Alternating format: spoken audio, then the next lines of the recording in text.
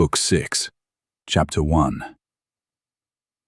The sound of 10,000 wild apes was on the wind. It drifted over the terrain on an unsteady breeze. It floated over us and disappeared, only to come back. The naked horde was near. Where, we weren't sure. At the end of the dam, Murphy looked at me and said, "Well?" "Bon Jovi concert." Murphy bit back a laugh. "It's nice when you take that stick out of your ass. You're almost a funny guy." Sounds like envy talking to me. The moon was on the rise, and its light gave us a view of Lake Travis's water level, well above normal. A park spread across a peninsula to our right. Picnic pavilions down near the water's edge were partially submerged. Waves lapped over their concrete benches and tables. Pointing almost directly north, across the base of the peninsula, I said, "If we cut straight that way, we'll be in the woods that run along the shore." Murphy had no preference on direction, though he swiveled his head, trying to find the location of the horde. "Okay. I don't know if you ever came out to Lake Travis much. Can't swim." "Yeah." I continued to point across the park. The shore of Lake Travis is mostly a series of peninsulas separated by inlets that used to be canyons or creeks flowing down to the Colorado River. It's like I'm back in 7th grade geography. I ignored Murphy's comment. And most of the inlets have marinas in them. Where there's no marina, there should be plenty of private boathouses. I'm betting we won't have to walk far to find a boat. Sounds good. Murphy looked off in the direction that the sound of the horde seemed to be coming from. "What about them?" "Don't know. The way the sound bounces around the hills, I can't tell from one minute to the next where they are. What do you think? Should we go back across the dam and try the other side of the lake?" Murphy looked back along the road across the top of the dam. "They could be over there, too." "Until we actually see them, we're not going to know where they are for sure. I'd say let's stay close to the water on this side. If we need to escape, we just go in." I pretended a double take. "You want to go in the water?" Murphy said, "I can't swim, but I'm not neurotic about it. The water's calm, so if I have to wade in chest deep to keep from getting eaten by a bunch of those skinny bastards, it won't bother me a bit." I looked across the park. Nearly all of the dense cedars had been cut down, leaving only the big oaks. Despite the moonlight and shadows, I was able to see most of the park. I didn't see any infected moving about. I could only hope they weren't squatting in the deep shadows. "Let's cut across the park, get on the other side of that cove over there, and start following the shore. It'll take longer to get where we're going, but it's the safe play. You're right. Having the water as an escape route is a good thing. Besides, we might come across a stray boat along the way." "Rock on, brother." Keeping a vigilant eye all around, we followed the road as it curved off the dam. We turned right onto the paved park road and descended as quietly as we could while the pavement changed from smooth asphalt to crunchy chip seal. Murphy leaned in close and whispered, "In this light, you damn near glow." I looked down at my arms and legs. He was right. I frowned. Anyone or anything in the shadows would easily see us. Murphy grinned. "At least when the whites see us, they'll think we're just like them." I shrugged. He was probably right about that. Maybe they won't fuck with us. It was a valid hope. We followed the road down past the ranger's booth. Nobody was there to take our fee. I smiled at the thought of getting into the park for free, probably just a manifestation of my overdeveloped aversion to authority. Near the edge of the water, the road traced the curve of the cove on the north boundary of the park's peninsula. The sound of the whites seemed to fade as we followed the shore. The thing we didn't take into account, not really as we walked along with the lake on our right, was that the hill rising to our left deflected most of the howls and cries above us, making the voices of the infected seem more distant than they actually were. At the tip of the peninsula, as it started its curve back around to the next cove, The hill that ran the length of the peninsula was cut off, forming a cliff that grew to 30 or 40 feet above the level of the water.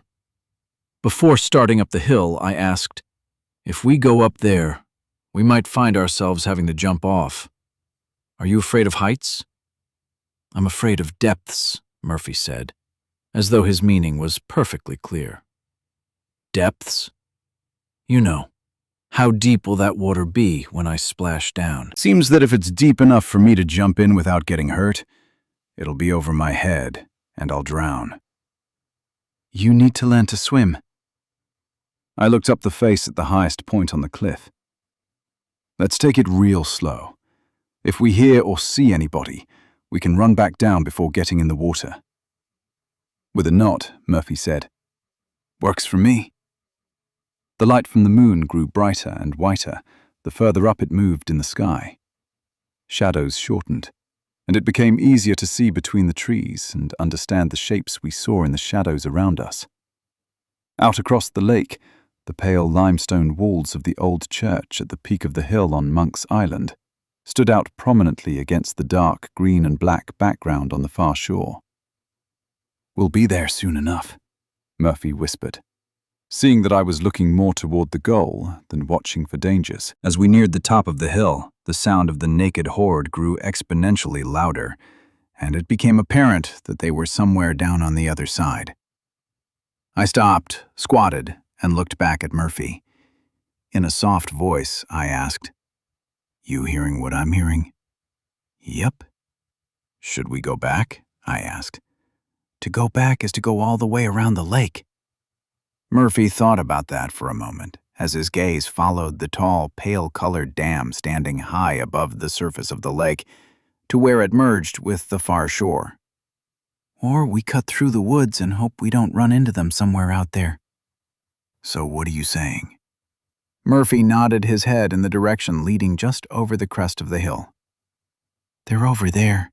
There's no doubt about that. But it doesn't sound to me like they're that close. Maybe they're across the water, on the next peninsula over." "If that's the case, we might find a boat just down there in the water, and we're home free." Stalling while I thought about it, I scanned the shadows through the thick cedar fronds. Usually, it was me rushing in with half a plan and my balls in my hand. Suddenly finding myself in the role of advocating the cautious path felt awkward. Or there are 100 of them squatting in the shadows just over the ridge and getting ready to eat us for dinner. "Here's what I think." Murphy patted a big hand across his M4. "We've got these. We've got suppressors. We've got lots of ammunition. Murphy, you know as well as I do that I can't hit a damn thing I shoot at anymore." My frustration over that recent development came out in my tone. "Don't get all bitchy on me, dude. The Murphys got a plan. We're not going to shoot at anything far away, just whites that happen to be coming at us. With our suppressors, that's kind of a safe thing for us." "Sure, every white close by will come at us, but not every single one within a mile. Wear your gun down on your hip, like they do in the movies. Don't aim, just point and shoot. When they get close enough, you'll hit them. You'll use up lots of bullets, but as long as you reload in a hurry, they'll never lay a hand on you." "And you think that'll work?" I wasn't sold. Murphy grinned. "Sure it will." Murphy held his rifle up. "Look at the way I'm supporting the barrel with my left hand right now. See how I have my index finger pointing parallel to the barrel?" "Looks awkward," I said. "It's a night firing technique. You don't aim. You just point your finger at what you want to shoot, and you hit it. It's supposed to be a more natural mental process. I mean, pointing your finger rather than aiming your gun." It sounded like a lie, but what the fuck? I put my pistol in its holster and sheathed my machete. It took a moment to get my sling adjusted. I stood up, and feeling like a silent Rambo with both hands on my rifle, I practiced the grip and the movement. "At least you look cool," Murphy chuckled softly. And I felt pretty cool, too. I only hoped that I could hit something before it was close enough to bite me. Let's go. With slow, silent footsteps, we crested the hill. The wide mouth of the cove was visible down through the trees. Wide implied deep, and that implied a marina might be off to our left somewhere, out of sight. Taking alternate looks into the trees, down the hill along the edge of the cliff, and across the wide mouth of the inlet, I didn't see any white bodies glowing in the moonlight. The sound of the howling and hooting made it clear that the horde was close. Halfway down the hill, a giant chunk of limestone jutted up to our left like a daredevil's motorcycle jumping ramp, its highest point just above the height of the trees that grew out of the hill at the foot of the ramp. I turned to Murphy and pointed up the ramp. He looked up, thought about it for a second, and nodded. Careful, though.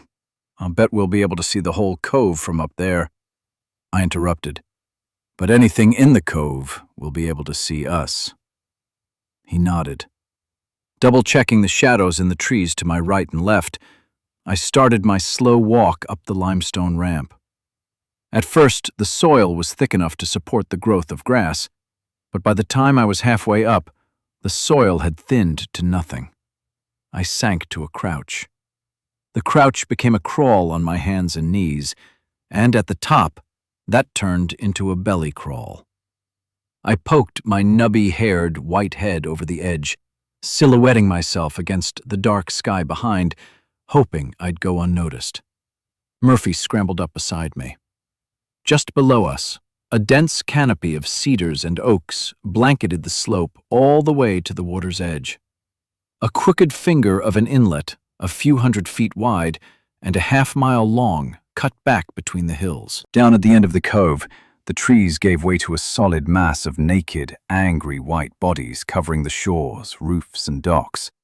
The horde. They howled, they jumped, and they grasped.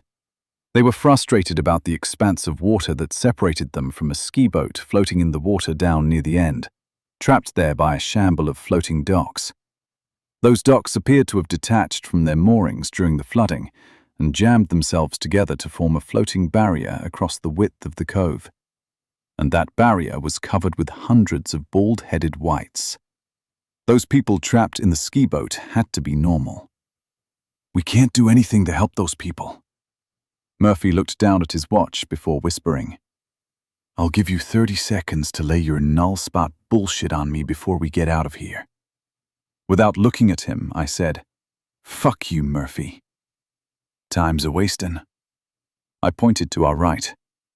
Look over there. I see 3 boats close enough to shore that we can get one. They're all probably far enough away from the infected that they won't notice. In a tentative tone, Murphy said, Okay. Okay. I know that's not all.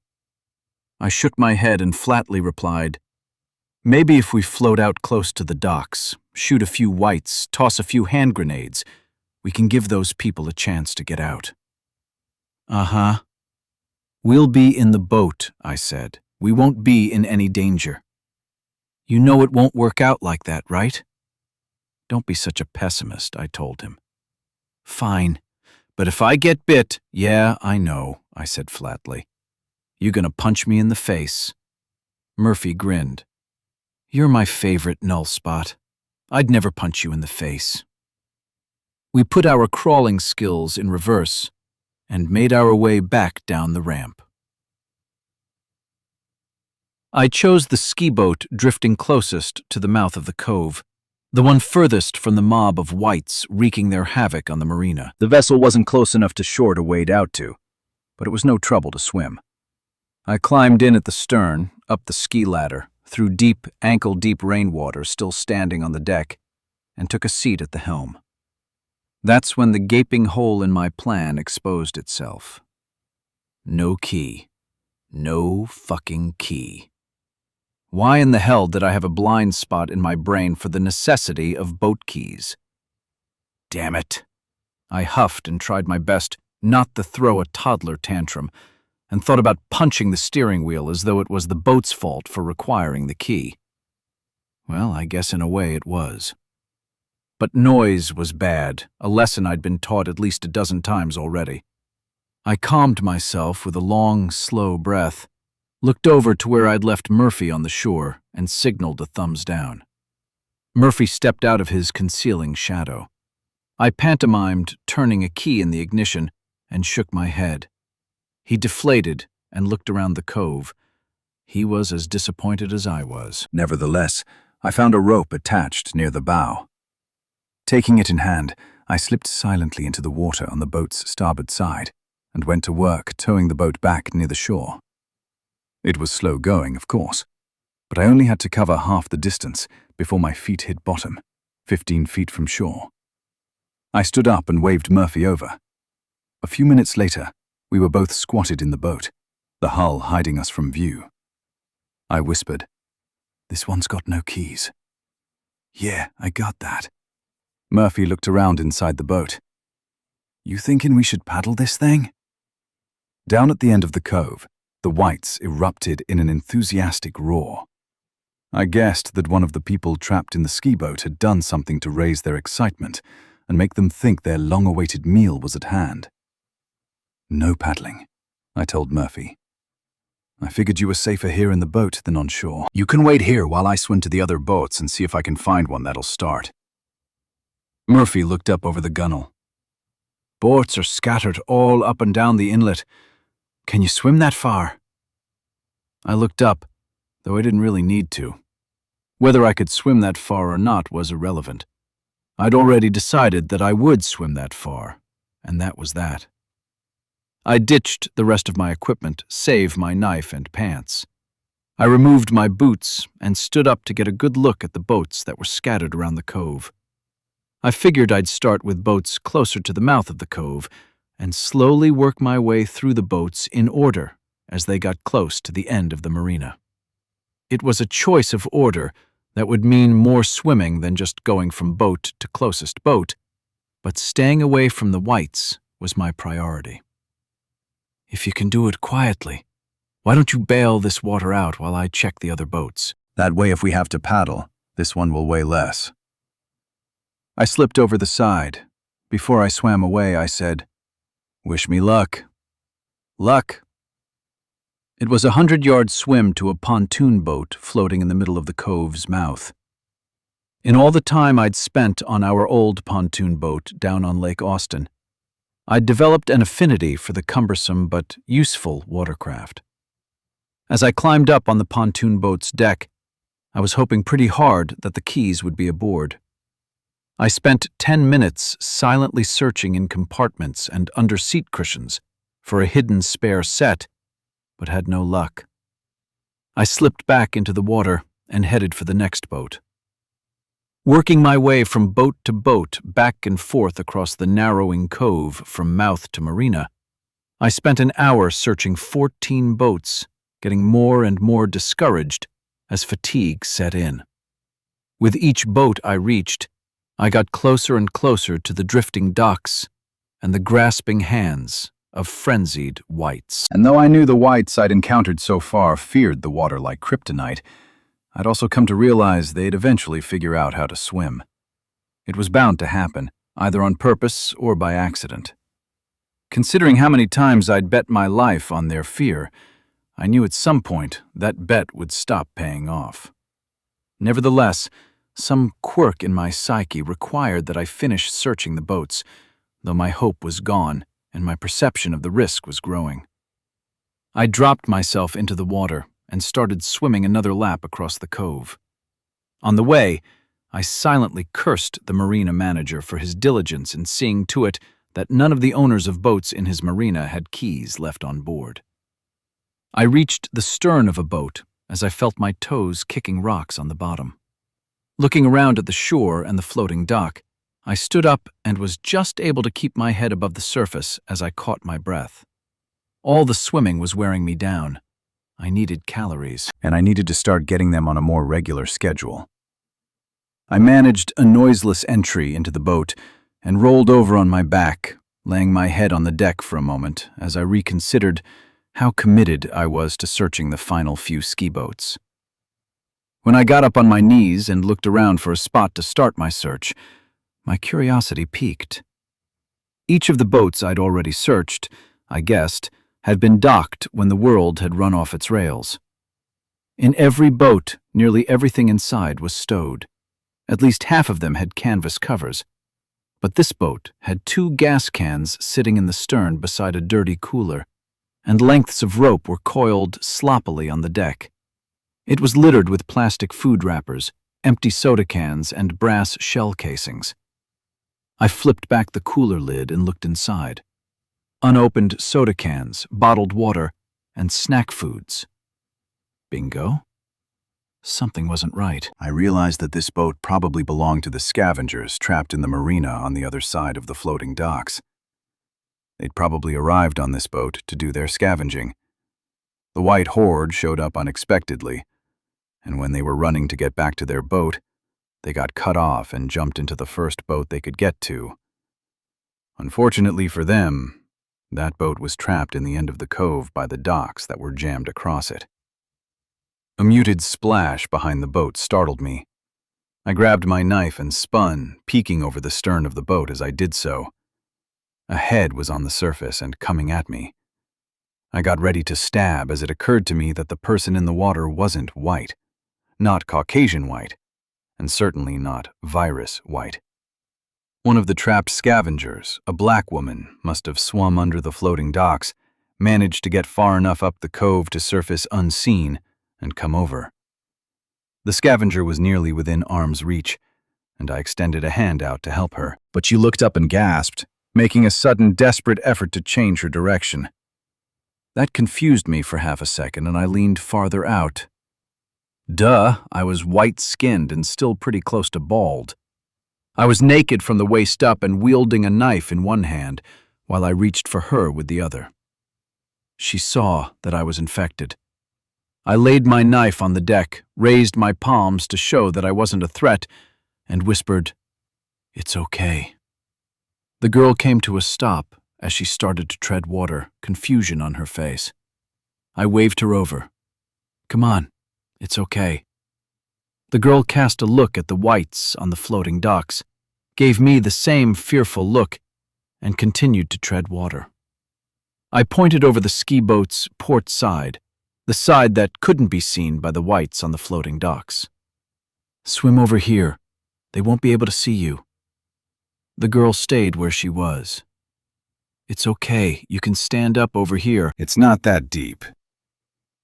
It took a few long moments of thought, but the girl eventually complied, swam over out of view, and stood up in water that came up to the middle of her chest. She kept herself well out of reach. Whispering, I said, "Look, I know I look like them, but I'm a slow burn." "What's that?" "Doesn't really matter. I got the fever, but I recovered. I'm normal now. Well, except for my skin color." "You look just like them," she said. "I know. It's a problem," I conceded. "Look, we're here to help you guys. You don't need to be afraid." "We? I've got a buddy in a boat, down over there." I pointed toward the mouth of the cove. "What are you doing in our boat?" I gestured across the other boats in the cove. "I've been trying to find a boat with keys in it." "If you don't have a boat," she asked, "then how'd you get here?" "We walked." I was running low on patience. Jesus Christ, you want to get in or not? The girl looked around, thought about it for a minute, and said, "You had a knife a moment ago." "Yeah." "Give it to me," she told me. "You're not going to stab me, are you?" I smiled, not sure if I was serious or joking. The girl glared back. "I just don't want you to stab me. Give me the knife and I'll come on board." "You know you're not really in the best negotiating position, don't you?" "The knife." Rolling my eyes to show the pointlessness of it, I picked my knife up, took a good look into the shadows under the trees on the bank, turned it handle out, and reached it out to her. Not making any effort to reach up for the knife, the girl turned toward the woods and asked, "Who are you looking for?" Seriously, I rolled my eyes again. There are whites everywhere. Whites! I pointed at the infected on the docks, hooting and jumping, but still focused on the survivors trapped in the boat on the other side. That's what we call them. Not exactly politically correct. Really? I laughed harshly but quietly. Is that still a thing? The girl looked at me sternly. I asked, "What do you call them?" "Them," she said. "Just them?" I asked. The girl nodded. Imaginative. Sarcasm is such a handy device to communicate so much while saying so little. I asked, "Are you getting in the boat or not?"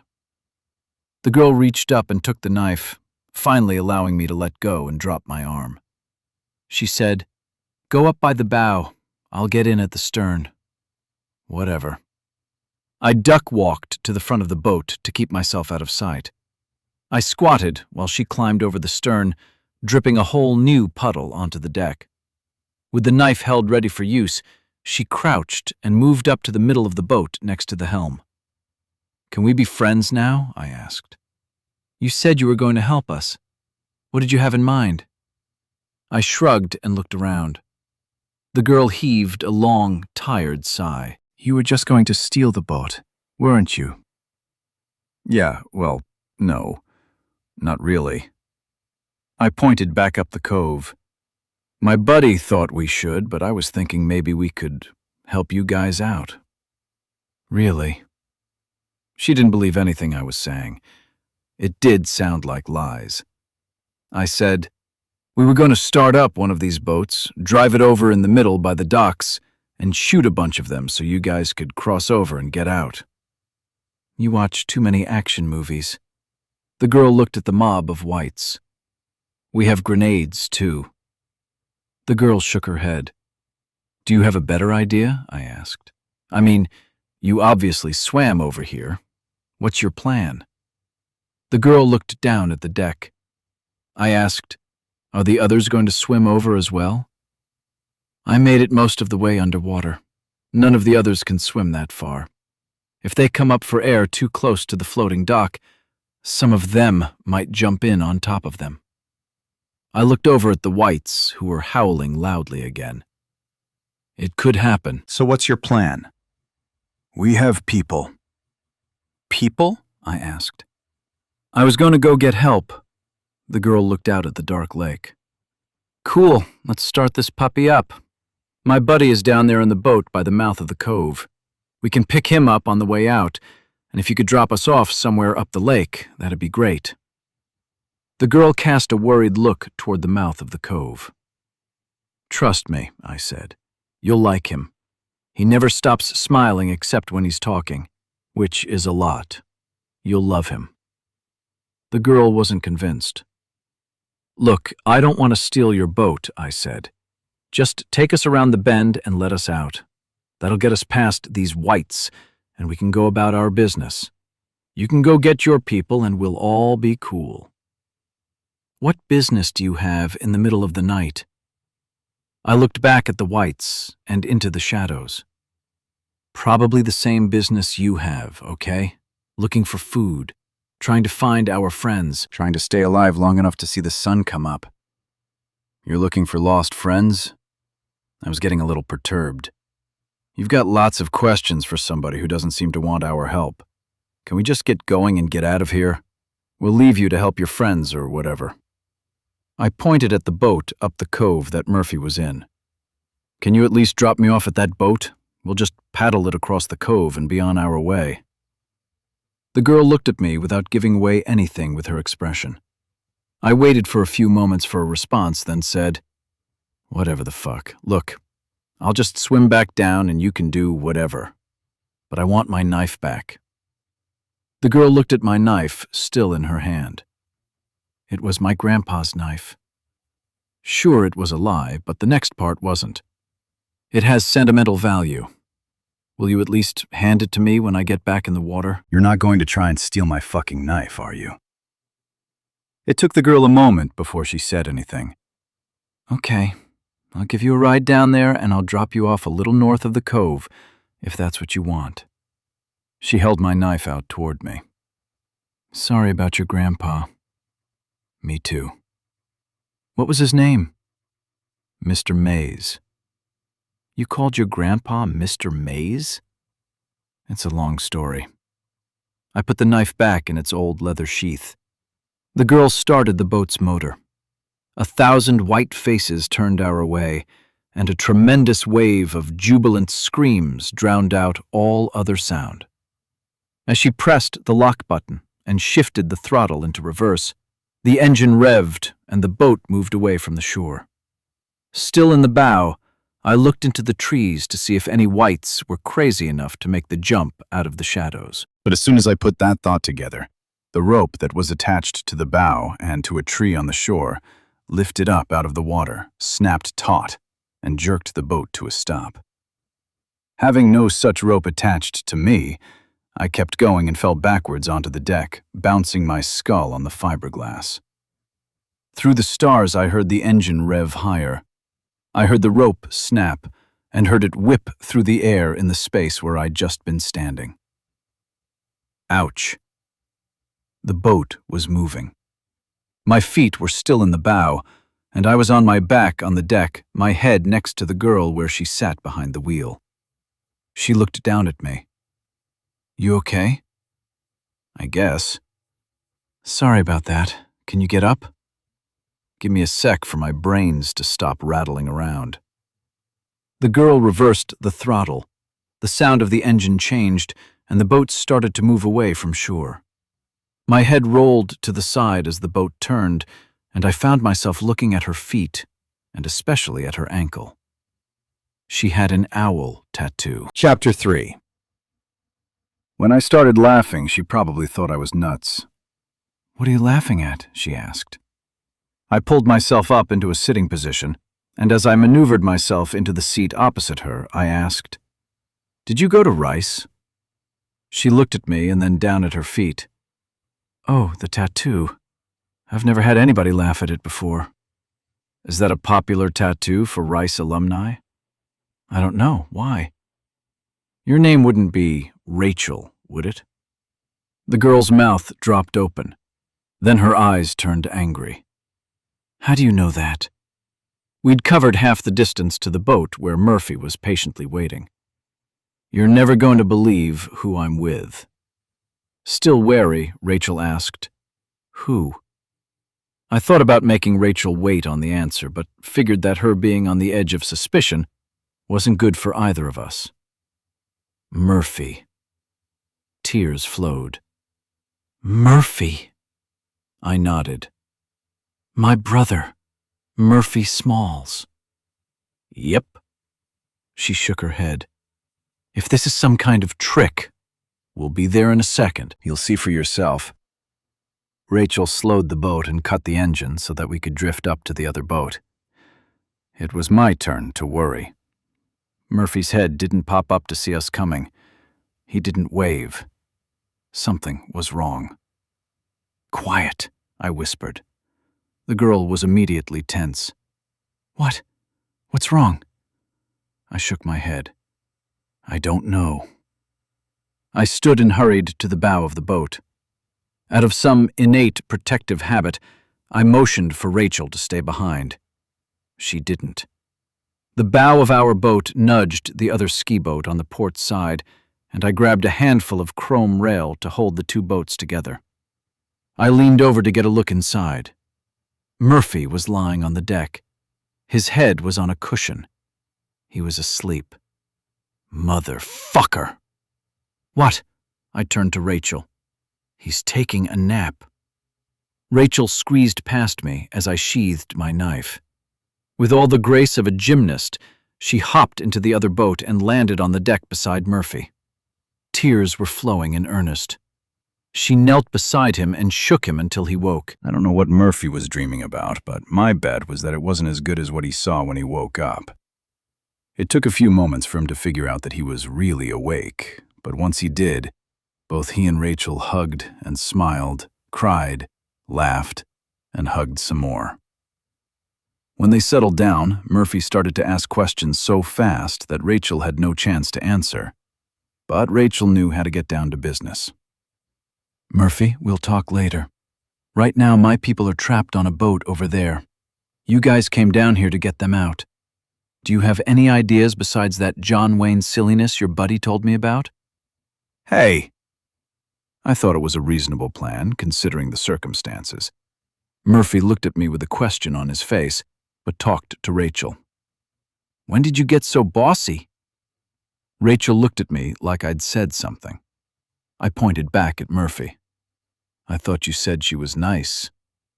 Rachel turned to Murphy. "You and your friends, how can you go through life without ever growing up?"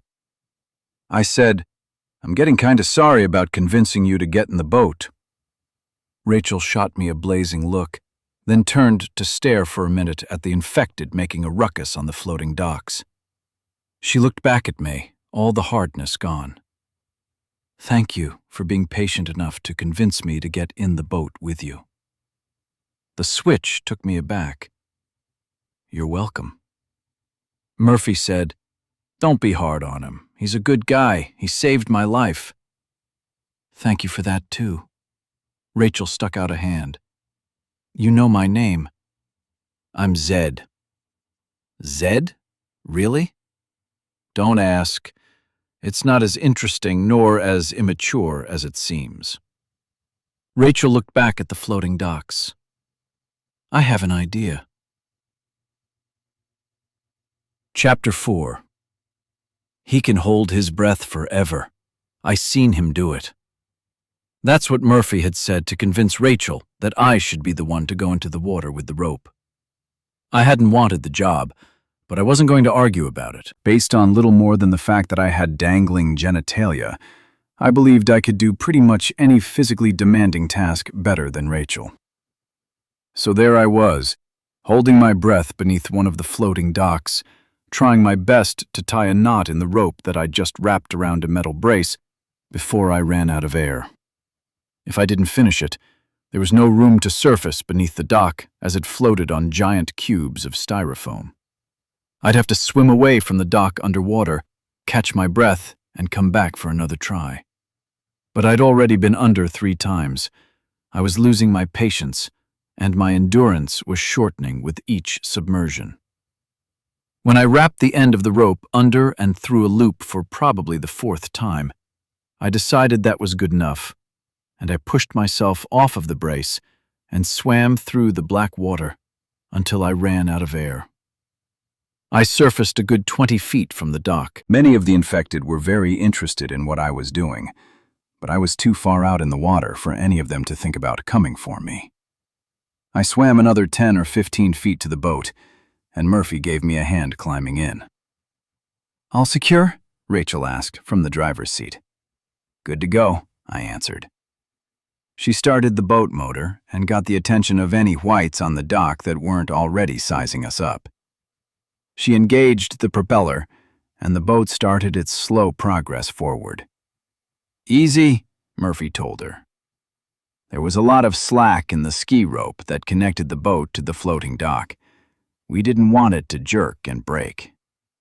"Easy." We passed through a few more boat lengths. "How am I doing?" Rachel asked. Murphy was standing in the stern of the boat. I was standing there as well. The rope was attached to some ski rope thingy between us on the back of the boat. It was designed to pull skiers, and we deduced that it was the best place to attach the rope. Murphy turned to Rachel. "All the slack is coming out. Almost there." The rope pulled up out of the lake and drew taut. As the tension squeezed all the water out of the rope's fibers, the boat stopped moving. Murphy said, "Okay." Rachel revved the engine higher. The propeller churned the water to white foam behind the boat. The rope hummed under the added tension. The docks groaned and lurched, but the section we'd tied onto didn't break away from the ones it was jammed against.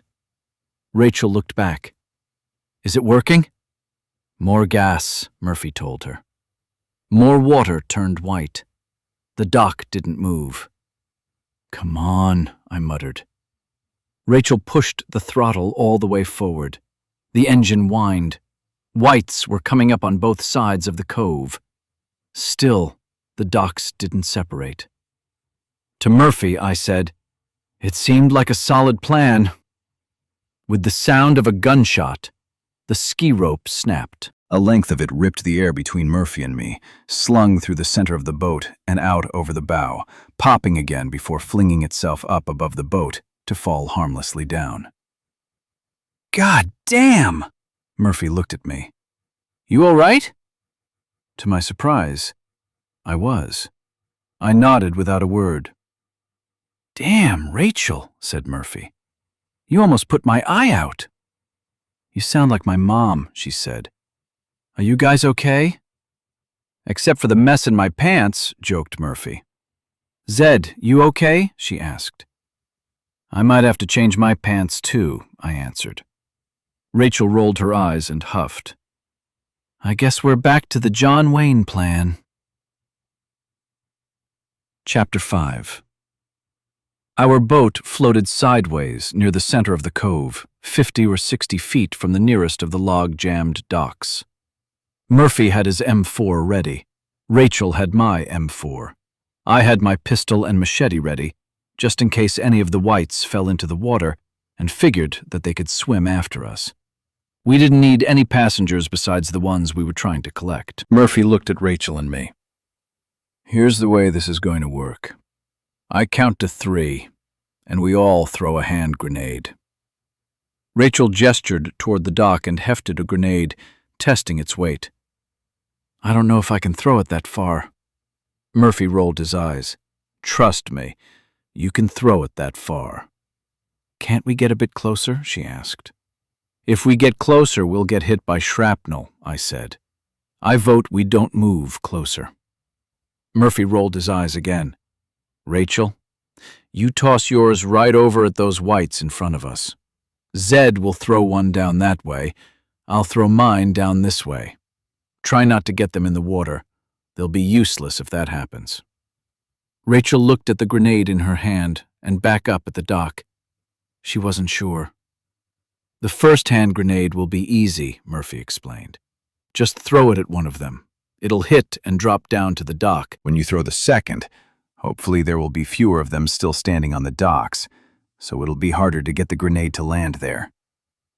Rachel answered, "Okay." I nodded. Murphy continued.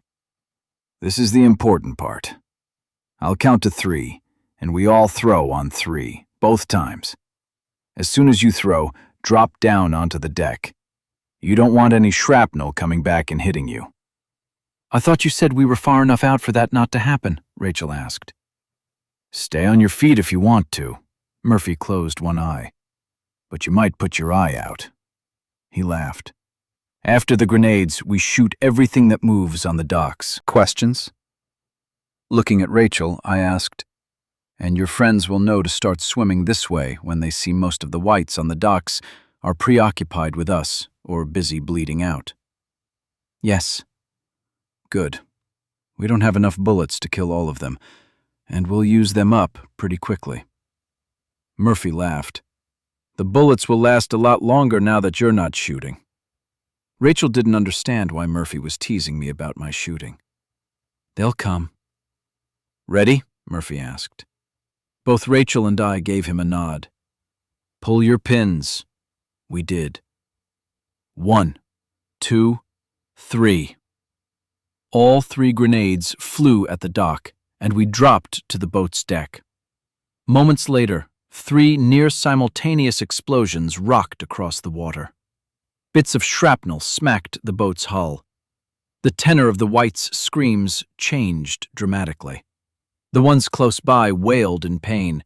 Those on shore screamed in anger over their empty bellies and the number of white bodies standing between them and the feast left in the wake of the explosions. Murphy jumped to his feet.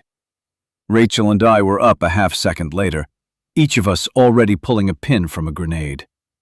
The first 3 grenades had found their marks and left big gaps in what was a solid wall of white flesh.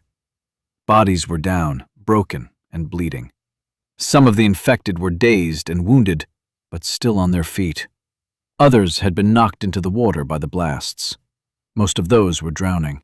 Some were keeping their heads above the surface. 1, 2, 3. 3 more grenades arced toward the dock, and again Murphy, Rachel, and I dropped to the deck, with a little more conviction than on the previous time. We'd all heard the shrapnel hitting the hull and zinging through the air overhead. Explosions followed, 2 on the dock, 1 in the water. I jumped to my feet, machete and pistol ready to work. Murphy was already firing. Rachel squeezed off her first rounds a moment later. Bodies were down across 70 or 80 feet of the dock. Plenty were still standing upright, enraged and screaming. Others were starting to feed on their fallen brethren. Bullets ripped indiscriminately through them all. Rachel stopped firing, waved a hand, and hollered to the passengers of the trapped boat. "Swim! Now! Go! Swim!" She went back to shooting. I waved at the 3 to come. It took a moment for them to reach a decision, or maybe just to figure out what was being requested. But one of them shed his weapon and dove over the side. The other 2 stood up, lost their heavy gear, and followed their partner into the water. I shouted, "They're coming!" Whites pressed thickly together, trying to rush across the docks toward the middle. Some fell as Murphy and Rachel shot. Others were pushed into the water. Some were trampled in the mob. The first of Rachel's trapped friends made it to the dock, ducked under, and surfaced a moment later on our side. His eyes were wide with fear. He splashed rapidly and inefficiently as panic drove him to claw his way through the water. I waved him over to me. "Come on!" A white howled nearby. To my right, a white had somehow made it over to lay a hand on the stern. I hacked his wrist through with my machete, and the white went under, getting a mouthful of water, leaving his hand behind. The first swimmer reached the boat. I holstered my pistol and reached down. "I gotcha, come on." The man gripped my hand and I pulled. He got another hand on the rail. I let go and reached over his back to pull on his belt. As a second later, he flopped over the gunwale and rolled onto his back on the deck. 1 down. I quickly searched across the water around us. No whites were close enough to be a danger. Under the cover of bullets, the other 2 swimmers had cleared the dock. I sheathed my machete and reached out across the gap to the one in the lead. He took my hand and I pulled him up. A moment later, he was in the boat. The last of the swimmers was a woman. These guys definitely weren't the chivalrous types. I reached down and the girl's small hand grasped mine. I pulled her up, and about the time she was halfway into the boat, she stopped. I looked at her face. She seemed to deflate as the word "shit" hissed past her lips. I couldn't believe it. Fucking Freitag. I wasted 0 time in getting my M4 back from Rachel, irritating her significantly, as her first priority, once the other 3 were in the boat, was getting her butt planted in the seat at the helm. As each of the 3 caught their breaths and realized just how completely virus white Murphy and I each were, the tension shot up rapidly. Murphy, always great at reading fucked up situations, had positioned himself in the bow of the boat, from where he could see all of us at the same time. He had his rifle pointed down at the deck, but both hands were still on it. It was clear that it would take only a fraction of a second to bring it back to a firing position. In the seat amidships next to Rachel, one of her buddies sat himself down, glancing alternately at me and then at Murphy, while Rachel engaged the propeller and started the boat moving toward the end of the cove. Freitag, looking like somebody had just flushed her pet goldfish, dropped onto a bench seat across the stern, next to the other guy who was busying himself with suspicious sideways glances at me. I was standing on the deck in the center of the boat, suddenly trying to decide which of the 2 guys we'd just rescued was a bigger threat. That's to say that I wasn't certain that either of them was, but I was getting a bad feeling. Accelerating the boat, Rachel glanced at each of her friends. "You guys okay?" Nods only. No verbal response. Bad sign. I shot Murphy a quick look to emphasize my suspicion. He winked. He knew. His voice boomed. "Here's the deal, motherfuckers. Me and my boy Zed just saved your dumbasses. So if you want to keep giving us the stink eye, you can get out and swim home." "Murphy," Rachel scolded. I moved over to stand right behind Rachel's seat, keeping my back to the water on the boat's starboard side. The guy in the seat on the port side looked at me, then turned to Murphy, and with no intonation at all said, "Thank you." Murphy acknowledged with a nod and looked at the other guy. "Thanks." He leaned forward, put his elbows on his knees, and his face in his hands. He muttered, "We're dead." A little pissed, I asked, "What?" The guy didn't respond. Freitag answered for him. "He thinks you're going to infect him." "Hey, dipshit," I said to the guy. "If you haven't gotten the fever yet, you're not going to." The guy on the port side replied, "You don't know that." Oh, geez, I rolled my eyes. Well, if you were worried about getting infected, you should have just stayed home. Why were you even out scavenging? The guy on the port side told the guy in the back, "You only get it if they bite you." Murphy laughed out loud. "Where have you guys been? Watching reruns of old zombie movies?" He looked at Rachel. "What are you doing with these hillbillies?" The guy on the port side shot Murphy a dirty look. Rachel, taking control, said, "Everybody stop. Just stop, I swear." She turned to look at each of us. The boat was out into the lake by then, so precise steering was not required. "Murphy, these are my friends, Bill, Carl, and Freitag." With a dramatic roll of his eyes, Murphy said, "Oh, yeah, we know Freitag." To the man sitting next to her, Rachel said, "Bill, you're probably immune. That nurse who showed up a couple of days ago said the virus was airborne." Talking right over Rachel, Bill said, "You can't trust just anybody who says they're a nurse." "A nurse?" I asked. Freitag answered, "Your red-headed boss showed up a couple of days ago." "Steph?" It was hard to smile with my mouth hanging agape. Rachel said, "You know each other?" Freitag added, "And the codger sergeant." "Dahlhover," I confirmed. "And two of those girls from the riverboat." "Amy and Megan?" "Yeah." Rachel looked at Murphy. "Those are the people you're looking for?" "Yeah," Murphy answered. "They were headed for Monk's Island." "That's where we are," she said. "Damn it!" Bill got pissed. "Rachel, you can't just tell anybody where we are." In a stern, don't fuck with me mode, Rachel pointed at Murphy and told Bill, "That's my brother. I'll tell him whatever I want to tell him, so you'd better figure out a way to deal with it." Bill turned to look at the water, and after a moment he muttered, "I didn't know it was your brother." "He, not it," Rachel corrected. "Murphy is a person."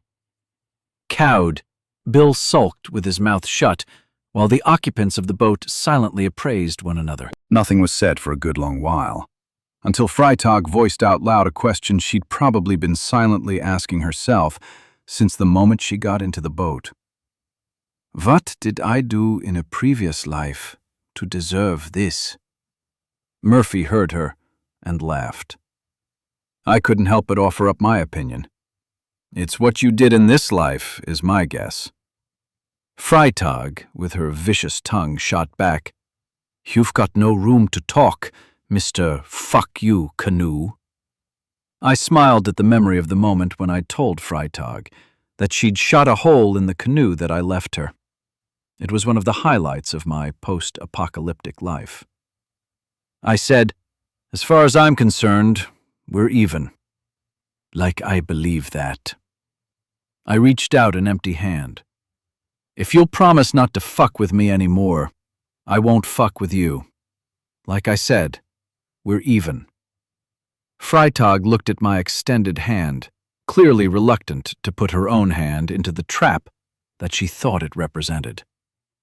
"Up to you," I added. Just as I was about to withdraw the offer, She stood up, wobbled a bit with the rocking of the boat, and grabbed my hand in her tiny grip. She didn't smile. She wasn't angry. Maybe resigned. Even.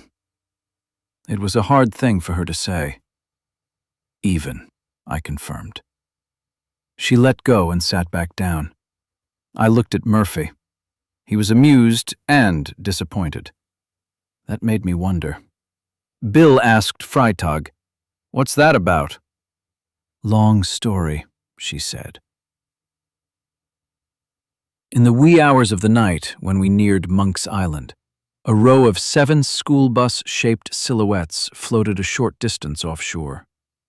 I wondered if those were the rental houseboats that Megan mentioned back when we'd all been on the riverboat on Lake Austin, talking about coming to Lake Travis for refuge. It looked like the group staying on Monk's Island had beaten us to it. A ski boat motored slowly toward us from the island. I couldn't tell how many people were inside, but rifles bristled on its silhouette. Rachel reduced our speed. Bill pointed a thumb at Murphy and, in a defeated voice, said, "They're not going to let us come back because of them." Rachel shut Bill up with a harsh look. Murphy adjusted his grip on his rifle and looked at the boat out in front of us. If Murphy was nervous, that was all the indication I needed. I looked down at my weapon, checked the safety, and ran a hand across the magazines in my Molly vest, trying to recall which ones were empty. I had a system for that, but I had gotten confused during the firefight in the cove. Now I didn't know where the empty and full magazines were. "Murphy," Rachel said, "it's okay. They probably saw extra people in the boat, and they're coming out to check on us." "Uh-huh." Murphy's tone made it clear that he didn't accept Rachel's assessment. Rachel pulled the throttle back and let the boat drift to a stop in the water. She turned the engine off. I glanced around. Bill was nervous, and judging by the way he was looking at me, it was clear that if trouble started, he was going to make a move on me. Unfortunately for Bill, just a few feet in front of me, he was at a range I could still hit with my M4. Carl still had his face in his hands. Freitag just looked bored. The boat from the island got within 20 or 30 feet of us. It throttled down and came to a stop in the water nearby. 3 armed men stood behind 2 seated people. A woman's voice called across, "Rachel, who's with you?" The rifles pointed at us. Rachel said to me and Murphy, "Keep your weapons down. Don't aim at them, please. They're just being careful." Then Rachel called back, "Gretchen, it's my brother and a friend of his." "Really?" Gretchen's voice carried a degree of disbelief. "Did you find everything we needed at the pharmacy?" That seemed like an odd question. Rachel answered, "We got everything we needed at the pharmacy." Tension seemed to disappear instantly on the other boat. Rifles lowered, and the engine revved to bring it toward us. Rachel looked up at me. A code phrase. Bill hissed, "Don't tell them that." "Bill, be quiet. We can't trust them." Rachel nodded her head toward Murphy. "What part of 'he's my brother' don't you get?" Murphy grinned. "Yeah, hillbilly." Bill shot Murphy a dirty look. The other boat floated up beside us. The people on board saw mine and Murphy's white skin. That made them nervous. Rachel stood up. "Gretchen!" Gretchen, an Amazonian goddess of a woman, stood up, taller than any of her men. "We saw that you were coming back with more people than you left with. That's why we came out to meet you." "Of course," Rachel answered. Bill stood up, unable to contain his anger over the situation anymore. "They're infected." "They're both infected." "Shut up, Bill." Rachel, nearly as tall as Murphy and muscular for a woman, looked ready to make sure that he did. Bill looked back at Rachel. Rachel said, "Bill, I'm in charge. You know how we do things. Now stop being a stupid ass." Bill dropped to his seat, muttering, "They're going to infect us all." The guys on the other boat were getting a little nervous with their rifles. I called across, "We're slow burns. We got the virus, but we're okay. We got better. We're normal." "Normal?" Gretchen smiled broadly. "Were you always an albino?" "Mostly normal," I answered. Rachel looked at me with an expression that made it clear that she was indeed in charge, and that I should let her do the talking. After that, Rachel conveyed the story about what transpired in the cove, emphasizing that Murphy was indeed her brother. When Rachel finished her story, Gretchen thanked both Murphy and me for what we'd done. "Here's the way it works here. I'm in charge." I've got some people who help me. Rachel is one of them. Murphy laughed out loud. "The women are taking over the world." Gretchen looked at him with a stern face. "Is that a problem?" With a big grin, Murphy shook his head. "No, ma'am. I'm cool with it. I'm just saying is all." Gretchen pointed at a lone houseboat anchored a good distance from the row I'd spotted a few minutes before. "When people come back from scavenging, we quarantine them there for 24 hours to make sure they don't bring the infection onto the island. When new people come, we quarantine them a little longer while we're deciding whether to let them join us." I looked at Freitag. I didn't mean to, it just kind of happened. I asked, "Are you picky about who you let in?" Freitag scratched her nose with her middle finger while she looked at me. I suppressed a laugh. Gretchen said, "We're not trying to build an exclusive country club, if that's what you're asking. We've taken in everybody who has come so far. We're trying to do our part." Murphy said, "Cool." Gretchen looked at Murphy. "Don't get too excited. You guys are the first, what did you call them, slow burns?" "Yes," I confirmed. "Only normal people have come so far. We'll all talk about it. I'm not going to make any promises about whether you'll be accepted to come onto the island." "We're not contagious," I protested. "We're not staying anyway," Murphy told them. Rachel was taken aback. "What?" Gretchen said, "The quarantine boat is over there, if you want to get on it." Bill was back on his feet and pointing at Murphy. "I'm not getting on that boat with them. If I'm not infected already, I don't want to get that way."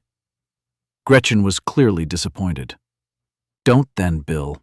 You can stay in a ski boat anchored over there as close as you feel comfortable. They can stay on the quarantine boat if they want to. They saved your life. I think you owe them at least that much." Bill muttered, "We'd have got out." Chapter 8. It was weird. It was really weird. I was sitting on the end of a couch in the living room of a houseboat. Murphy sat at the other end, in an apparent talking race with Rachel, who was in a comfy-looking chair near his end of the couch. All of the windows were open, and a comfortable breeze was blowing through. Better yet, the screens kept the mosquitoes outside. I felt safe and anachronistically normal. Freitag had gone down a narrow hallway and laid claim to one of the bedrooms, probably asleep already. Some 50 yards away from our spacious houseboat, Bill and Carl were in quarantine on their ski boat, discontented and being quite verbose about it. But it was their choice, so fuck 'em. Through the open windows, I heard a boat motor up alongside. Talking jumbled to incomprehensibility with the noise of the boat engine and splashing waves. Several pairs of footsteps clomped along the deck outside. I looked at the door that faced that deck and was not surprised when it swung open. I was surprised when Steph came into the living room, followed closely by Dahlhover. My mouth probably fell open as I struggled for something witty to say. Steph hurried across the living room as I stood up. She threw her arms around me and we shared a long hug. She shuddered as she buried her face against my shoulder. Any ambivalence I had about sharing what I knew about her fiancé disappeared. Better to let her think that Jeff Aubrey died at the hospital. With red-rimmed eyes, Steph pulled away and stepped over to give Murphy a hug. Less affectionate, but a hug just the same. Dahlhover slapped me on the shoulder. "You made it." Seeing an extra helping of sadness in his eyes, I said, "I'm glad you guys did too." He leaned in close. "There are some things you need to know." We saw. Dahlhover's face asked the silent question. We were almost back. We were on the mountain. We saw what happened on the boat. Dahlhover slowly shook his head. He had more regret in his voice than I thought possible. "We did what we could." I put a hand on his shoulder. "I know. I know." Dahlhover looked at Murphy and turned back to me. In a just you and me tone, he said, "I'd have thought he'd take it harder." Softly, I answered, "You know Murphy. He cries his tears and moves on. He loved her. I mean, he really did." Dahlhover nodded, slapped me on the shoulder again, and stepped over to shake Murphy's hand and pass along his condolences for Mandy. Gretchen came in through the still open door. A wiry, tall man with John Lennon glasses followed her in, closing the door behind him. He said, "You don't want to let the mosquitoes in." Seeing the questions on all of our faces, Gretchen said, "I'm here now, so I'll have to stay the full 24 hours. I hope you don't mind. Steph nudged me in the arm and said, "She's the boss." Gretchen announced, "I wanted to talk to you about this slow burn thing before we decide to let you guys on the island. The people there are afraid of the virus. I need to find a way to ensure them that you won't be a danger." Murphy, face strangely absent his smile, answered for both of us. "You don't need to worry about that. Me and Zed, we ain't staying. We just came to make sure our friends were okay." Rachel was not pleased. "I don't know what you think you're thinking, Murphy, but we need to talk about this." Murphy said, "Me and Zed got some killin' to do." While Murphy was getting his ear bent by Rachel, I made my way up to the sun deck on the houseboat's roof. Steph, Gretchen, and Paul all came along. As I was taking a seat on one of the long vinyl couch cushions, I asked, "Any news from the outside world?" "Some," Paul answered. Gretchen and Paul sat on a couch along the starboard side. Gretchen said, "We had a man with a shortwave radio." I nodded knowingly. Paul said, "Walter had a place up the lake a bit." "We talked about disassembling everything and moving it to the island," Gretchen said. "I wish we had," said Paul. "He had everything set up at his house and had a generator as well." Gretchen said, "He'd go there once every 3 or 4 days, with a few of our people along for protection. They'd fire up the generator and try to contact anyone they could." "It's much more complicated than you'd guess," said Paul. "Talking with someone 5 or 10 miles away is easy depending on your antenna, but talking to someone in, say, Dallas or Florida or South America, that's a completely different thing." Paul paused and started to slowly shake his head. "Unfortunately, they got overrun." "The whites," I said. Paul nodded. "Is the equipment still functional?" I asked. Gretchen leaned forward. "Do you know how to operate a shortwave radio?" I shook my head. I was just curious in case we come across another person who does. "No one has been back there," said Paul. "We don't know what state it's in." Steph joined the conversation. "Tell him what you told me." Gretchen made herself comfortable in her seat. They'd managed to contact 7 other groups of survivors in Texas alone. That sounded like a lot to me, though when one group turned out to have renovated an old Titan missile silo out in West Texas, I wasn't surprised that they'd survived. There could be any number of groups whose doomsday plans actually worked out. What did surprise me was the mention that some group was in Fort Hood, an hour north, at least back when we had a highway system, reconstituting a military and claiming to be the new seat of Texas government. One group, 36 people, were on what they described as a tall ship An old three-masted sailing vessel used for training some group that nobody seemed to know. At any rate, they'd set themselves up as some kind of census and data group, trying to assess the state of affairs, trying to figure out how many people had survived, who had what, who needed what, and who might need help.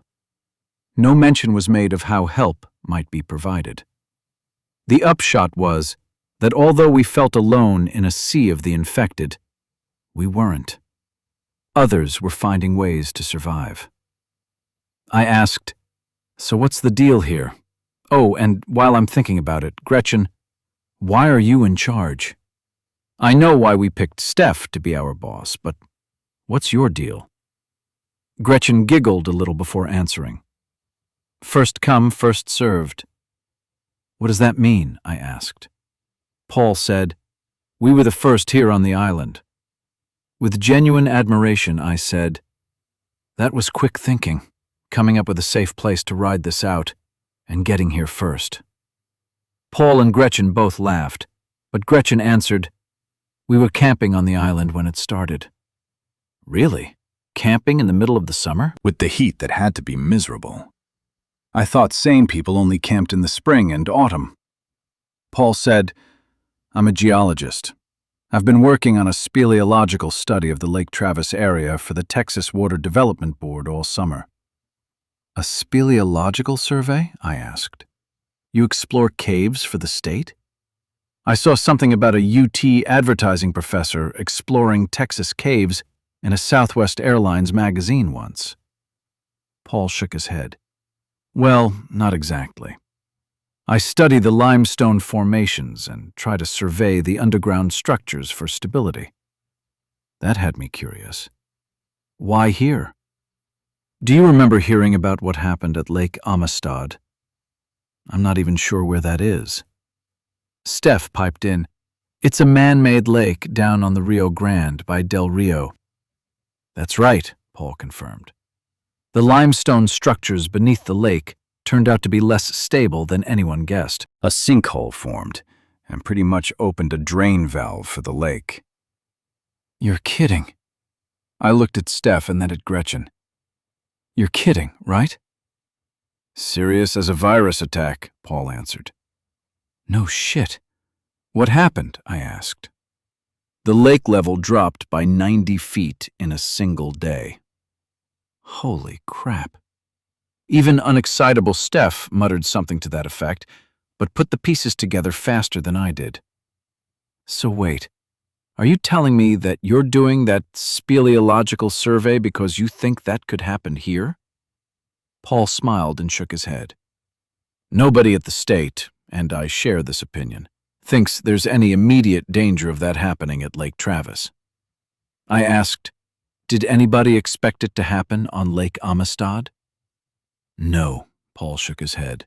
"It came as a complete surprise."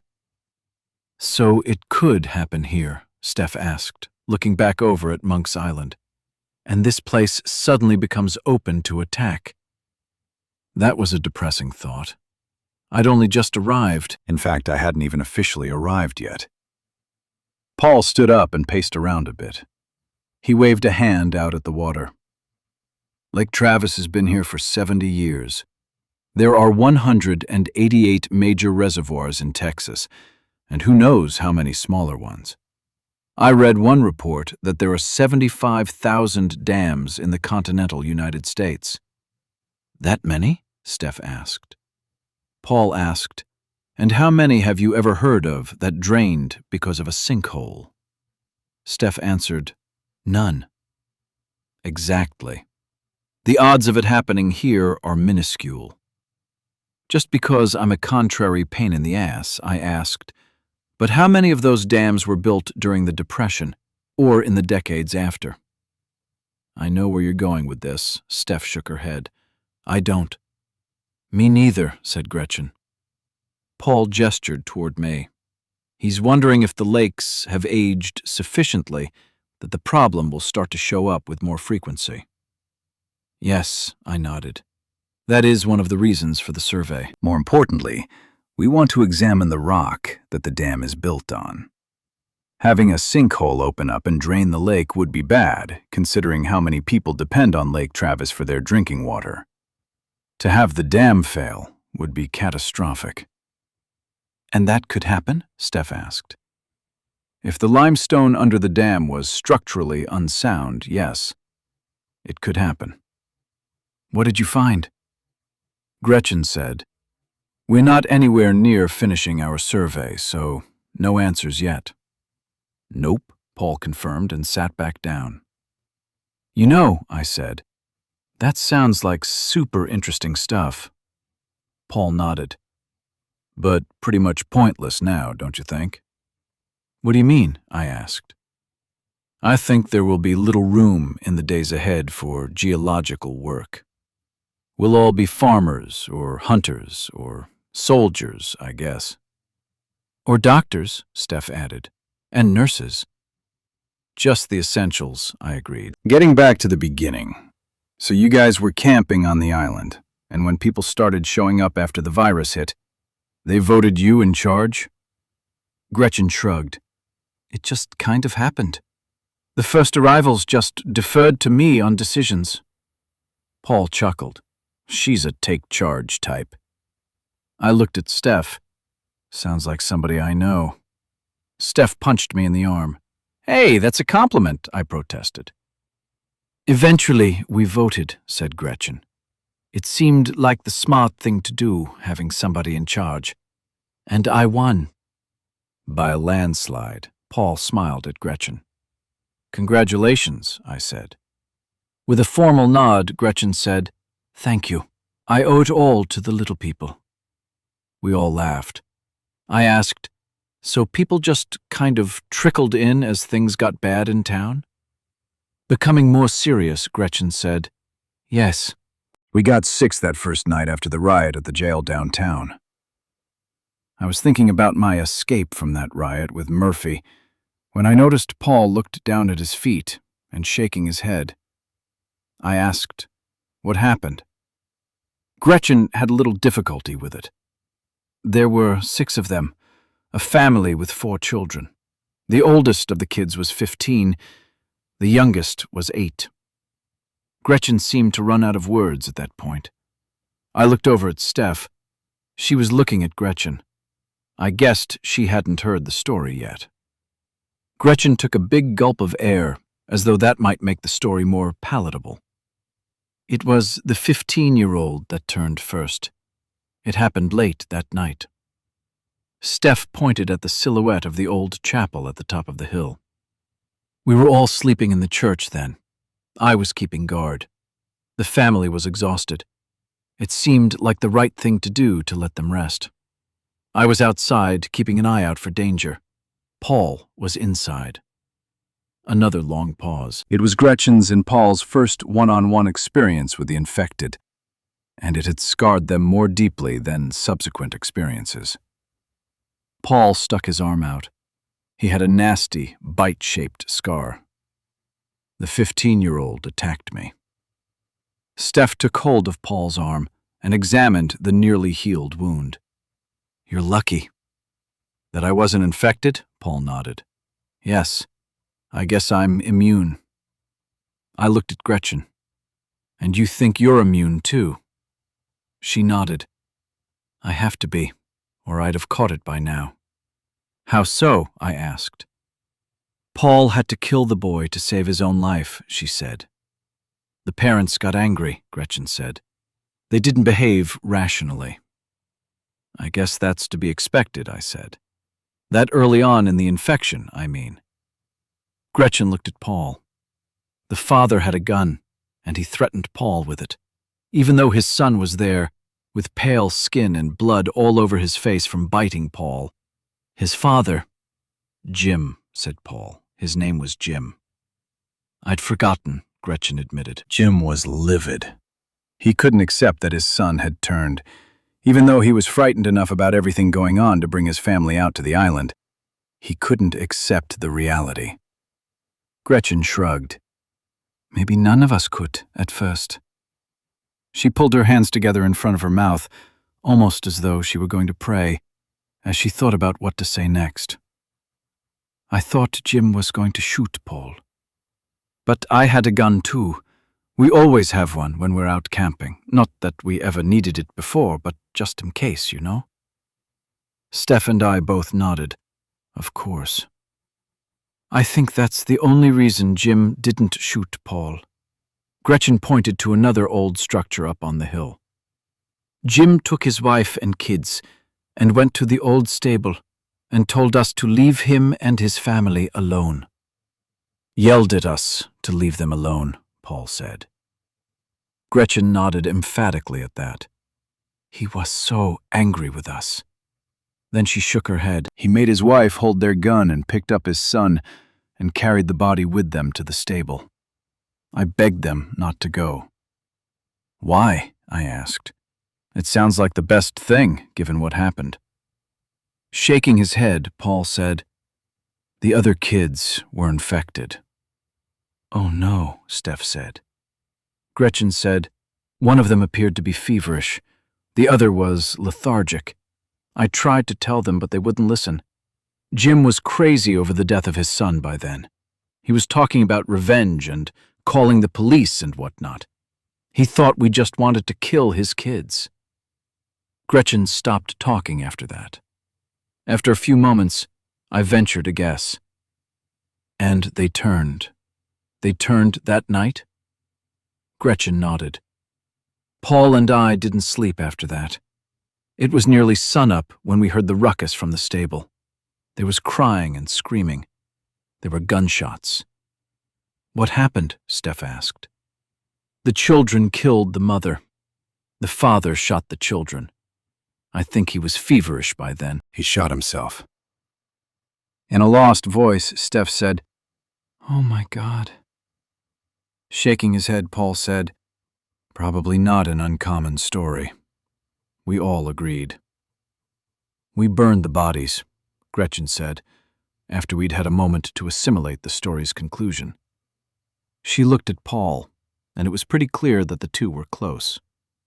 We both thought Paul was going to turn. He made me keep the gun after that, but I didn't want to be here, not in this world, without him. We don't have any kids. We never wanted any. We don't have any family that we're close to. We only have each other. Tentatively, Steph asked, "If he turned, you were going to shoot him?" Gretchen nodded. "And then yourself?" Steph asked. "Yes." Gretchen took Paul's hand in hers. We didn't make any attempt after that to keep me from getting infected.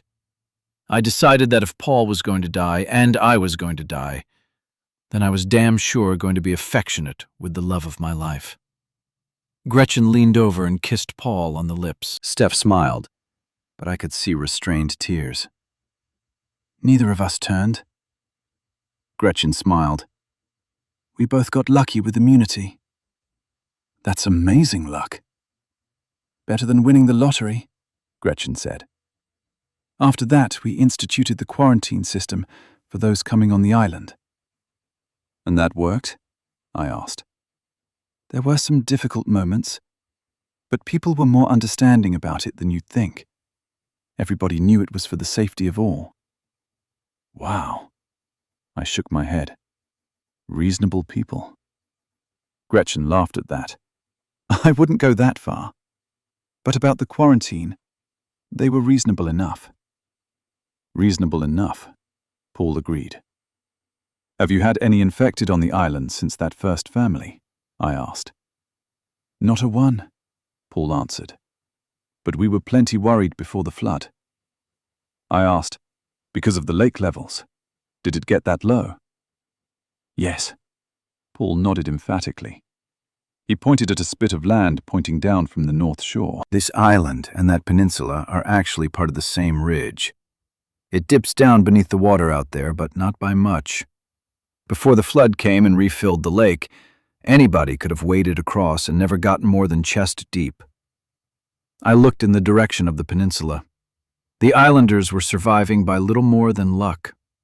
Perhaps that was the story for everyone. Gretchen said, "Because of that, we try to keep hidden out here. We don't build cooking fires outside. We don't walk around outside during the day, At least, not where someone on shore can see us. Sounds smart. We got lucky with some of our choices, said Paul. They were the right ones, and they worked out well. On the other hand, we don't know what we'll do about food in the long run. We can only scavenge along the shore for so long. Gretchen ignored Paul's change in the subject and pointed at Steph. And we got lucky with who came to the island. We didn't have anybody with any medical knowledge. But now we have Steph and Amy, 2 nurses. I don't know all of what we need to survive in the long term, but I have to think that having someone to treat the injured and sick could make all the difference. I'm just a nurse, said Steph. You're more than that, said Paul. You're hope. I liked Steph a lot, but I wasn't sure I'd go that far. Paul went on. We used to take for granted that if we got sick, we could just go to a doctor, get a pill, and get better. It wasn't always like that for people. It wasn't that long ago that influenza was a deadly disease. People got sick and died all the time. Minor injuries could lead to infection and death. We never had to think about those things because we had modern medicine. With the world like it is now, all of those seemingly minor medical problems become major again.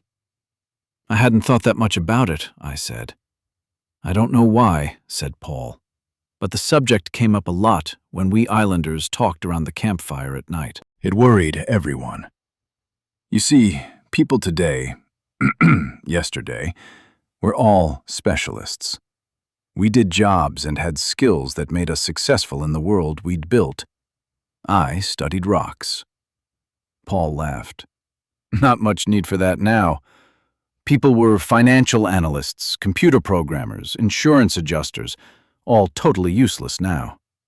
But doctors and nurses, those are professional skills that humans took thousands of years to develop and that we can't afford to lose.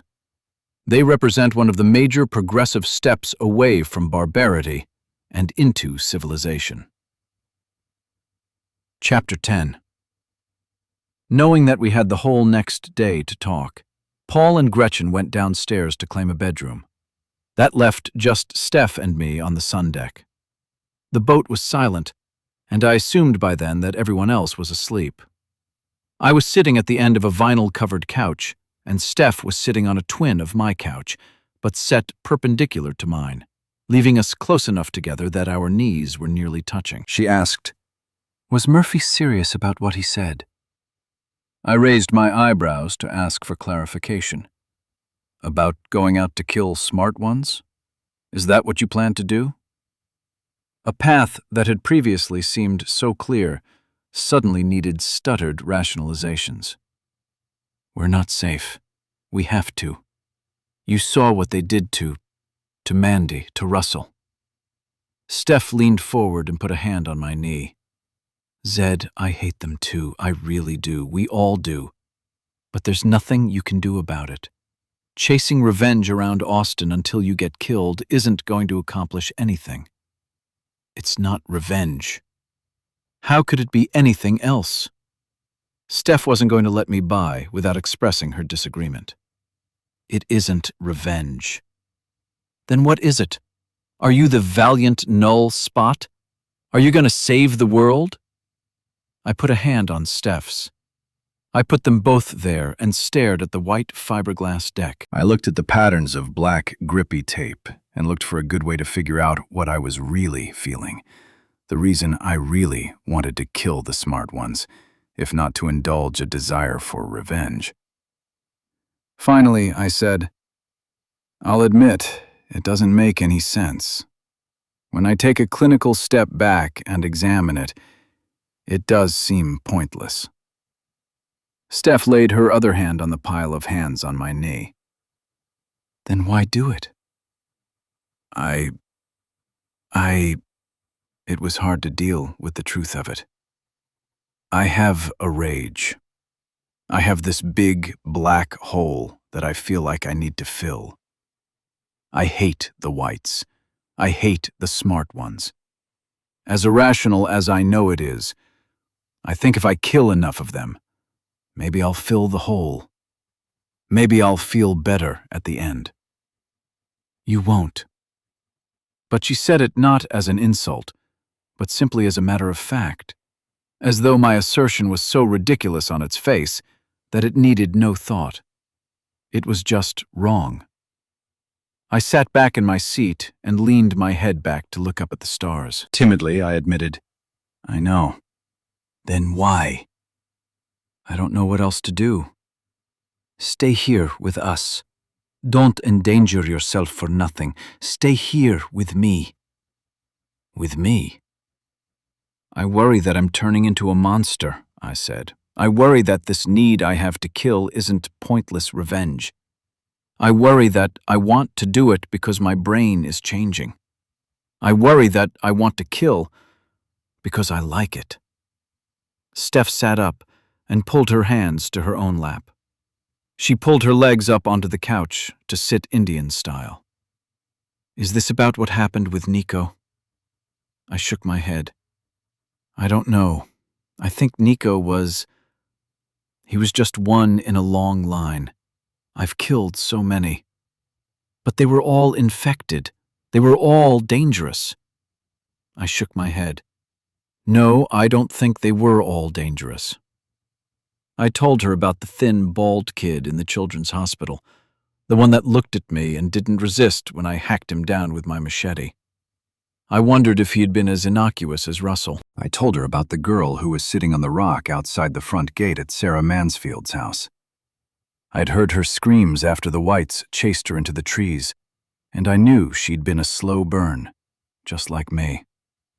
I'd murdered her because I was too impatient, too stupidly certain about what I thought she was, to figure out a way to discover the truth.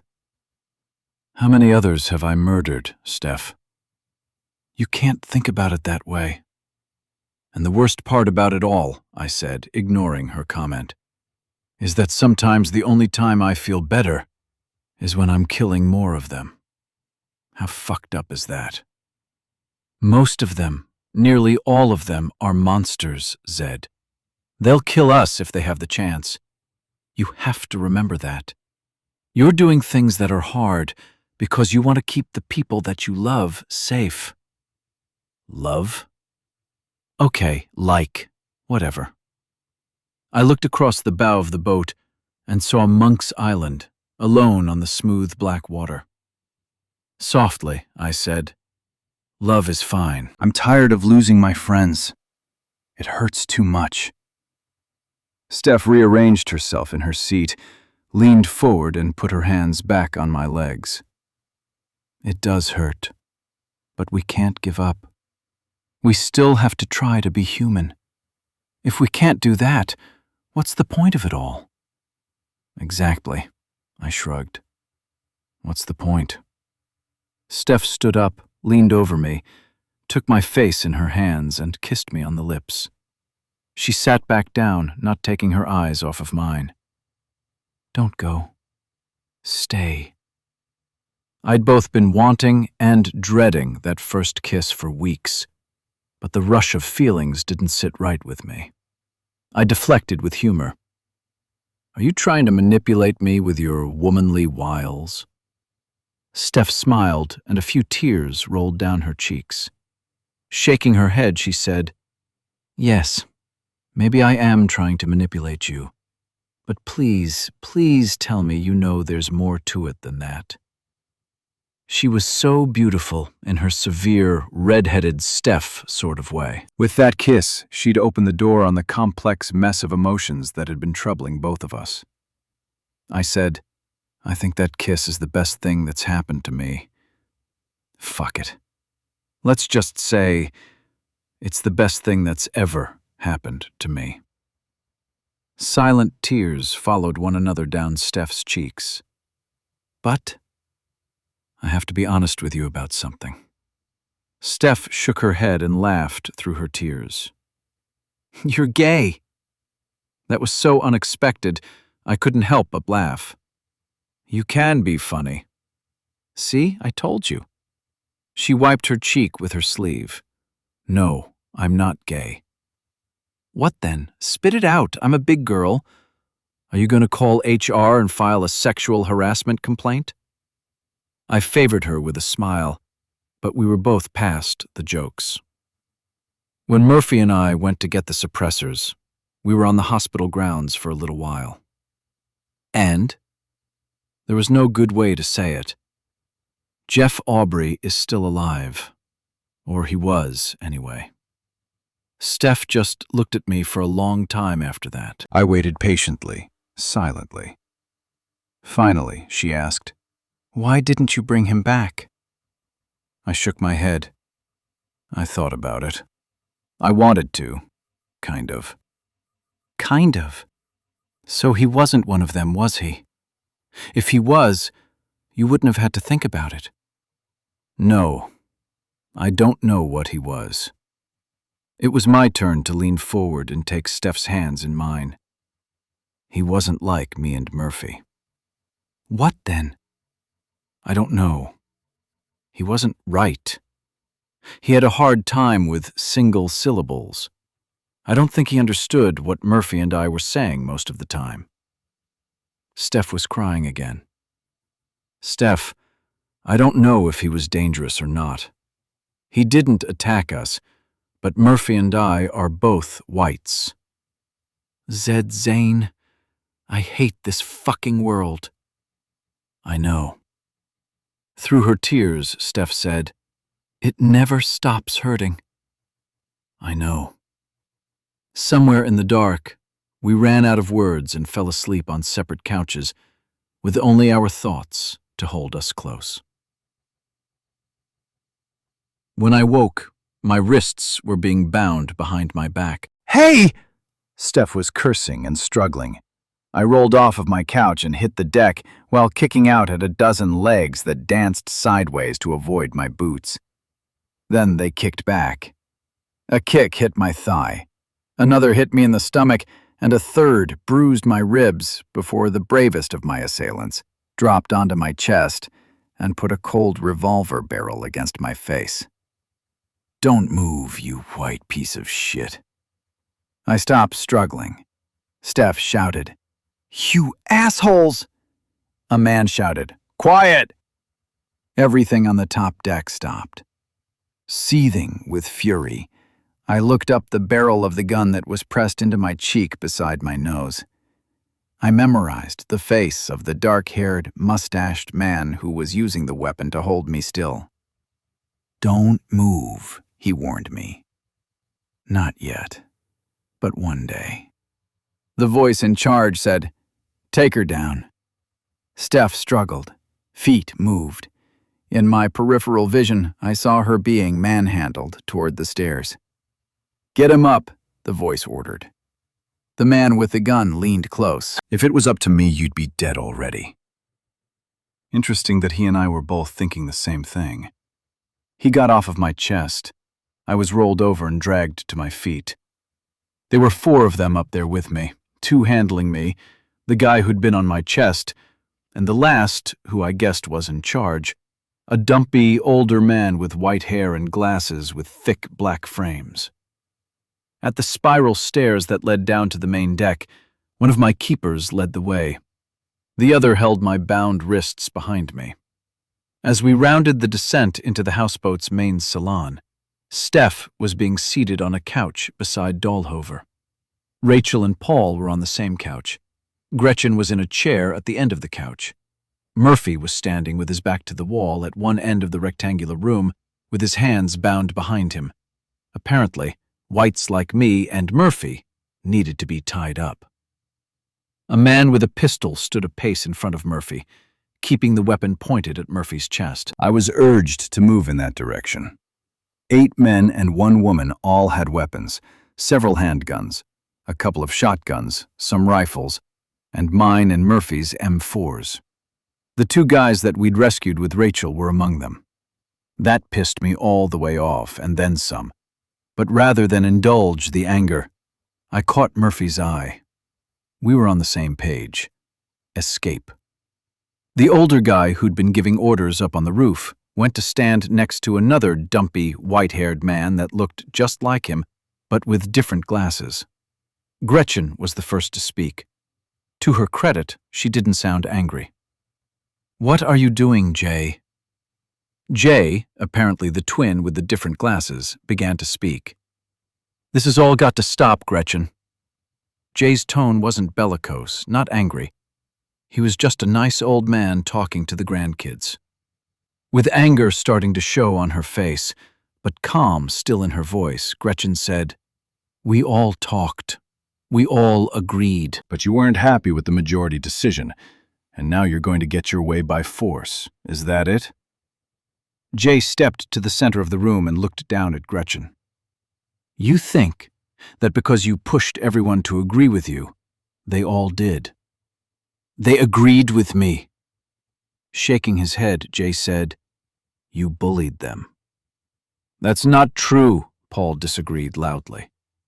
In the same loud tone, Jay's twin told Paul, "You don't see it, Paul, because you've been pussy-whipped your whole life." Jay turned to his twin and raised a hand to calm him. "Jerry." Jerry made a show of glaring once more at Paul before he looked back at Jay. And that was the pecking order. Jay was in charge. Jerry was the lackey. "I don't do that," said Gretchen.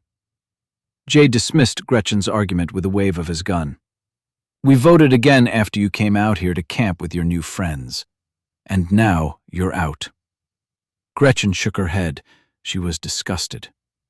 "Just like last time," Paul shouted. Everybody knows that you just want to be in charge. Paul looked around the room for support. That's all this is.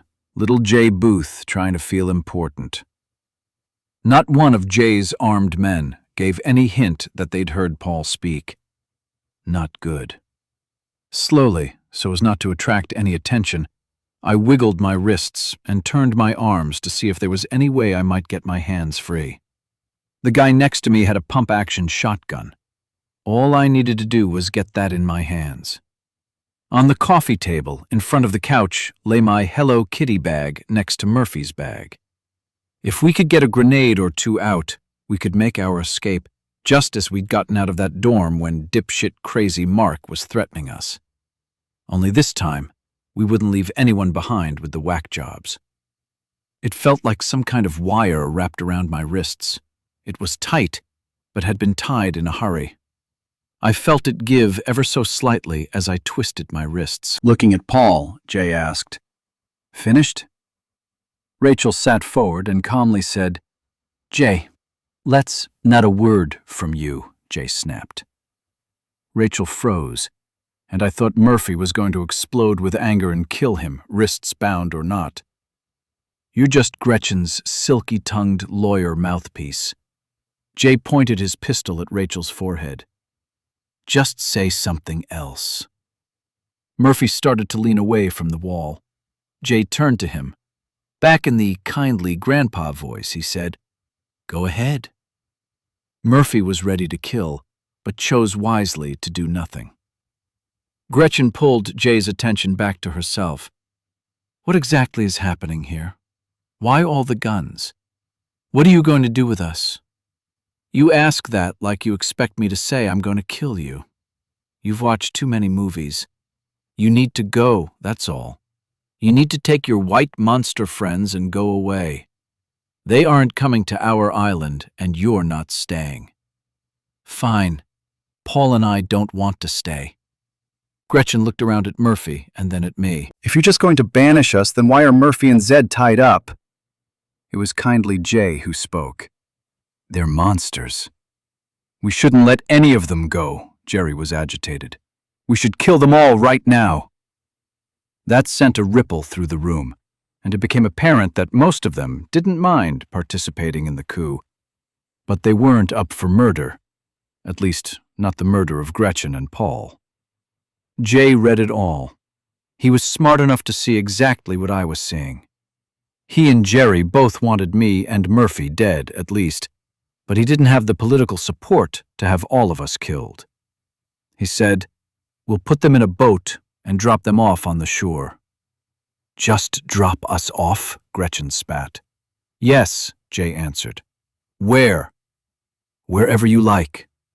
"When?" "Right now," said Jay. "In the middle of the night?" asked Gretchen. Right now.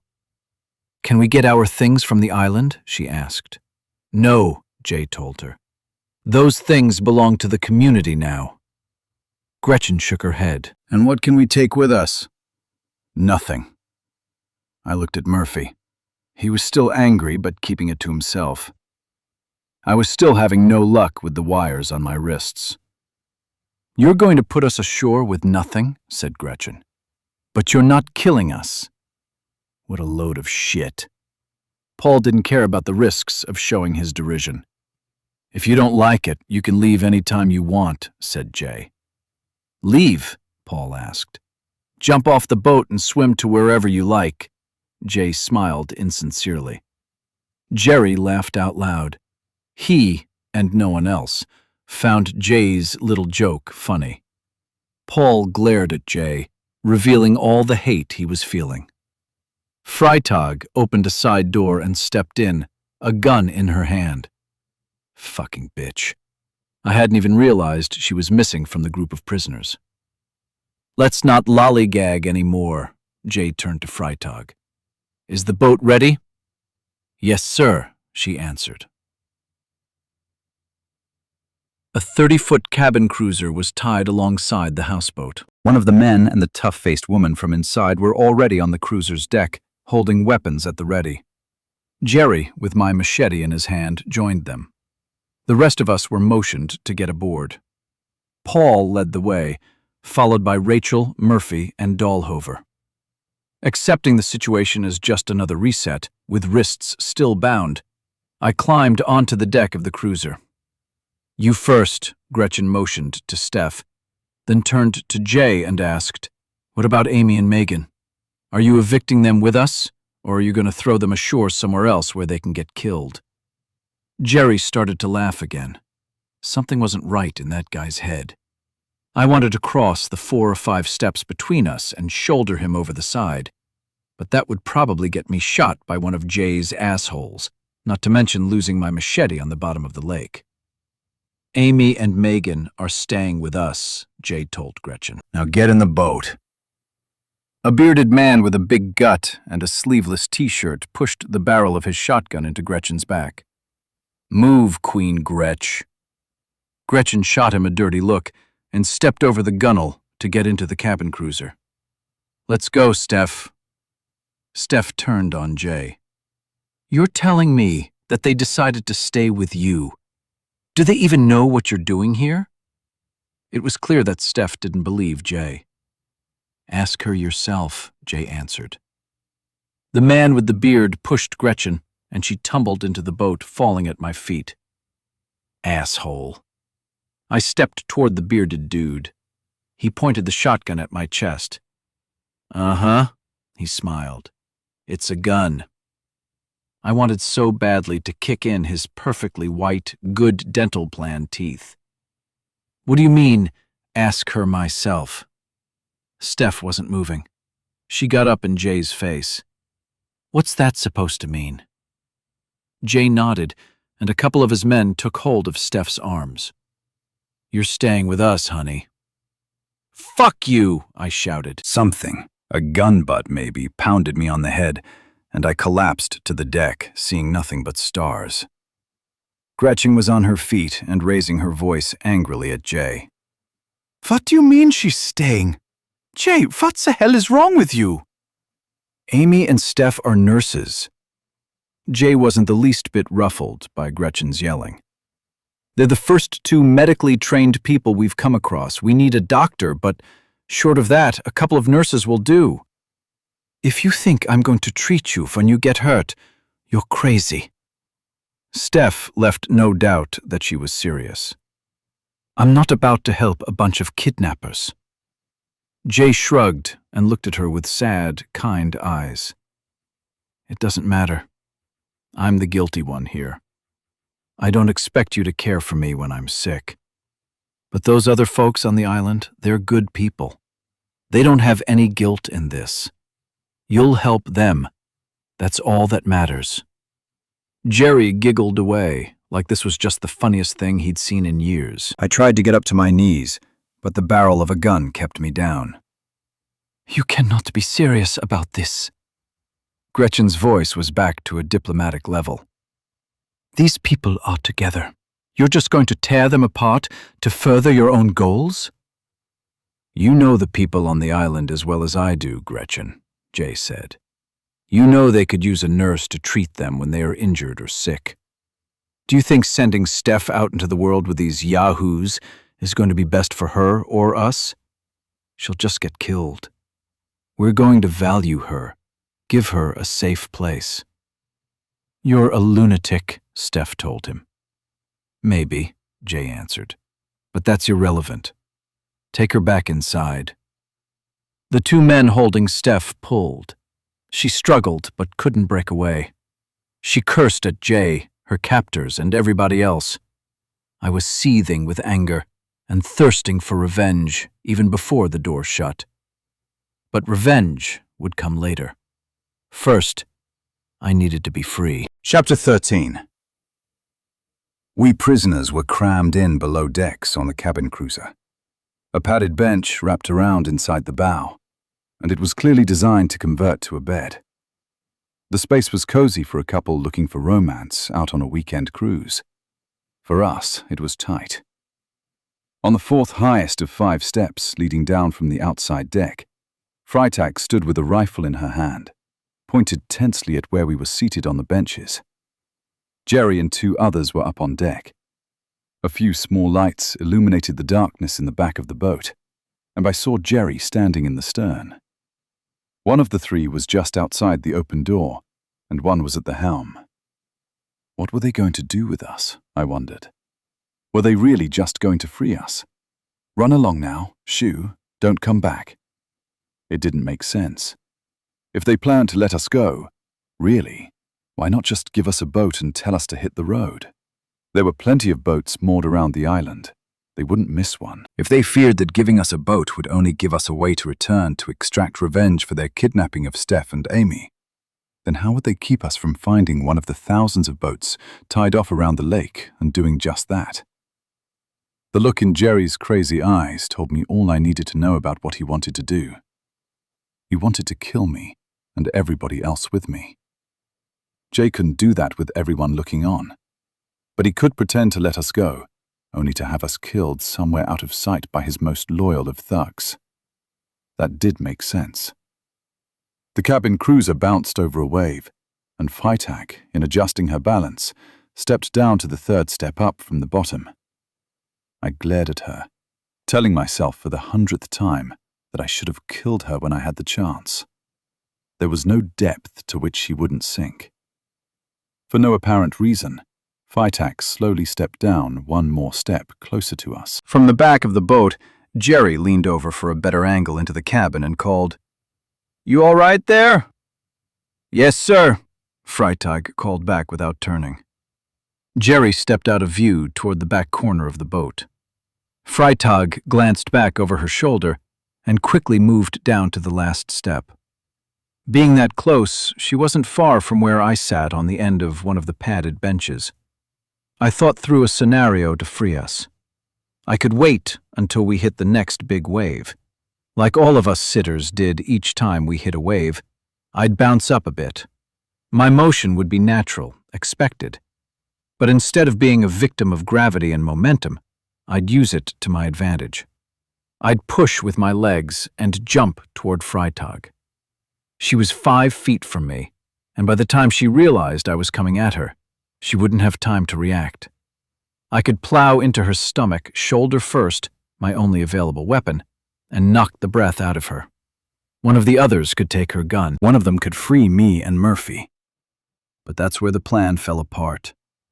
Jerry and his thugs would hear the struggle below. Then we'd be trapped below deck with one weapon, trying to get our hands untied, when 3 guns fired on us. I looked at my companions. How many of us would die when that happened? Did it really matter how many of us died? The question was, how many would live? If we did nothing, we'd all be doomed. I looked around at my fellow prisoners, wondering which of them had also figured that out. Freitag glanced nervously over her shoulder.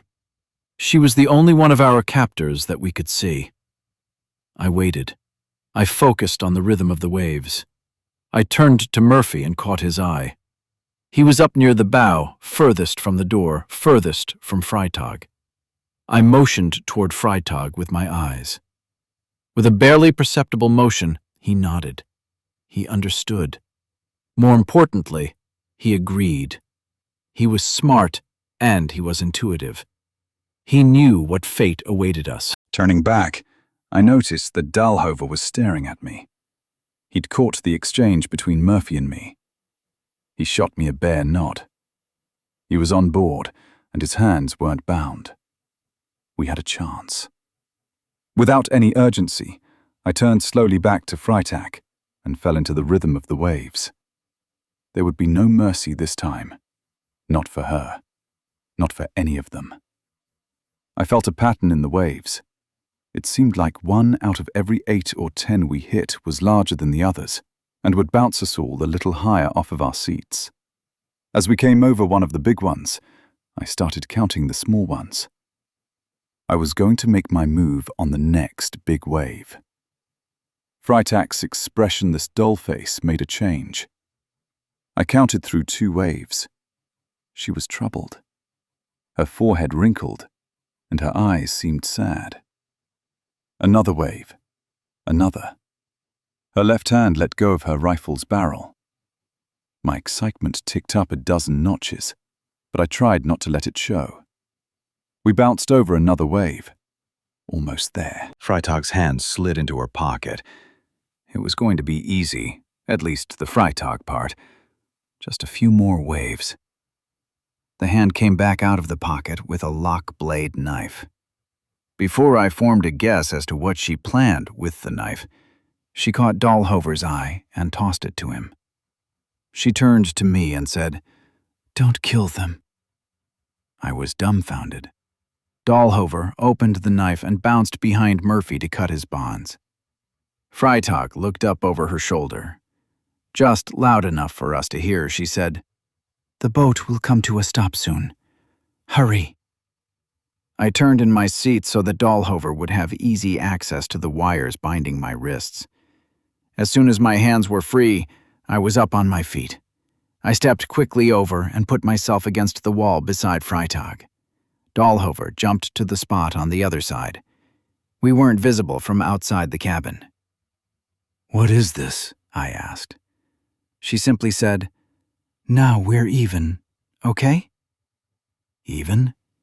"Yes," she said. "So fuck you too." The boat's motor quieted as the helmsman throttled down. I said, "Thank you." Dahlhover handed the knife to me and said to Freitag, "Give me the gun." Chapter 14. Murphy was beside me before I knew he had moved.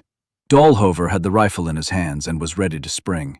Freitag held her position with her back to the stairs. The engine noise had decreased to a low rumble, and the boat slowed to a drift. From above, I heard the sound of Jerry's laugh. I smiled. He was about to be surprised. "Send him up," Jerry called. Freitag remained frozen, pretending not to hear. "Send him up," more loudly. Still, Freitag did not move. Footsteps sounded on the stairs above. "Can't you hear me?" Dahlhover swung around in front of Freitag, using her for a shield as he held the rifle over her shoulder, pointed up the stairs. His shout at Jerry to freeze was so loud that Jerry would have been startled into inaction, even had he not seen the rifle. I peeked around the corner. Jerry was indeed frozen, with surprise in his eyes and his mouth hanging open. He had a pistol in his hand, pointed down at the stairs. My machete hung from his other hand. "If you move even the slightest bit, you're dead. You understand me?" Dahlhover's voice was frighteningly harsh. "If you think there's any chance that I can miss blowing your head off from this range, you're a fool. You got me, Jerry?" No one spoke, but feet were shuffling on the deck. I squirmed around the corner, holding the handrail with one hand, leaning far forward and keeping well out of Dahlhover's line of fire. I reached out to Jerry, and laid a hand on his gun. "Let him have the gun," Dahlhover ordered. "Tell your people if I hear them move again, I'm shooting. Do it." In a wavering, weak voice, Jerry called, "Don't move." I pushed the pistol into Murphy's hand. "You know I can't hit anything." Murphy grinned and took the weapon. I reached back up and took my machete. Rearranging ourselves, Murphy aimed the pistol up the stairway. Dahlhover moved so that Freitag could come all the way into the cabin. "You come down here, Jerry." I couldn't see the stairway, but I heard no movement. "You can walk down here or fall down." "You don't need to do this," Jerry pleaded. "Now." A stair creaked. Another creaked. Dahlhover backed into the cabin. Murphy scooted back a bit, and Jerry stepped onto the floor. Murphy grabbed the back of his neck and drove his face to the floor, placing the pistol against the back of his head. Dahlhover called up, "You two, lay your weapons on the stairs where I can see them." "No," a man's voice called back down. "I'll shoot your ass." Murphy used the barrel of the gun to persuade Jerry to make a guess on what to do next. Jerry guessed right. He called, "Do what he says, Gerald. Just do it." "Do it, Gerald," Dahlhover called. Muffled voices conversed above, but I couldn't make out what was being said. Murphy harshly nudged Jerry with the pistol barrel again. "Do it now," Jerry ordered. "Good man," Murphy said to him. I heard the sound of metal being laid on the deck. It was one of the guns. Another followed. "You two," Dahlhover called. "Go to the stern, face away from me. Put your hands on the gunwale." Murphy kneed Jerry in the ribs. Jerry called, "Go to the stern." Feet moved on the deck. "Don't move." Dahlhover started up the stairs. Murphy looked at me, passing responsibility for Jerry.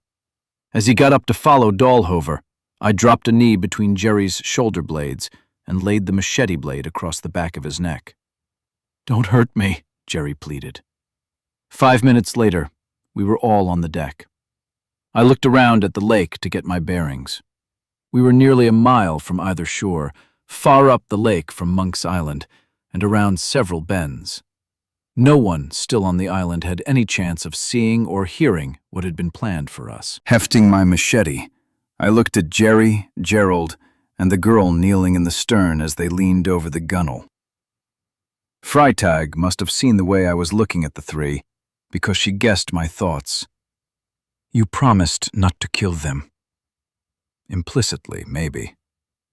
I looked at the three. Crap. Sure, but they were going to kill us. "No, they weren't," Paul assured me. I pointed my machete at the water around the boat.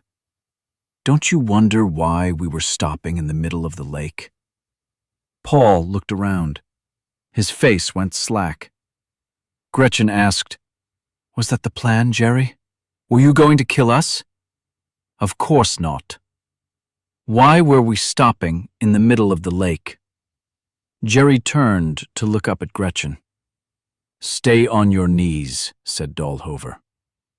From an uncomfortably twisted position, Jerry asked, "How could you even think that?" Gretchen repeated her question.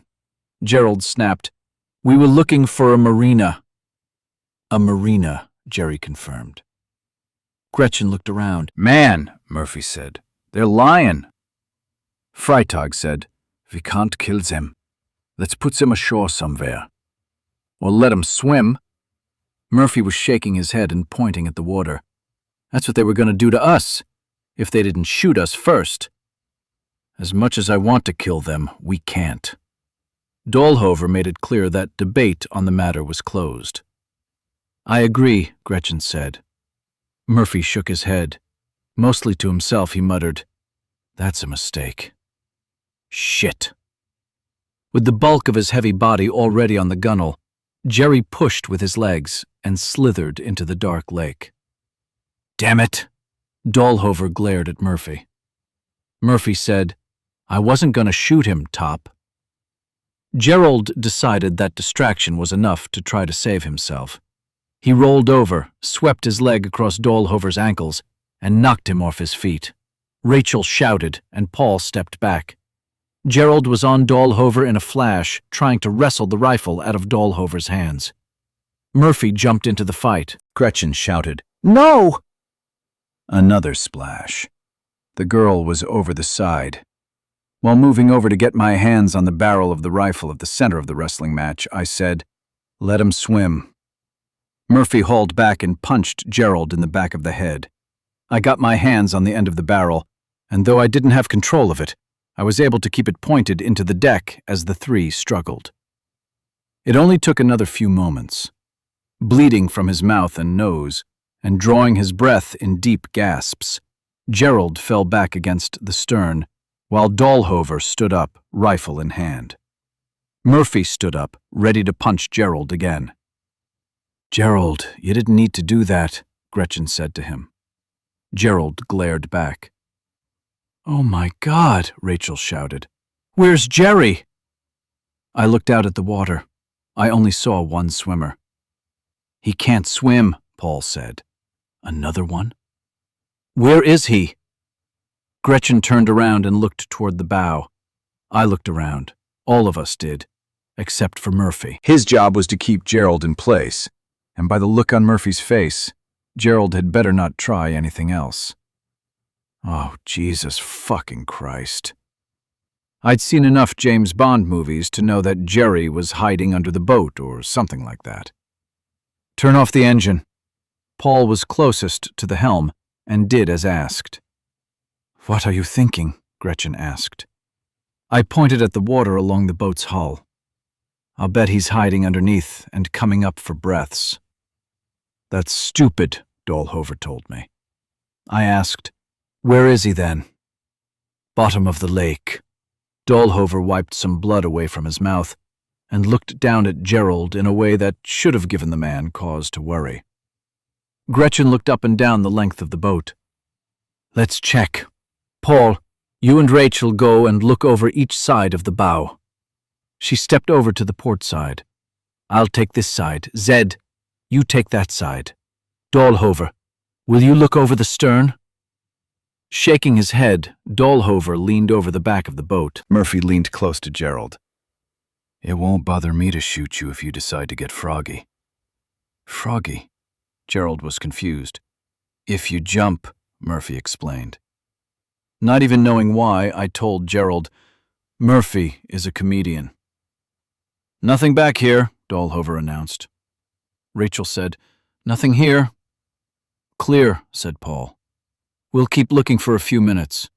I doubt Jerry can hold his breath for long." Gerald said, "He's not under the boat." "And how do you know that?" Gretchen asked. "Because that dude's crazy." "Yet you sided with him." Gerald looked at Murphy with plenty of hate in his eyes. "You were going to let these fucks on the island." "Don't you understand that you're immune?" Gretchen asked him. "Nobody knows that for sure," Gerald argued. "We might all still get it, and you would have turned us all into monsters." Murphy shot me a look. "Told you, Zed." I huffed and flatly said, "Yeah, you told me. Everybody hates us." Dahlhover glanced at me and almost smiled. "If you whiners don't be quiet about that shit, I'm going to hate you too." Damn, even he had a sense of humor. From the front of the boat, Paul mused, "Ignorance, nothing ever changes." Gretchen asked, "Does anybody see anything yet?" Nobody did. "We'll give it another few minutes, just to be sure." She was sad about that. I wasn't. It saved me the trouble of killing crazy-ass Jerry and dealing with the guilt I'd feel about it later. "If you're going to kill me," Gerald spat, "just do it." Gretchen wasn't impressed with Gerald's machismo. "You watch too many movies. Nobody wants to kill anybody." I said, "Hey, that chick out there looks like maybe she's getting into trouble." Dahlhover looked. Damn it. From her side of the boat, Gretchen announced, "Jerry's not here. Paul, Will you come back here and drive the boat? We need to go get Melissa before she drowns." Paul hurried back. Rachel followed and went down into the cabin. Looks like crazy Jerry drowned himself. I looked at the others for a consensus on that. Gretchen shook her head. I was hoping we could trade him for Steph. Shit, she was right. We could have. I looked back at the water, hoping to see Jerry coming up for air. The cabin cruiser's engine started, and Paul steered it toward Melissa. Rachel came out of the cabin with a couple of life preservers. She tossed one in Gerald's lap and moved to stand beside him. Paul was guiding the boat so that when we came up beside Melissa, she'd be on our side. I asked, "Gretchen, we can trade these two for Steph, right?" She shook her head. "I doubt it." "Jay will go nuts when he finds out about Jerry," Paul said. "He'll want revenge." "Are Steph and Amy in danger?" "Hurting them won't make any sense." Gretchen sat down in a seat by Paul. She reached out and took his hand in hers. "Jay is crazy, but he's smart. The whole reason he kept Steph and Amy is because they're nurses. They're valuable." I asked, "What about Megan?" "He won't hurt a child." I couldn't tell if Gretchen was certain or whether she was hoping. Paul slowed the boat. Rachel tossed the life preserver to Melissa. "Grab it." Melissa did, looking up at me with fear in her eyes. I shook my head. That was disappointing. Paul asked, "What do we do with them?" Gretchen's mind was somewhere else by then. Maybe she was thinking about our chances of starting over somewhere safe. Maybe she was thinking about what might happen to Steph and Amy when Jay found out about Jerry. Rachel said, "They both have a life preserver. They can swim back from here." Wow, she had a pragmatic edge, just like Murphy. She saw me looking at her and smiled. "They won't drown." I said, "I think we should take them back and try to trade them for Steph and Amy." "No," Gretchen answered. "That really won't work. Honestly, Zed, once Jay hears that Jerry is dead, he'll stop being rational. He'll want to kill us all." "He won't have any interest in negotiating." "Well, I'm not leaving her there." I looked at each of them and let them see my defiance. "Nobody says you have to," Paul said. "Going there now won't do anybody any good. That's all we're saying. But nobody's your boss. You can do what you like." Gretchen stood up. "We shouldn't go back." She pointed at Melissa. "Get her in the boat. We'll skirt the shore until we see a canoe or something with none of the infected around. We'll drop them off and they can find their own way back." Rachel put herself in charge of getting Melissa into the boat. We found a kayak in a boathouse filled with somebody's water toys on the north shore an hour after the sun came up. In that kayak, Melissa and Gerald were paddling away in the distance, and our cabin cruiser was drifting maybe 100 feet from shore. With one problem solved to nobody's satisfaction, I announced, "I don't know what any of you guys have in mind, but I'm going to go get Steph and Amy and Megan if they want to come along. I don't know how I'm going to do it, but I'm going to do it." Murphy looked at Rachel and then back at me. "I'm with Zed." "Me too." Dahlhover didn't look up. He was watching the pair paddle away. All eyes fell to Rachel, who was looking at Murphy. "I'm not losing you again, Murphy. I'm sticking with you." "I guess that leaves us," Gretchen said. "You two aren't locked in with us if you don't want to be," I said. "You had it pretty good on your island, I guess, before we came along. I don't want to cause you any further trouble." Gretchen looked at Paul. Paul looked at each of us, but settled on Rachel. I trust Rachel's judgment. Rachel trusts Murphy. Paul nodded to me. "Murphy trusts you, and you trust Dahlhover.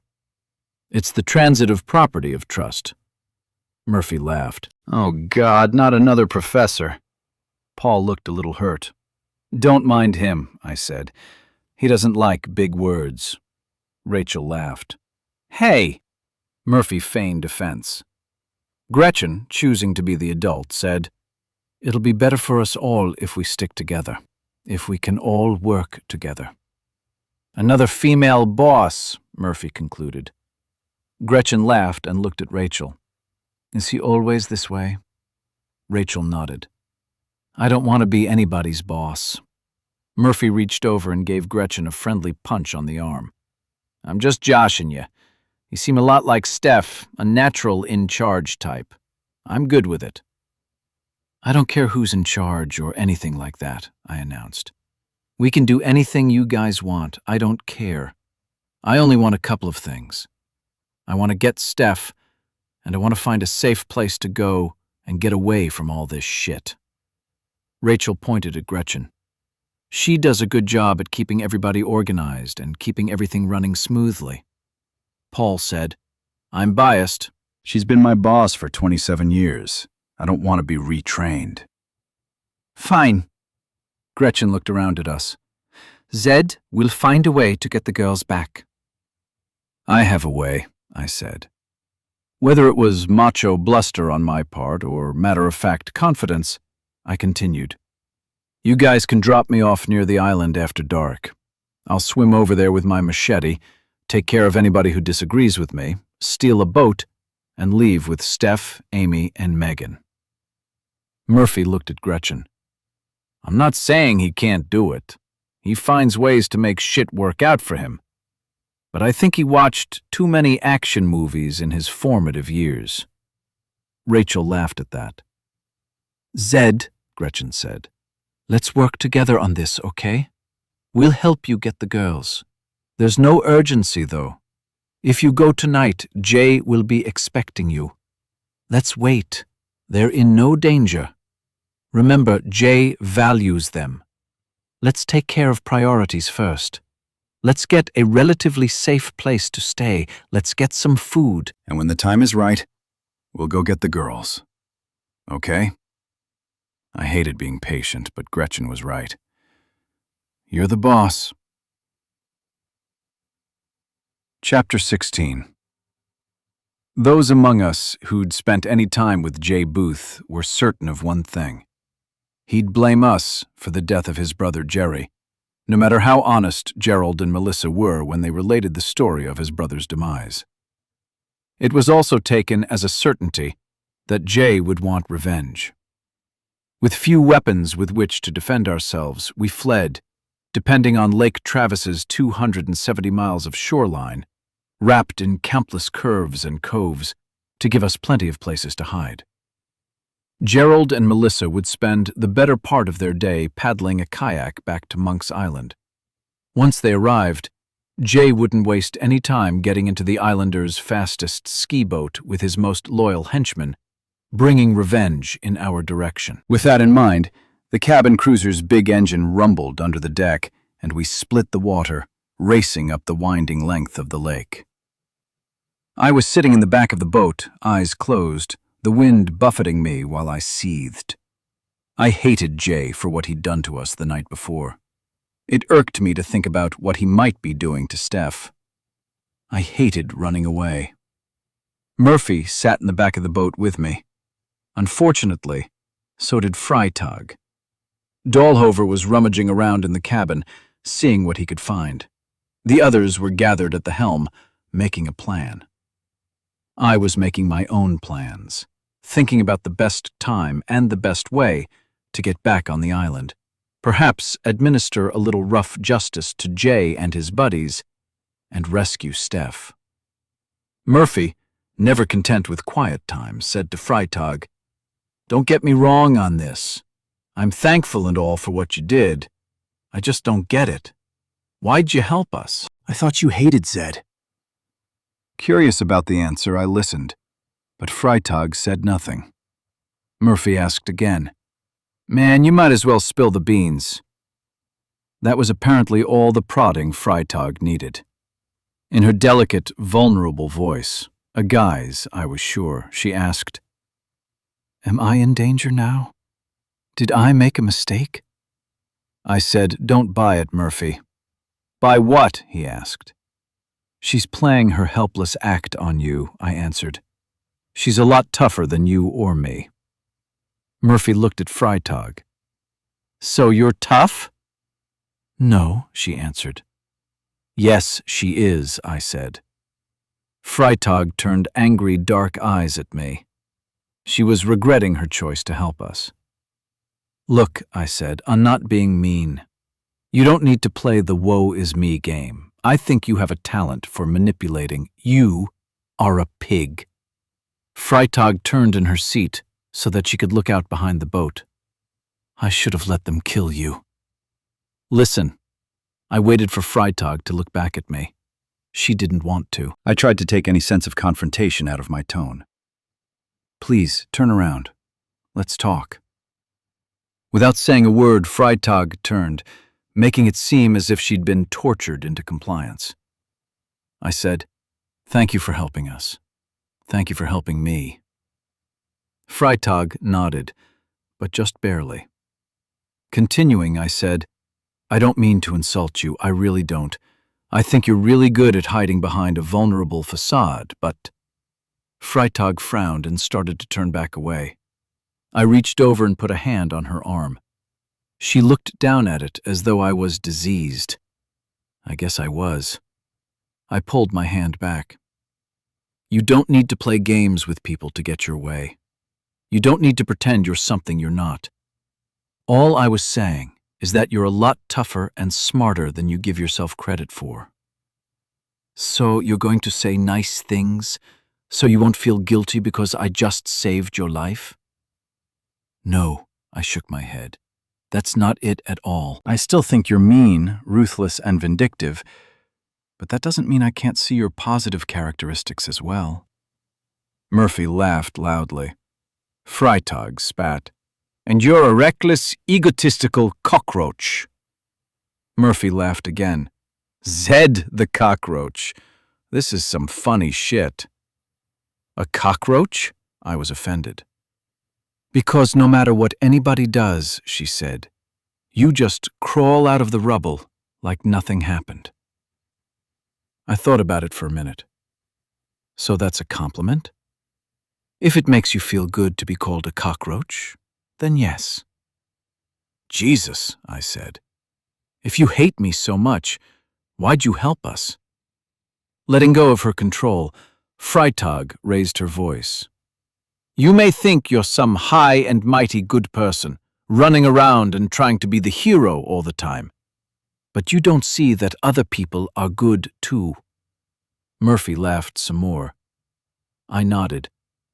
Okay, so you're a good person. Is that what you're saying? I just saved your life. Freitag sneered so expressively that I thought she might lean over and bite me. You hate me, and that's fine. But you saved my life in the cove last night. I just repaid the debt, that's all. We're even. Okay, but I don't hate you. Why do you hate me? For what you did to Harvey. Who the fuck is Harvey? I asked. You chopped off his hands, Freitag spat, with your stupid little sword. Oh, Birdman, I said. He shot Murphy in the head. What the fuck was I supposed to do?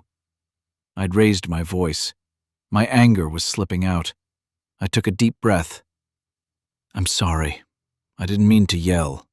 But you know what happened. You know it was a bad situation. Freitag looked at the deck and then back up at me. I can't forgive you for it, and I don't want to. Fine. Now that we're even, do I need to worry about you fucking me over again? No. Why? Because. Freitag looked at me with open hate on her face. You're a piece of shit. You always will be. But I know you won't fuck me over first. And how do you know that? Because you could have killed me in that house when you stuck me with that canoe with the hole in it. Murphy laughed. That was a funny story. I told you, I said, I'm not a murderer. Though just saying it, I knew I was trying to convince myself as much as her. Dahlhover came up out of the cabin with a handful of items, one of which was a hammer. He crossed the deck and extended the hammer handle to Murphy. He said, "I thought you'd like it." Murphy accepted the hammer. "Not as good as my hatchet, but it'll do. Thanks, Top." Dahlhover nodded and turned to say something to Gretchen. Freitag said, "I would have killed you if the tables were turned." "No, you wouldn't have," I responded, shaking my head. "You may think you're that kind of person, but you're not. You don't know me very well." I looked her up and down as though I was going to read some information from her clothes, from her shape. "Mostly, I was just thinking," I said. "You could have killed me when you ditched me down the river." "I thought I was killing you." "No. If you'd really wanted to kill me, you could have shot me. Or let me jump in the water to swim out to the boat and run me over. If you'd wanted to kill me, you could have. Maybe I'm just not very good at killing." I sat back in my seat. "I think you're just not as bad as you think you are. You don't know anything about me." "I know," I countered, and then asked, "Are we good?" "We're fine. Just don't ever try to touch me again."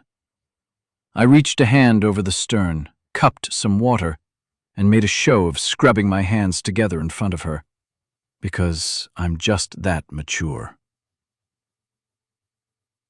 We'd been on the water for maybe an hour, and were cruising slowly past a marina hidden in a cove, looking for a suitable place to hide the cabin cruiser and ourselves. Conversation in the back of the boat had come to a halt after the hand-washing display, and my mood was sinking as I ruminated over the things that were bothering me. Primary among them were Steph, and what Jay and his macho dipshits were up to with their hillbilly hunting rifles and their pigment-based sense of superiority. Memories of what had happened to Amber haunted me.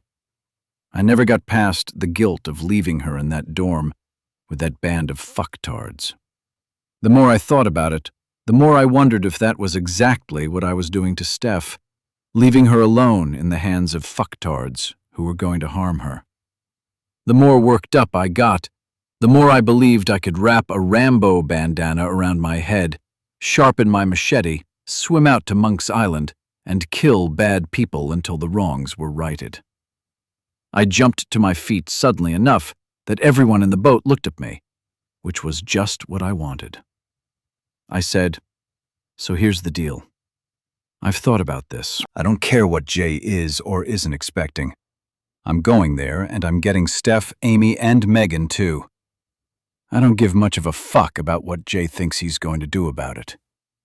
"That's a bad idea," Gretchen said. "I think it's best if we wait." "I understood your argument the first time," I told her. "Repeating it isn't going to change my mind. I'm going to do this. I'm not asking for any help. I'm not asking any of you to take a risk and come with me. I'm going to do this because I have to. It's that simple." Everyone was silent, probably still thinking about what, if anything, should be said to me about my announcement. Dahlhover, who'd been leaning against the windscreen, said, "You're just going to head over there with no plan at all, no weapon to speak of except that machete, and hack your way through 20 or 30 people, all of whom might want to shoot you? Is that your plan?" I wasn't about to accept the condescension. I don't have to have a plan to decide to do something. I just have to decide. I'll figure it out along the way. "Who's there on the island, Gretchen? A bunch of housewives and accountants? Does anyone there have any military experience? None of the guys that took over the houseboat looked military to me." Shaking his head, Paul said, No. You can't just go over there and kill people to get what you want. We know those people. They're good people. Some of them are our friends. Some of them might be good people." I looked at Paul and then at Gretchen. "But the ones that put us on this boat, the ones that decided that we needed to die, those aren't good people. I don't know how many on that island are good and how many are bad." I really don't know much of anything about what happened on your island while we were quarantined on that houseboat. But enough of them backed Jay. that he didn't have any qualms about coming out to the houseboat with murder on his mind. Gretchen turned away. Paul put an arm around her. Then I felt a little bit bad. "Look, Gretchen, Paul, I don't want to hurt anybody but Jay, and maybe some of the dudes on that boat. But I'm not letting them do whatever it is they think they're going to do. Because I know that whatever Jay is thinking, in the long run, it'll turn out badly for Steph and everybody else on that island. Jay needs to die." Murphy said, "You're getting a list." Shaking my head, I said, "I've only got 2 on my list, Mark and Jay." "Here's what I think," Dahlhofer said. "I'll help you, Zane. But we have to do this smart. The last thing we need to do is get Steph, Amy, or Megan hurt." "Thanks." I gave Dahlhofer a nod. Murphy said, "I'm in." Rachel said, "If you're going, so am I." "No, you're not," Murphy told her. Rachel stood up, nearly as tall as Murphy, and, in her way, just as formidable. "I don't know who you think you're talking to, but if you think you can tell me what to do, you don't know me as well as you thought you did." I don't know why. Maybe I'd seen too many movies. I looked at Freitag. She shook her head and said, "You must be dreaming." I shrugged. I didn't expect her to lend a hand. In fact, I didn't think I needed anybody's help. I was more than ready to do it all by myself. Dahlhofer said, "Now that we're all on the same page, we can't go off on a Zane crusade right this minute. We have to plan and do this smart." Chapter 18. We docked the cabin cruiser in an empty slip next to a houseboat among dozens of other boats. That kept it pretty well hidden. Of course, the smart thing to do would have been to sink it, erasing any clue as to our whereabouts. That thought never occurred to any of us at the time. Murphy was the first one off the boat, and I was right behind him. Several whites were hiding in the morning shade under the dock's canopy, probably wondering what the cabin cruiser was and whether the people getting off of it were of the tasty variety. Murphy and I were the first 2 off the boat for a reason. A long, straight dock ran down the center of the marina, and the whites were at the far end. Murphy and I headed right toward them. As we neared, they first seemed curious. They stood up and postured aggressively, hoping to drive us off, as whatever was left of their brains made the determination that we were coming for them. By the time we were a dozen steps away, the whites were afraid and backpedaling until their heels were hanging over the water. Murphy took a businesslike approach and raised his hammer as he got within a few steps. I had my machete up, ready to hack when the first one lunged. I was certain that one would. They were simple-minded beasts, and backed into a corner would turn on us. But they didn't. First one, then the others, turned and dove into the water. "Motherfucker!" Murphy was surprised. I looked at Murphy and agreed. "Motherfucker." "Fucking swimmin' whites," he said. "That island's not gonna stay safe." No. Watching the whites swim slowly and clumsily across 100 yards of water toward shore, I said, "This changes everything." Running footsteps on the boards behind us reminded me that talking out loud was almost always a mistake. I spun and raised my machete. A white was only a few dozen feet away and running at full tilt. Murphy stepped back a bit, knowing what was coming. Just as the white got within reach, I swung my machete around in a fast arc that ripped through his throat. The white tumbled to the boarded walkway, bouncing his face on wood as he came to a rest at my feet. Blood gurgled out of his open throat while he twitched and tried to move. "Might as well get the rest of 'em." Murphy called up the dock. "Hey, buddy, we're right here." Murphy's hollering had the desired effect. Another white came running from the far end of the dock. 4 more popped up from places where they'd been hidden on the decks of boats. You got it okay? He asked. I gave Murphy a glance. As long as I don't have to shoot any, I'm fine. If you get in trouble, I'll jump in. Cool? Replied Murphy. I readied my stance and held my machete back, ready to hack. The whites tumbled out of their boats and rushed toward us. The one from the far end of the dock began sprinting in our direction. Murphy's words had him convinced that we were edible, despite our skin color. When the runner got within reach, I swung my machete around and caught him across the throat, just as I'd cut his predecessor. I had to step aside as his momentum carried him through the place where I'd been standing. He tumbled into the water. The other whites were busy doing me the favor of not coming together in a gang, but at intervals of 20 or 30 feet, leaving me plenty of time to dispatch each before the next arrived. The last of them was a young blonde woman in one of the tiniest bikinis I'd ever seen. She was also the wiliest of the bunch. My throat-slashing technique worked perfectly on all except her. When I swung, she was ready. She ducked under my blade and plowed into me with all of her momentum. I fell, losing my machete as I hit the deck. She was immediately clawing and biting. Whether trying to kill me or eat me alive, it didn't matter. I was punching wildly and pushing, trying to keep her teeth off my skin. Murphy grabbed a handful of her long, oily hair, pulled her head back, and punched her hard in the temple.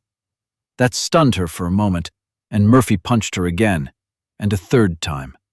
Her eyes rolled back, and she went limp. Fucking bitch. I crawled out from under her. Murphy smashed her face into the dock a few times and rolled her into the water. She splashed and floated face down.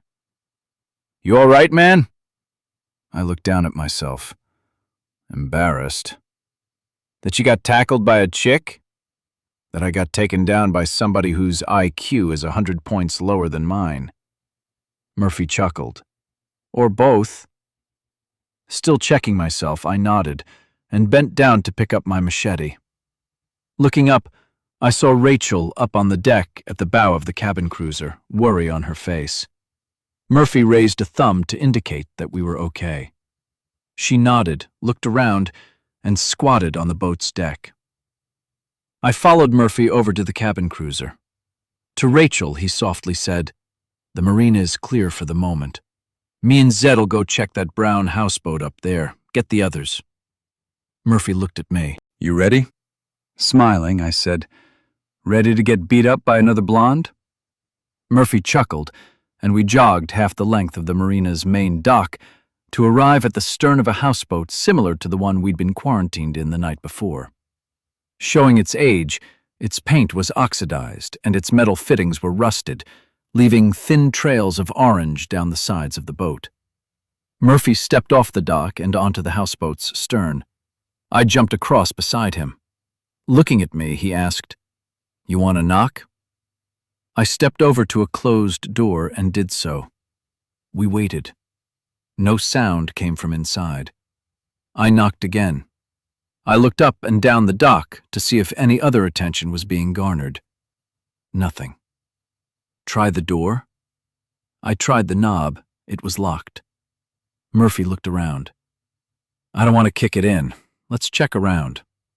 There was no side deck on the boat, so I climbed a stairway that led to the rooftop deck, but there was no door down from there to the boat's interior. No way in up here.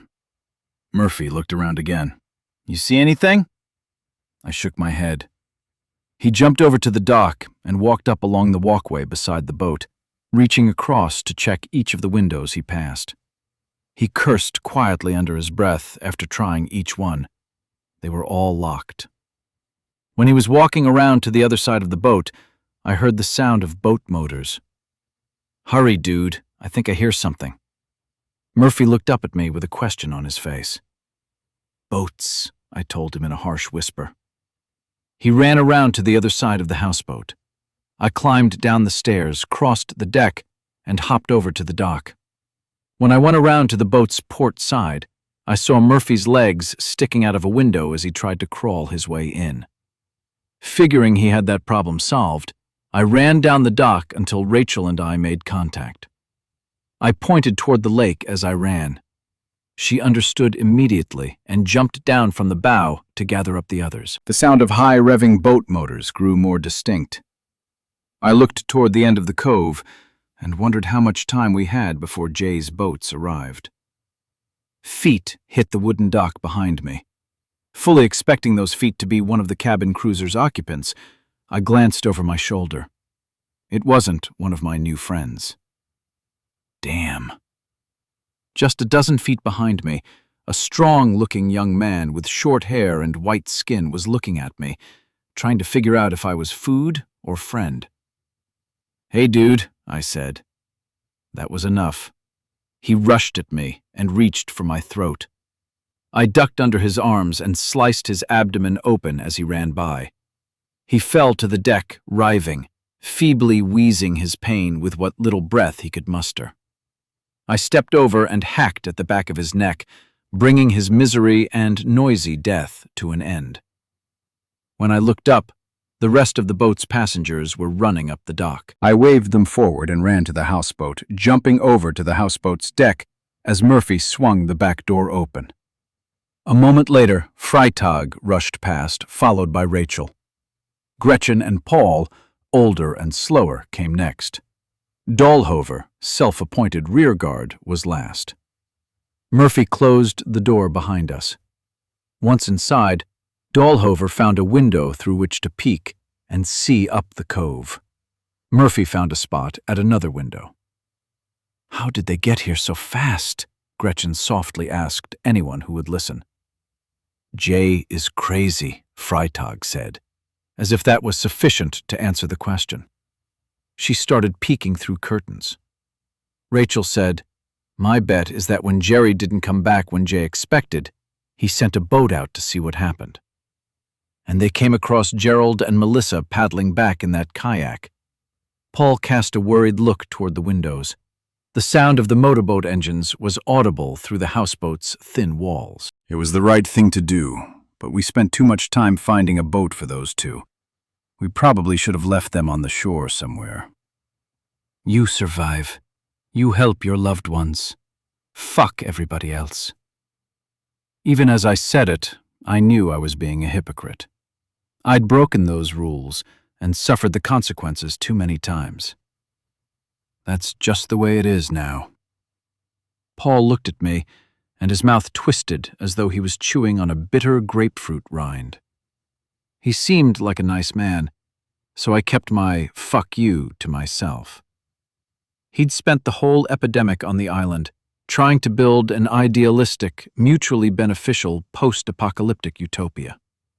The problem with any utopia is that it discounts the vile ability of humans to turn it into the same ugly world they create in every utopia.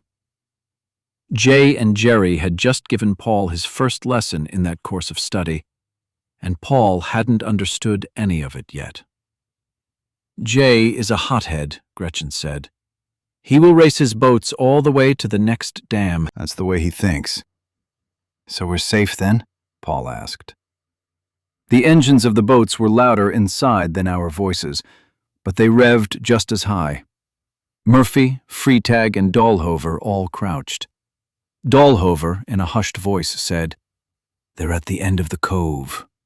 Everyone froze. "They aren't slowing," Murphy said. More than one breath of relief escaped into the air. The sound of the motors whined lower. Dahlhover changed his angle on the window. "They're going by." I looked at Gretchen and said, "You were right." "Some people are easy to predict," she said. "But you didn't predict that he'd mount a coup and try to kill us," I said, some anger coming out in my tone. I was immediately ashamed for having said it. "That wasn't fair. I'm sorry." Gretchen looked away. Paul looked like he wanted to slap me. Had he been a younger man, he might have. Freitag said, "You'll get used to him. He's an ass." Well, fuck her. I gave her the meanest look I could put on my face. "Or you can ditch me somewhere for the whites to eat while I'm doing you a favor." "Kiddies!" Murphy sounded like a dad threatening to stop the car and spank the children in the back seat. I knew Jay and Jerry were. Gretchen took a moment to look for the right word. Unusual. Rachel laughed nervously as she looked at one of the windows. They're more than unusual. Nobody could have guessed they would plot to kill us, said Paul. Look, I said, I'm sorry about that. I'm just angry because he kidnapped the girls. I know this kind of stuff is hard to see coming. Involuntarily, I looked at Freitag, but turned away before she saw it. For the moment, we were on the same side, even, or so she said. But I feared she might be as crazy as Jay and Jerry, and any insult might tip the scales of her stability in the wrong direction. That made me nervous. They're gone, Dahlhofer announced. Everyone relaxed. Turning back to the room, Dahlhofer said, They'll be back. They're hauling ass up the lake trying to catch us before we get wherever they think we're going. But they'll be careful on the way back and search for us. They'll come into this cove, and they might find the boat. After a short pause, he added, They'll have more guns than we've got. Do we hide here? Gretchen asked. Or do we go onto shore and try to find a place? I looked down at the bloody machete still in my hand. There are whites around, plenty, I'd guess. If they see us making for a house, we might be double screwed. They'll trap us inside, and if there are enough of them around when Jay's men find the cabin cruiser, the whites might give away our hiding place. I can't imagine that will turn out anyway but badly. He's right, Dahlhofer told everyone. He likes being right, Freitag sniped. I ignored her. What are our choices then? Paul asked. Do we stay here and hope they don't find us when they come back? Is that our only choice? I looked around at the room. Each of them was looking for better answers from the others, but none of us had a better idea. Crap. Hiding in the houseboat didn't seem like a good idea. I turned to Murphy. Do you know how to hotwire a car? Grinning, he asked, Why does everybody always ask the black dude that question? Oh, Jesus, I said, looking over at a shrugging Dahlhofer. Here's what I think. We see if we can find the keys to one of these boats and get out of this marina while Jay and his nut jobs are chasing their tails up at the other end of the lake. Yes, Paul was nodding enthusiastically. We've got a window of time in which to get away. We can head back down the lake while they're going up. They'll never know. Then, when they get here on the way back and find the cabin cruiser, they'll think we're around here. We'll have lost them. Yeah, isn't that what I said? The sound of boat engines faded to nothing. Rachel, Paul, and Gretchen stayed on the houseboat. Dahlhofer and Freitag went to work together to search the boats in the marina to see if they could get one started. Murphy and I headed up the dock toward the marina office. The hope was that we'd find the keys for the boats there. Murphy hefted his insufficient little hammer. I'll feel better once I get a rifle back in my hands. Soon enough, I hoped. I looked around for signs of whites. We were crossing a long walkway that led from the boat slips to the shore. Rubbing his hand over his head as he looked around, Murphy sighed and said, I'm having second thoughts about going to hunt smart ones. I stopped and looked at Murphy, shaking my head. What the fuck, dude? I thought we agreed on what we need to do after we get through all this bullshit with Jay. Come on. Murphy pushed me forward. We got work to do. Why? 'Cause we need a boat. You know what I'm asking. I was mad. You said so yourself, didn't you? What would Murphy do? I thought Murphy would kill some motherfucking whites, I said. Last I heard, that's what Murphy would do. It was at the time. I stopped again and planted my feet on the dock. This needed to be resolved. What about Mandy? Murphy stopped and turned on me. For a second, he was an angry beast. I flinched. But Murphy's temper flare passed as quickly as it came. He slowly shook his head. If you want to chase off after the smart ones after we get the girls, I'll go with you. I think it's a stupid idea, but I'll babysit you so you won't get yourself killed while you're being angry and stupid." What changed? Nothing changed. A few days ago, you wanted to kill them as badly as I did. "I still do," said Murphy. "Then what the fuck, dude?" Murphy's face turned sad, and he looked at the water, his thoughts getting lost in the lake's cold depths. Then he looked across to the shore, as though he'd just remembered that he needed to look out for whites. Is this the best time to talk about this? Just tell me what changed and we'll go. I can't go back there, he said. Where? You remember how I told you I was back after I killed those 3 kids behind the 7-Eleven? Kids? Shaking his head, Murphy said, "They were just teenagers." Murphy, don't make them more vulnerable in your memory than they really were. You know what they did to Keisha. You know as well as I do that if they did that to her and laughed about it, who knows what they did to other people. They were vicious monsters long before the virus ever showed up. They deserved what they got. Murphy nodded. We started walking toward the marina office again. Murphy said, "It took me a long time to get right after I killed those boys." Guilt? I asked. No. Murphy was having a hard time with it. I was in a dark place. It's like I didn't have a soul anymore. I knew that feeling. You joke about my philosophy, he said. I know you think it's some kind of simple bullshit to make myself smile. I stopped then. No, honestly, Murphy, I don't. Yeah, it seems too simple to be real, but it works for you. You're happy. Do you know how many people in this world are happy, or were happy before all this shit went down? Murphy shrugged, and we started walking again. Pretty much none of them. I feel like going to kill the smart ones, no matter how bad I want to. He struggled for a moment and changed course. I've got so much hate in my heart right now, Zed. Murphy drew a long, slow breath. I don't know if I can be both. Both? Me, the person I am now. The person I've been since I got right with all that shit about killing those 3 punks. Or that other guy, the angry one that needed his revenge. I can't be both.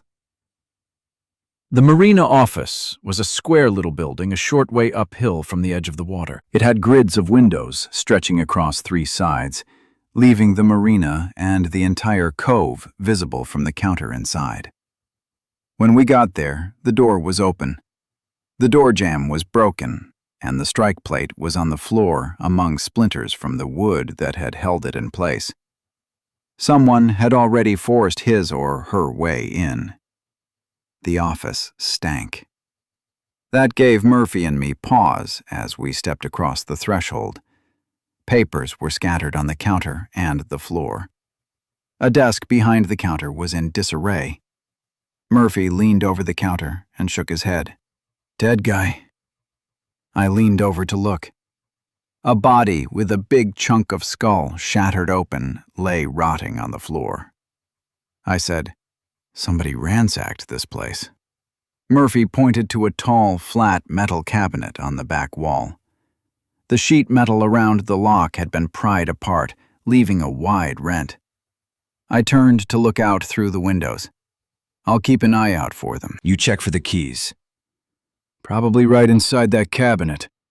Murphy shuffled through some office supplies scattered on the floor and stepped around the counter. 2 of those whites we chased off the dock are out there watching us. How close? Murphy asked. A ways. I scanned across the marina. I don't think they want anything to do with us, but they sure seem interested. The metal cabinet door swung open on creaky hinges. Murphy said, Jackpot. Jackpot? That was Mandy's word. She used it all the time. I thought it best not to mention Murphy's use of it. Off to my left, a tall white came out from behind some kind of building that probably contained a repair shop. He was looking at something out on the docks. No good was going to come of that. Murphy, hurry it up. Man, I don't know which keys are for which boat. I glanced back over my shoulder. Rows of keys hung on hooks beneath 3-digit numbers. I'll bet those are the slip numbers. Like that does me any good, Professor. The staring white had 2 other companions, and one of them was looking back in the direction from whence they came. My guess was that more were on the way. At least they were all of the clothed variety. Just grab 4 or 5 and let's go. There's some whites out there getting really interested. Keys jingled. Interested in us? Murphy asked. I watched another couple of whites come out from beside the building. All of them were staring at the docks. I looked over at the docks but couldn't see what they were seeing, but it didn't take a genius to know it was one of our people who had their interest. Murphy shuffled back through the papers. The whites took off at a sprint for the dock, and several more that I hadn't seen followed them out from behind the building. Shit. I ran out through the door. The whites were fast and were going to reach the long wooden walkway that stretched out to the boat slips before me. Halfway down the slope, Murphy ran past me with his hammer swinging in his fist. I tried to keep up. 7 whites were stretched out in a widely spaced line, clomping on the deck when Murphy reached the boards just behind the last of them. I was still a good 10 paces behind Murphy. I bounded onto the dock as Murphy reached the first of the running whites. He swung his hammer at the side of the man's head, knocking him off balance. As Murphy passed the reeling white, he pushed it into the water. The white was flailing at the water and starting to howl when I passed him. Murphy caught up with another white and shouldered her hard from behind, bouncing her face on the dock as she rolled off the left side and into the water. 2 down, 5 to go. I made up a few steps of the distance between me and Murphy. A loud banging of wood on wood rang across the water from the right. That had to be the sound that had gotten their attention. The first of the infected in our line made the right turn off the walkway and onto the main dock, followed closely by the second. Murphy closed in on a pair of whites running side by side. A third made the turn. I shouted, "Hey, motherfucker!" The 2 whites in front of Murphy turned as they tried to stop. Murphy barreled into both of them. One fell off the dock. The other hit the dock, banging his head, losing his senses. The other 3 whites that had already made the turn to run up between the boat slips were too focused on the noise they'd heard ahead of them. Murphy ran on past the white he'd just knocked down, and I swung my machete to slice at his head as I passed. The blow caught him under the jaw, and while it probably wasn't lethal at the moment, it would be. Whether I'd hacked all the way through the jaw or not, it was broken. The white would bleed out from the wound, or starve to death in a month or 2. Either way, it was out of the day's fight. Murphy rounded the turn onto the wide dock between the boat slips. A few seconds later, I did too. Far down on the right, the houseboat that kept Rachel, Paul, and Gretchen hidden floated as innocuous and boring as every other boat in the marina. The tall, infected man leading all of us along passed the houseboat without showing an iota of interest. The loud bang pounded from somewhere far down toward the end of the dock. It had to be Dahlhover or Freitag. Murphy caught up with an infected woman and pounded her in the back of the head as he passed. She tumbled. I clipped the back of her skull with my machete as I went by. She wasn't likely to get up and join her 2 compatriots either. The tall one cut hard to his left and jumped off the dock over a gunwale and landed on the deck of a blue-hulled cabin cruiser. The infected woman following came to a stop on the dock at the stern of the cabin cruiser. She looked down at the water between the dock and the boat's hull, fear on her face. From inside the cabin cruiser, fists pounded on wood. The woman, too fixated on the terrifying water, looked up at the sound of Murphy's running footsteps just a moment too late. He body-slammed her full on, and she flew off the dock, bounced against the walkway between the cabin cruiser and the sailboat in the slip next door, and sank into the green water. She didn't resurface. Murphy put a hand on the gunwale and jumped into the boat. Not sure I could make the jump, I ran around to the side and leapt onto a set of 4 stairs up to the height of the boat's gunwale. Murphy grunted something harsh and mean, just as his hammer thudded wetly into a skull. But that wasn't enough to kill the wight. Bodies hit the deck, and a struggle ensued. I reached the top step and evaluated what I was seeing, even as I jumped into the boat. One wight was leaning back against the door to the cabin, clutching his head. But he wasn't the tall one. Where did he come from? The tall one was on top of Murphy, and seemed for half a second to be getting the best of him. Unfortunately for that wight, he never saw nor expected my machete. I hacked a deep gash between his shoulder blades. Figuring that was all the help Murphy needed, I turned to the wight sitting on the floor, grasping his head. He was just trying to get his feet under him, and I put an end to that with a chop into his already damaged skull. When I turned back around, the situation had reversed. Murphy was on top of the wight, who was wriggling in an expanding pool of red. Murphy pounded his hammer into the wight's skull again and again and again, until the struggling stopped. I looked around, breathing rapidly, trying to find any other threats that might be running our way. Nothing was moving on the dock. I didn't see anything on the shore. "There's an extra one," Murphy said, coming to his feet and pointing to the wight I'd hacked by the boat's cabin door. "I guess he was making the noise," I said. "I thought it was Dahlhover or Freitag being stupid." "Not stupid."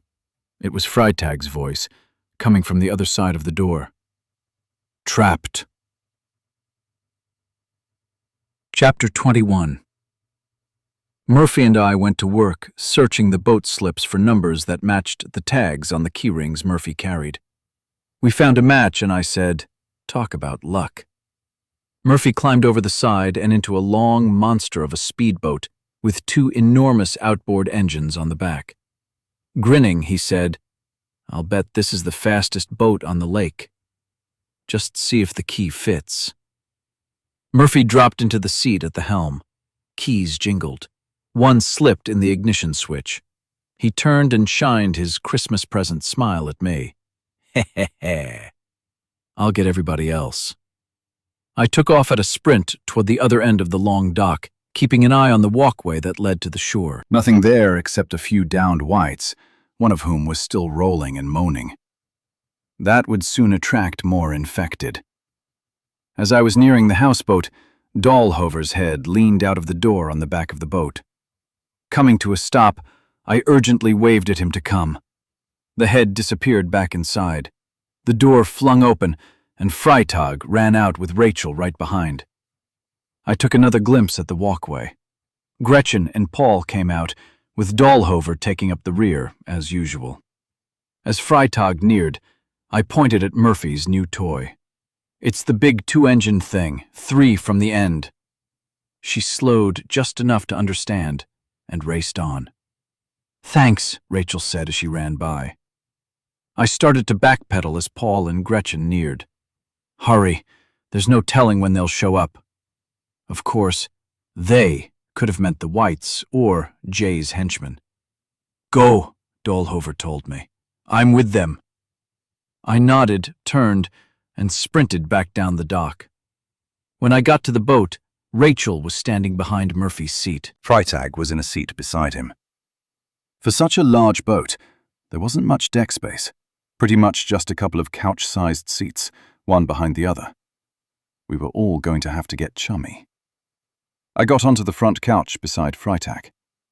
She was just as happy about the arrangement as I was. "Start it up," I said to Murphy. "You got it, boss." Murphy turned the key. Nothing happened. "What's the matter?" Freitag asked, panic pushing her thin voice up an octave. "Murphy," Rachel asked, putting a hand on his shoulder and leaning in. "You've to be fucking kidding me." Clearly violating the touching rule we'd agreed on, I reached across Freitag's lap to get the extra keys from Murphy. He misunderstood my intent. "I got this, man. Give me a sec." He was calm, but urgency was slipping toward panic. We both knew that being exposed, things could quickly go badly for us. The shores were full of whites, and they might have already spotted our uninfected companions. I quickly said, "Just give me the other keys while you work on getting this thing started." Paul was helping Gretchen onto the back of the boat. Murphy handed me the keys. Still leaning over Freitag, I looked at the numbers, pushed a few into her hand and said, "You check those two, I'll check these two." I jumped up and hopped over the gunwale, landing loudly on the dock. I was running toward a ski boat 4 slips over when I heard Freitag's tiny feet land on the dock behind me. Still, no sound came from the big engines on the stern of Murphy's useless toy. "Hurry," Dahlhover said to me as I cut the turn onto the main dock and headed toward the end. He readied his rifle and stood high on the back of the boat. Glancing to my left as I ran, I saw what his concern was. A mob of 20 or 30 whites was tentatively crossing the marina's parking lot, closing in on the long gangway that led to the main dock. I reached the boat at the end of the row of slips, and my first thought was junk. My second thought was to wonder why it was still afloat. Its paint was faded and flaked. Everything metal looked to be rusted to the point of uselessness. Shreds of a canvas cover dangled from places where it had once been secure. Without slowing, I jumped up to step on the upper edge, and as I was landing in the boat, I saw that the place where I expected a deck to be was a hole instead. A hole where an inboard motor should have sat beneath a deck panel. Both were gone. I rolled as I fell, and instead of breaking my leg in the hole, I hit the deck on my back, knocking the wind out of me and earning a few more bruises. Cursing and jumping to my feet, I clambered back over the gunwale and onto the walkway between the 2 slips. From down the dock, a little boat engine zinged to life. That had to be Freitag. Good enough. I ran back over to the main dock. The whites from the parking lot had lost all of their caution upon hearing the zinging little engine. They'd spotted our group and figured out quickly enough that most of us were edible. They were running toward the walkway. Dahlhover hollered a warning. Gretchen and Paul were climbing their way slowly back out. Running past Freitag's boat, I was immediately concerned whether it would hold all of us. It was an old ski boat or fishing boat or something. I cast a quick glance back at the whites. My concerns about Freitag's boat had suddenly turned irrelevant. We didn't have time to be picky. Paul was reaching over to hold onto Freitag's little boat when Murphy's 2 big Mercury Marine engines roared deafeningly over the water, stunning me, Dahlhover, and all of the whites. Unfortunately, the whites recovered first and came charging at full speed. They were pouring onto the walkway, and the boat's engines were so loud that I couldn't hear their feet or their howls. When I looked over at Paul and Gretchen, they'd changed direction and were running back to get into Murphy's speed machine. The engine's power was comforting and enticing. I ran past the bow of Freitag's boat and waved at her to get out. Without any resistance, she abandoned her newfound captaincy and climbed out of the boat. Whites were on the main dock and coming toward us. Dahlhover had loosed the rope at the stern of Murphy's boat, and he turned to climb in. I ran up along the starboard side of the boat and hacked through the rope that had the bow tied tight. I tossed my machete up onto the expansive bow deck and jumped, catching a section of chrome railing and pulling myself up. Dahlhover's rifle was firing. The boat was already moving out of the slip, and everyone inside was hollering at Freitag to hurry as she ran onto the walkway along the path I'd come, whites on her heels. Without slowing, she reached the end of the dock and jumped for the boat. I reached out to her, catching her hand as she flew toward me. The engines revved, and the boat accelerated. Freitag's feet swung out over the water, and her face turned to fright. I fell to my belly, and her feet dipped into the water as I reached over with my other hand to get a grip on her that wouldn't slip.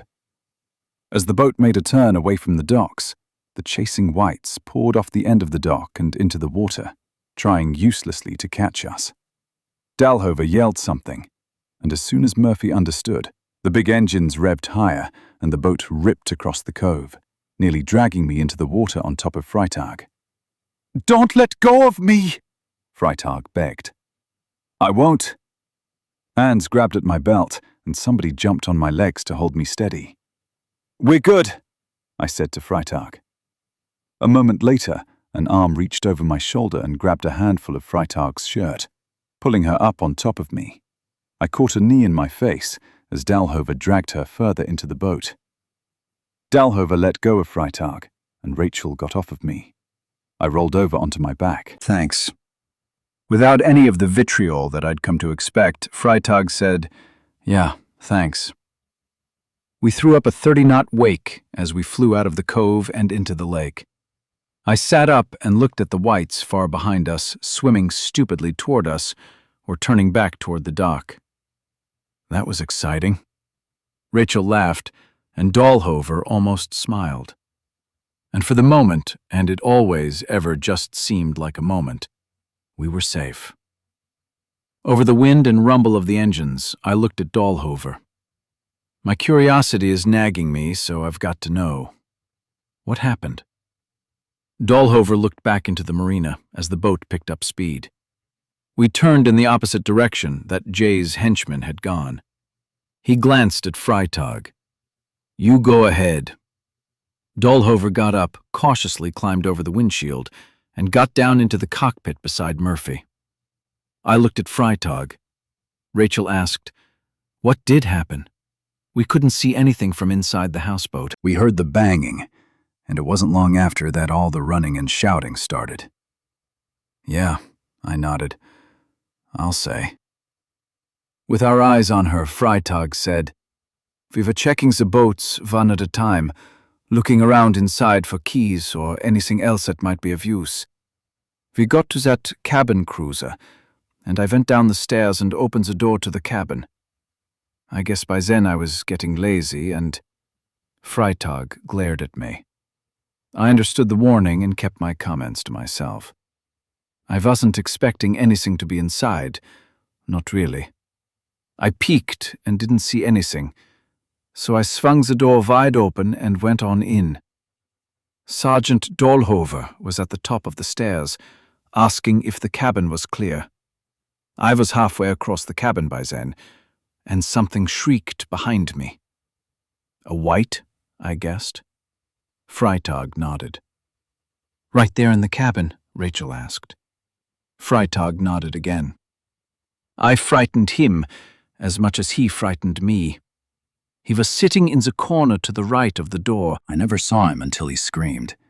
Then he jumped up and rushed through the door. "How did Dalhover get inside?" I asked. She shrugged. "When the whites screamed, I tripped and fell as I was turning around. I heard Dalhover shout something. I heard them fall, and when I got back up, Dalhover was on the floor and kicking the door closed with his feet. I guess the frightened white ran into him as it tried to get outside. They scuffled, and by the time the white figured out that we were just what he'd been waiting for, it was too late." "That's crazy." Rachel smiled, and her smile was just as big and shiny as Murphy's. Freitag said, "That's when the white started to pound on the door."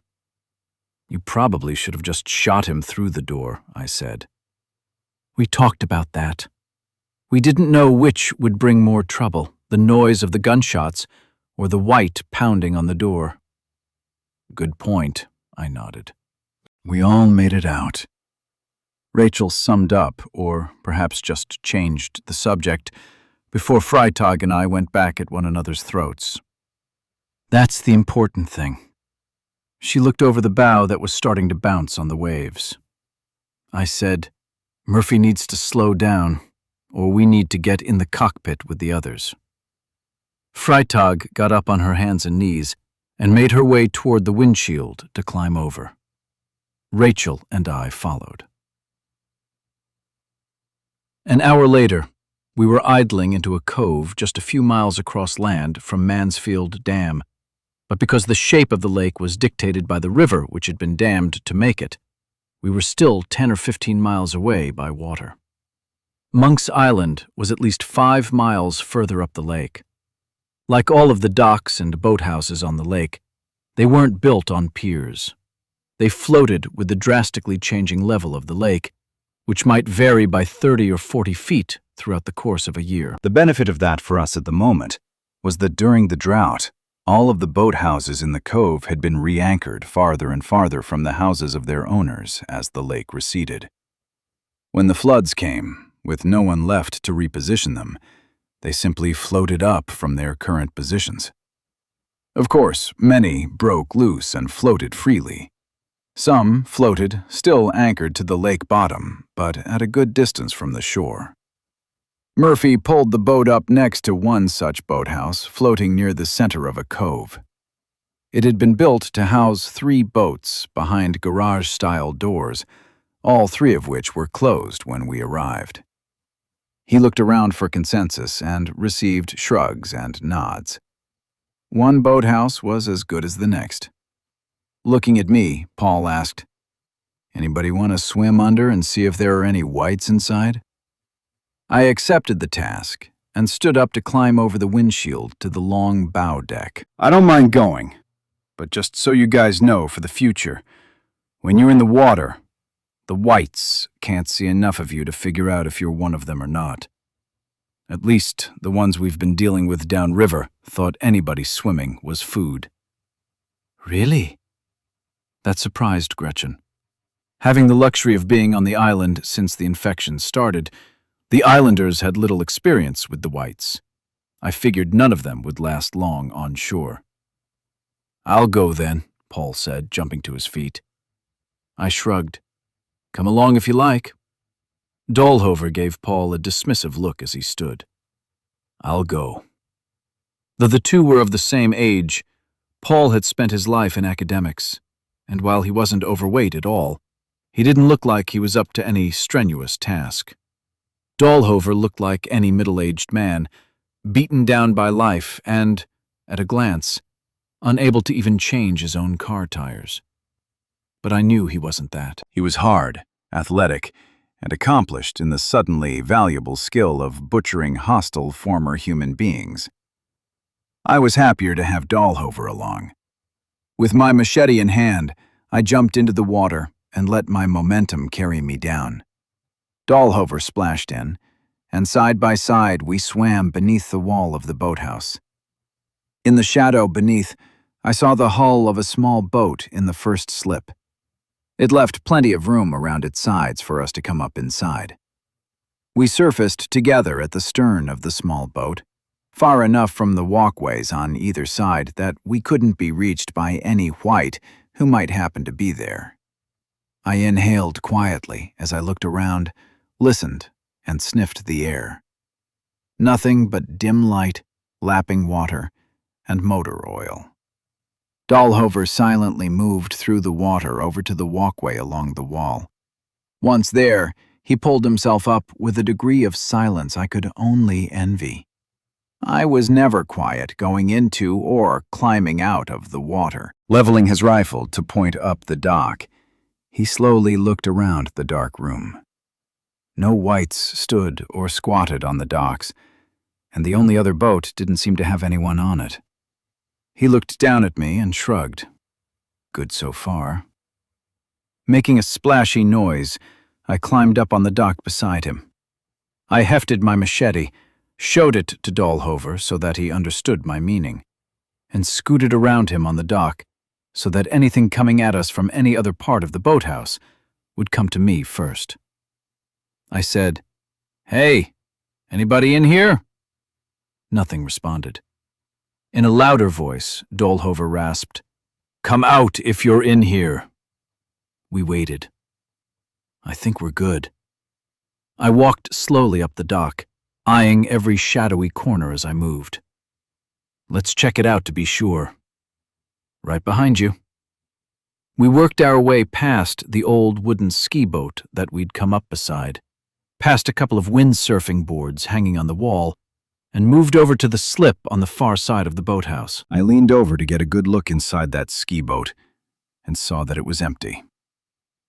Dahlhover took his time examining storage shelves and cabinets built into the wall.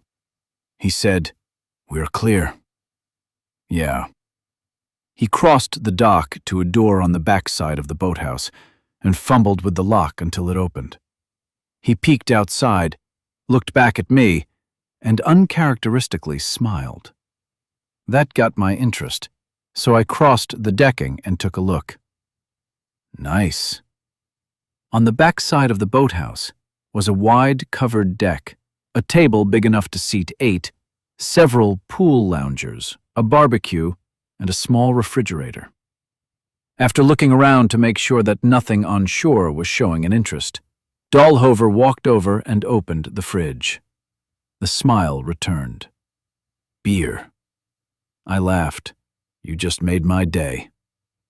I hurried down the length of the deck, got to the corner of the boathouse, and motioned to Murphy to bring the speedboat around. The engines rumbled slightly louder, and Murphy navigated the boat around and parked it along the deck, which, as it turned out, blocked the view of the outdoor deck from the shore.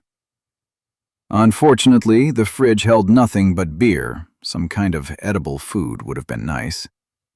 The beer was the temperature of tepid coffee, but pickiness over which kinds of calories to ingest in the late morning was a luxury that none of us could afford. So we all got a little buzzed. I maybe got a little more buzzed than I should have, but I didn't have any plans until the sun went down. Bedsides. I had a mountain of memories that I wanted to forget for a while. After drinking my brunch, I laid down for a nap. Dahlhover, Paul, and Freitag all chose to keep watch. Maybe overkill, but what else were they going to do?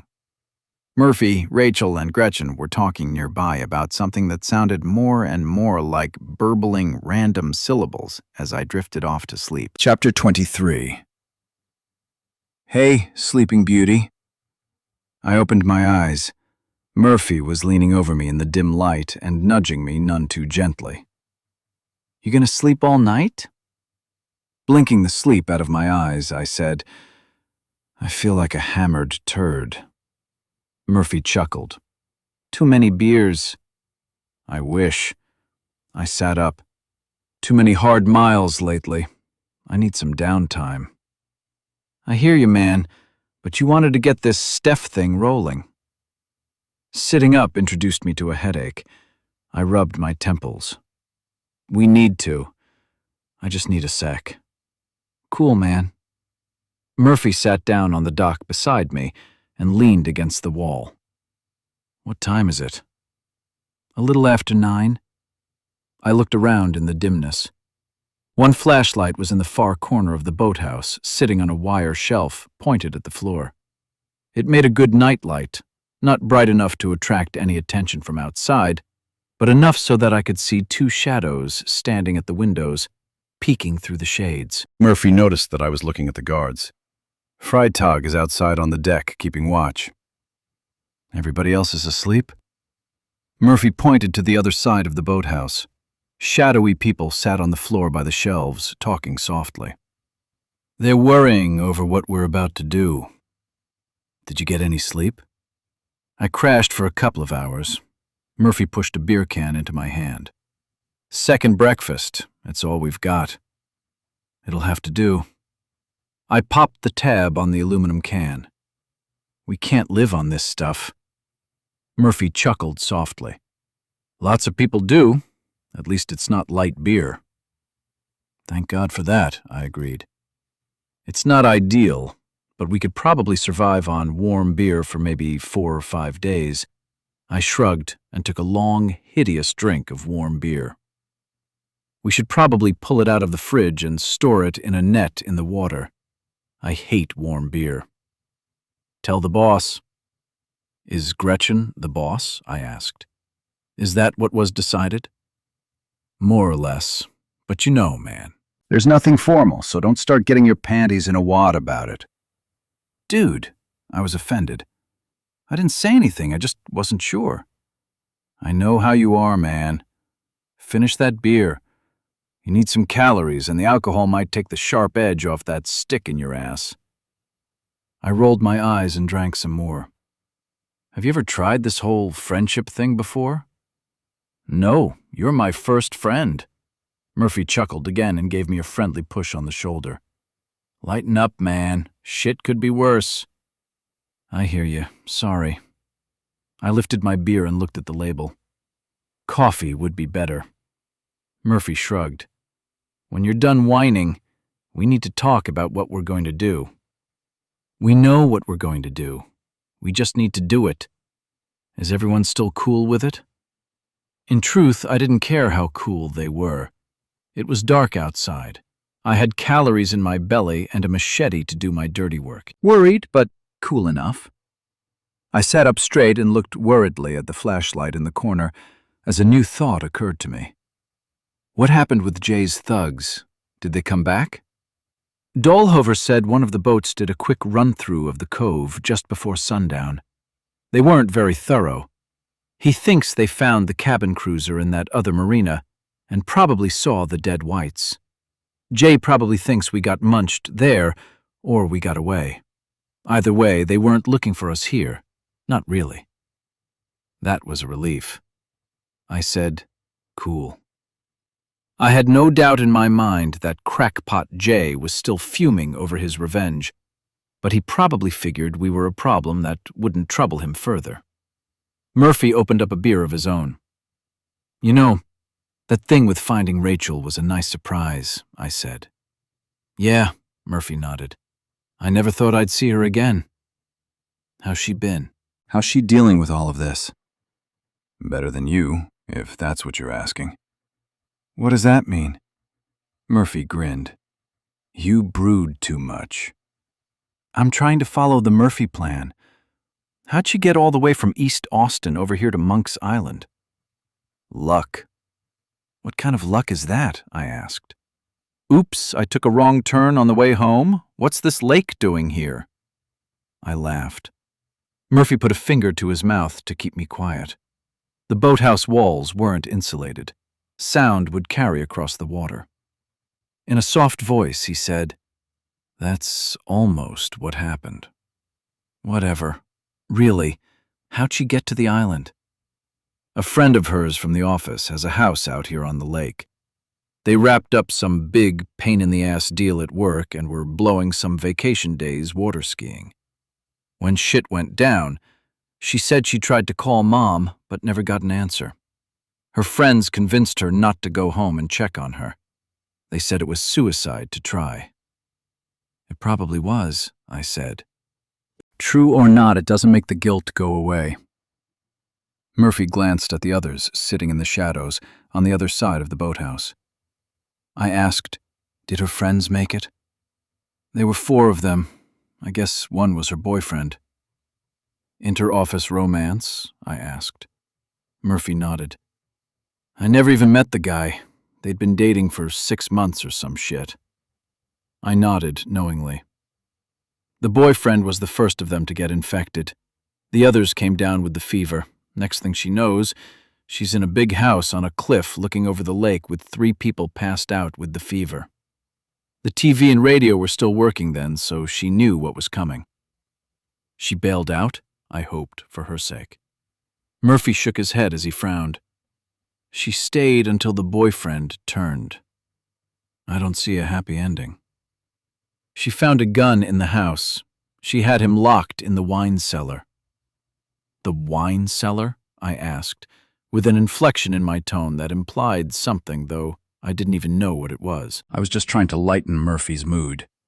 All rich white people have wine cellars. Murphy put on a false smile. The joke wasn't worth a laugh. I said, I'll bypass the stereotype and ask how you felt about your sister dating a white guy. Murphy punched me in the arm. You know that's bullshit, right? I know. Letting the mood fall back into seriousness, I asked, did she have to shoot him? Murphy nodded. And the other 2? Murphy shook his head. After the boyfriend, she packed up all she thought to carry, loaded it in a boat, and headed out. She ended up on Monk's Island. How's she dealing with the boyfriend thing? She's a tough girl. I gathered that.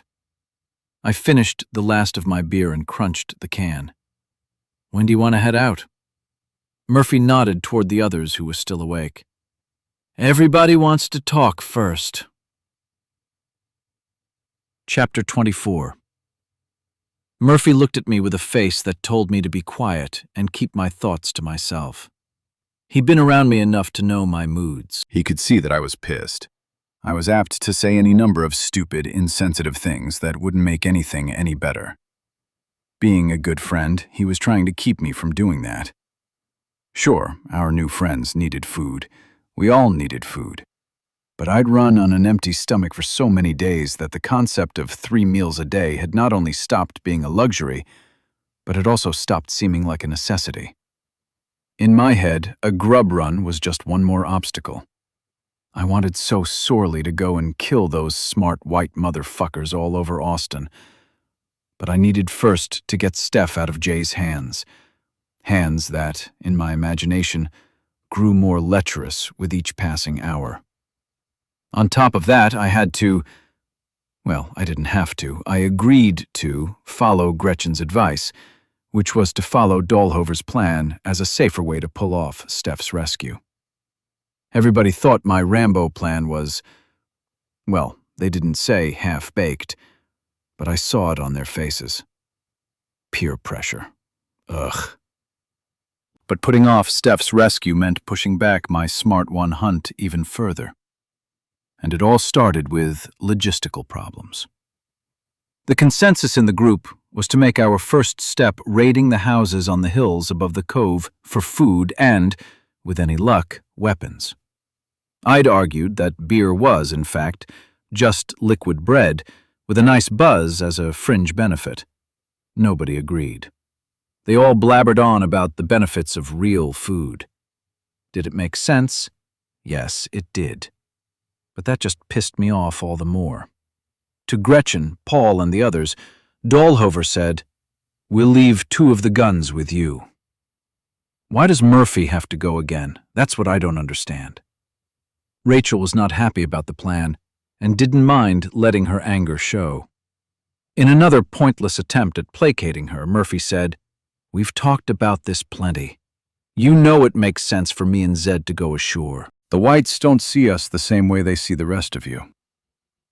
How many stories have you told me already about the dangerous exploits of Mighty Murphy and his sidekick, the valiant Null Spot?" Rachel topped it off with a belittling laugh. "And I'm supposed to believe you're going to be safe?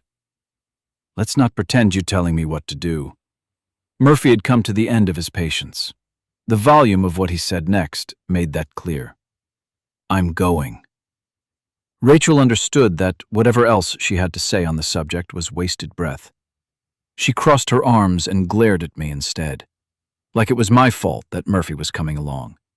Well, maybe a little. Getting back on track, Dahlhover said, "I'll have 1 rifle. Zane has his machete." Murphy raised his hammer.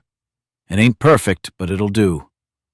"Do you think that'll be enough?" Gretchen asked. "Should you take another rifle?" Dahlhover shook his head. "Another rifle won't help. Besides, if we run into trouble, we'll run down to the water and swim back." "Murphy can't swim." Rachel's anger hadn't abated. "I'll be fine," Murphy told her. Exasperated with the whole process, I finally said, "Can we just get in the boat and go? All this talking is pointless. We know what we're going to do." "It never hurts to plan," Paul said. "Fine. When you guys are done, I'll be in the boat." I walked to the other side of the boathouse. They kept talking. I peeked out through the front window where Freitag was keeping watch. She said, "It's clear." Okay. I lifted the handle on the garage door in front of the slip that held the bass boat. I stopped and looked up at the electric garage door opener and said, "Crap." "It's okay," said Freitag. "Sergeant Dahlhover disengaged the mechanism while you were sleeping. It should come right up." "Thanks." I lifted slowly, doing my best to minimize the noise. Cool, fresh air blew in off the water as the door rose. By the time I had it all the way up, the discussion had ended, and both Dahlhover and Murphy were getting into the boat. Dahlhover at the stern, Murphy in the middle. That left the bow for me. I asked Freitag, "Will you close it when we go?" She nodded.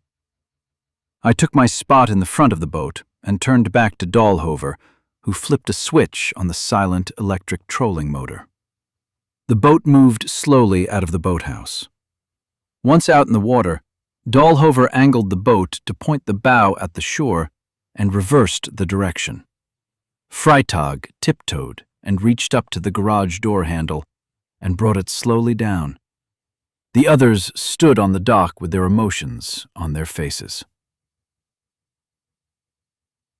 We left the bass boat anchored in waist-deep water a dozen feet from shore, cautiously crossed 100 yards of sloping backyard, and let ourselves in through a back door that had previously been kicked in. After closing the door behind us and positioning ourselves in the living room for what we thought might be a good defense, Murphy called into the dark house.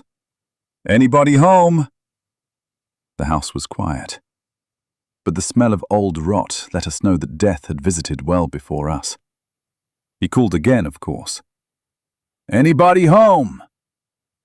We listened to the silent house for a minute longer. "Come on." Dahlhover led the way toward the kitchen. Despite the back doors having been broken through and the smell of the rotting corpse somewhere inside, everything about the house appeared to be in order. Once in the kitchen, Dahlhover positioned himself in a corner between the sink and a Cuisinart appliance, so we'd have a view of both entrances. He readied the rifle at his shoulder and said, "I'll cover. You guys search." Murphy was closest to what appeared to be a pantry, and he peeked through its open door. "Somebody beat us here," he said. I crossed the kitchen. It was dark in the pantry, but the shelves were empty. Everything was indeed gone. "Let's check the cupboards."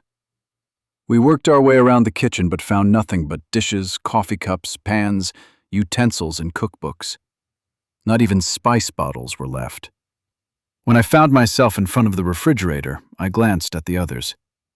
I didn't want to leave the house empty-handed. This probably won't smell good. I yanked on the door. Before I could see inside, I knew already that it was pointless. There was no immediate clinking of bottles and jars as the door swung open. It had been emptied of anything salvageable. Only the rotting items remained. I closed it before too much of the stink clung to my clothes. Murphy was disappointed. "Do you want to check the rest of the house?" Dahlhover asked. I peered into the darkness through one of the kitchen's doors and shrugged. If someone beat us here, it may be a waste of time. They may have missed some things. Murphy was talking himself back into optimism. "There was a set of steak knives in that drawer. Those will be useful." "Any weapon is better than none," I agreed. "Zane, you lead the way."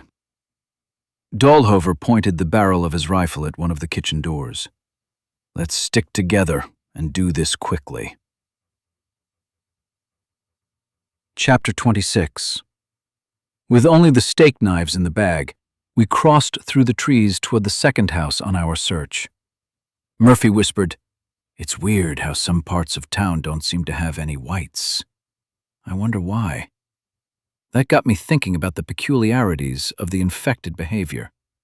I wondered if there was something significant to learn about the empty areas. I especially wondered if there was something in these areas that repelled the whites, and if so, was that something that could be replicated? "Stay quiet," Dahlhover told us. "Keep looking." Yes, Dad. But again, he was right. When we came out of the trees, we weren't far from the next house, and Dahlhover stopped and dropped to a knee with his weapon at his shoulder, scanning back and forth across the house. That alarmed me and Murphy both. We both dropped to our knees on each side of him. Murphy whispered first. "The ground floor windows are boarded up. The top floor windows are open." "You think somebody's here?" I asked. Dahlhover shrugged. "Somebody tried to fortify it." Dahlhover gestured for us to follow him back into the woods. Once we were far enough in that we couldn't be seen, he said, "Whether there's anybody in there now, there was somebody in there. Somebody that planned to survive this thing. My bet? They are the ones that ransacked that other house and probably all the other ones around here. Yeah, Murphy agreed. So if we want to find anything, it's already in that house. But there was definitely a but in the situation, and I needed to know that I wasn't the only one thinking it. But, Dahlhover answered, we might find a frightened person or group in there who will shoot us if we get too close. Chapter 27. Murphy was tall, and with his fat melting away and uncovering powerful muscles, he could intimidate without having to say anything. Dahlhover looked like a transient who collected money at an intersection and lived under a bridge, not the sort anyone would welcome. But I was thin, pale, and still bald from the day when I'd been initiated into the naked horde in a creepy hair-pulling episode. I looked more like one of the crazed whites than Murphy. We had no good choices when deciding who to send to the front door to knock. In the end, I went. Though we only had one gun with us, Murphy and Dahlhover could both shoot. More precisely, they could hit what they shot at. What was I going to do if the chosen door knocker got into trouble on the porch? Throw my machete across the yard and frighten someone when it clinked against a brick wall? So I left Dahlhover and Murphy in the bushes and crossed the yard. After stepping up onto the patio, I knocked and stepped back from the door and just a little to the side. It didn't make sense that someone would unload a shotgun through the door to kill me for knocking. But I did look like a virus-laden monster, and I did have an overactive imagination. I took another step back from the door and another to my left. No point in making it easy when the shooting started. Hearing nothing but crickets, I looked over my shoulder and spotted Dahlhover where he'd concealed himself behind some cacti and big landscaping stones. I shrugged. He pointed at the door again, so I knocked again, already doubting anyone was inside. Crickets kept chirping. I stepped up to the door and pounded loudly 3 times, stepped to the side, out of prime shotgun range, and waited. I was not rewarded with an answer. I looked around, back at the tree line, up the driveway, and at the corners of the house. Habit. I tried the doorknob. It was locked. Oh well. Hey, if there's anyone in there, let me know, okay? Murphy chuckled. I pointed my middle finger at him and continued calling at the closed door. I'm planning to come in upstairs and climb in through a window. If you want me to go away, now would be a good time to tell me. No response. I turned my back to the door so that Murphy and Dahlhover had a clear view of me. I pointed up. We'd agreed beforehand that if no one answered, we weren't going to bust down the door. The house, while being no real protection from the naked horde, looked secure enough to protect us from the disorganized infected that were always about. Dahlhover pointed to his left and moved back into the woods. Murphy followed. I sat down on a wicker chair at the corner of the wide porch and watched. Well, I couldn't see them in the darkness once they got back in the trees, but I heard them moving. When they were in position, where they had a view of the side and back of the house, it would be my turn to get to work. As they crept through the woods, much more audibly than I'm sure they thought, I listened for any sounds from inside the house. Still nothing. If there were people inside, what could they be thinking? I shook my head for no reason other than to participate in the dialogue in my imagination. There wasn't any reason for the residents not to say something. They were either long gone or dead. The sounds from the woods stopped. Murphy and Dahlhover were in position. Dahlhover would have the rear and one side of the house covered. If anyone showed themselves with obvious ill intent, Dahlhover wasn't likely to miss. He'd put a bullet where it needed to go. I walked around to the side of the house to a spot near the corner with a patio roof attached to the house. A thick steel gas pipe ran up the wall, probably to provide gas for an upstairs laundry room. At least, that was my guess. Building codes back when the house was built required a pipe of monkey bar thickness on mounts that kept the pipe physically separated from the house by, as luck would have it, just enough space for me to wrap my fingers all the way around. How I learned that I could use a gas line to scale an exterior wall to gain access to upstairs windows and roofs is one of those details easily explained by my delinquent youth. Once I laid a hand on the pipe, it took all of 10 seconds to climb onto the patio roof that spanned the back of the house. 6 windows were open across the back upper floor, letting a cool breeze blow in off the lake. I chose the closest to the corner of the house for letting myself in. I drew my machete and used the tip to pry up the edge of the screen. It popped right off. I set it to the side for reattachment later. Not many luxuries were left in the world, but screened windows allowed for mosquito-free sleeping. That was an underappreciated luxury in the recently passed land of air-conditioned rooms and permanently closed windows. Curtains billowed into the room, obscuring the deep shadows within. I poked my head inside. Just to the right of the window stood a tall chest of drawers. With a headboard against the wall to the right, a twin-sized bed stuck out into the room, unmade. Across the room, sliding closet doors were closed. A door in the far left corner exited, presumably to a hall. I sniffed the air. No death. That was a relief. Feeling pretty safe, I leaned back out, turned around, and stuck a leg inside. Bending over, I stepped inside and stood up. Looking at the bedroom door as my eyes adjusted to the darker room, I nearly pissed myself when something metallic pressed against the back of my neck as a voice softly said, "Don't move." Then I got mad. God damn it. I fucking knocked. Why'd you let me come in if you were going to put a gun to my neck when I got inside? He said, "Don't alert your friends or I'll shoot." What, so you can shoot them too? Well, fuck you. I don't like this world anymore anyway. I need a rest.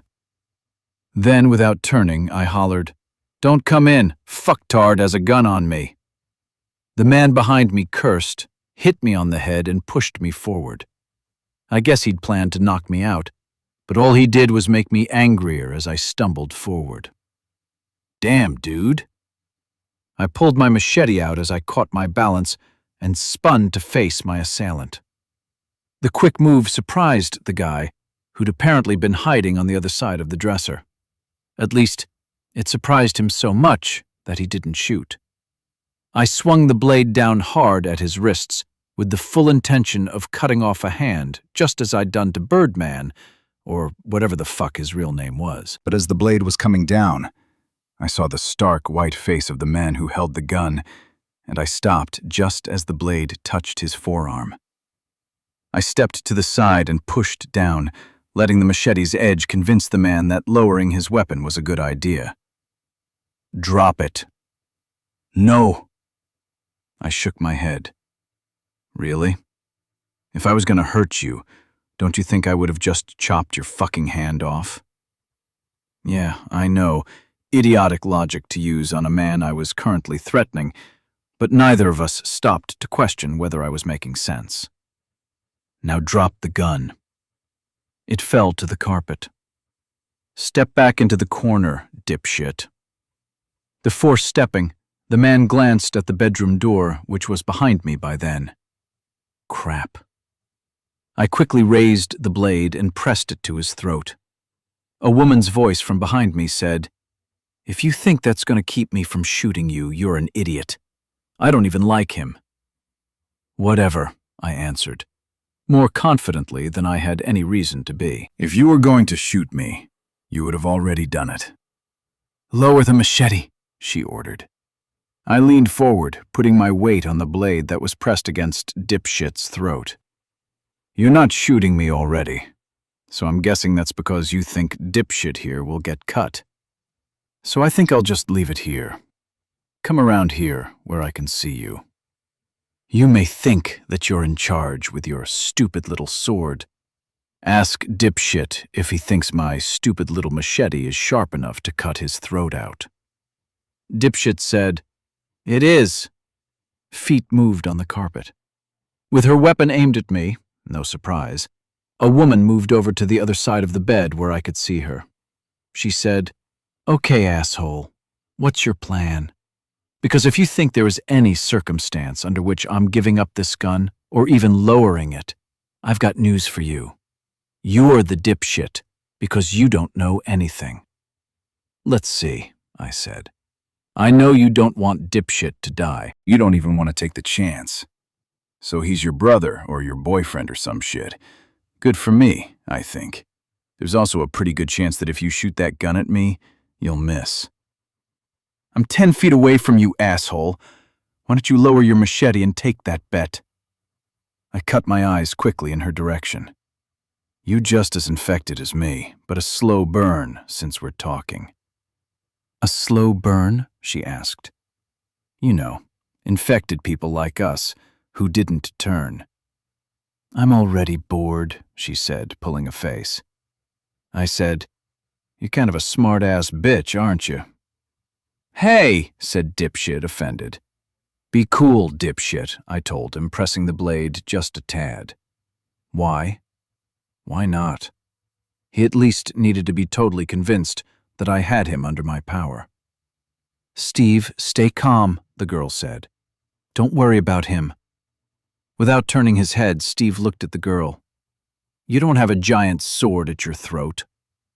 "Machete, dipshit." Sometimes being an ass just comes naturally to me. Jesus, asshole, does it matter? The girl's voice was louder, her words more angry. The stress of the situation was getting the best of her. "Look," I said, "let's all take a deep breath, okay? I don't want to cut dipshit's throat, or I would have done it already." I glanced at the girl. "You don't want to shoot me, or you would have done that already. Maybe none of us has bad intentions. Is it possible that we're all good folks who've stumbled into a bad situation?" The girl said, "You broke into our house, asshole." Jesus, really? I knocked on the door like 10 fucking times. 3. Whatever, does it matter? The girl glared at me. "When you and dipshit raided the other houses around here," I asked, "did you knock or just break in?" "Stop calling him dipshit, asshole." "Tell you what, I'll stop calling Steve dipshit if you'll stop calling me asshole." "Why don't you just leave?" she asked. "I'm not totally against doing that," I said. But while you have that gun pointed at me, I'm not going to lower my machete. "So if I lower the gun, you'll lower the machete?" she asked. I'd prefer that you put it down, I said. "I told you there's no way that's going to happen." "And how do I know you won't just raise it and shoot at me once I lower the machete?" I asked. "That's a chance you'll just have to take. Like you said, I probably can't hit you anyway. Be a man, asshole. Take a chance. You've got balls, right?" I figured I'd take another tack and try to defuse the situation. "My name is Zed. Did you make that up to sound like a badass?" "Really? You're gonna make fun of my name? Are we back in 3rd grade again?" Steve, said, "Angie, lower the gun, please. Zed, she won't shoot you." "How do I know that?" I asked. Steve said, "She's not like that." "Yes, I am." The girl raised her voice to make the point. "I think you're not going to shoot because you're as likely to hit Steve as me if you shoot that thing." I took a deep breath and then took a chance.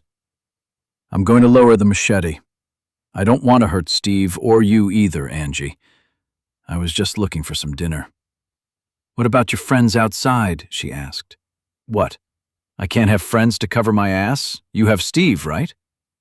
I lowered the machete and let it hang straight down. "Thanks for not shooting me. Would you lower the gun, please?" Angie looked at Steve. Steve nodded. Angie glanced at the window, looked at me, and then looked back at Steve. "Don't try anything." She lowered her weapon, but kept both hands on it. Not even aware that I'd been wound tight with the tension of the situation, I felt myself relax a bit. "Thank you," Steve said, "If you want some food, we can give you some before you go." "We can't just give food to anybody who breaks in," Angie argued. "We have enough for a while," said Steve. "So you guys probably already raided most of the houses around here?" I asked. "Yes," Steve answered. "Don't tell him that," Angie said, not at all pleased that Steve was divulging secrets. "Listen, I'll be happy to have whatever you can spare. The only thing I've found in the last 24 hours is warm beer. It's better than nothing, but me and my friends could use a little solid food. But before we go too far with this, I need to lean out the window and wave to my friends to let them know I'm okay, or they'll worry. Cool?" Angie stepped to her side to get a better view through the window on the side of the room. "Just so you know, if you signal them to come in here, you'll be the first one shot. You'll be dead before you raise that gun." Dahlhover's voice startled all of us. With the barrel of his rifle aimed at Angie's head, he stepped out of the hall and into the room. "Drop it." Angie's face showed so much anger, I thought she might try to raise the gun and shoot at Dahlhover. "Don't," I said as calmly as I could. "Please," said Steve. "Drop the gun, Angie. We weren't going to hurt him." Steve looked at me with promises of revenge in his eyes. "Be cool, Steve," I said. "Nobody's going to get hurt." I nodded toward Dahlhover. "He's just protecting me." Dahlhover, in a voice that made it clear that compromise wasn't on the table, said, "Lay the weapon on the bed. Do it slow. Do it now." Angie did as instructed. "Murphy," Dahlhover called. Murphy leaned in through the window that I'd climbed in. Dahlhover said, "Get their weapons." To Angie, he said, "Back up against that wall. You too, Steve. Step back to the wall." Murphy climbed in the window, moved around me, and gathered up both of the weapons. I said, "You guys are like ninjas." Dahlhover glanced at Murphy. "Cover them."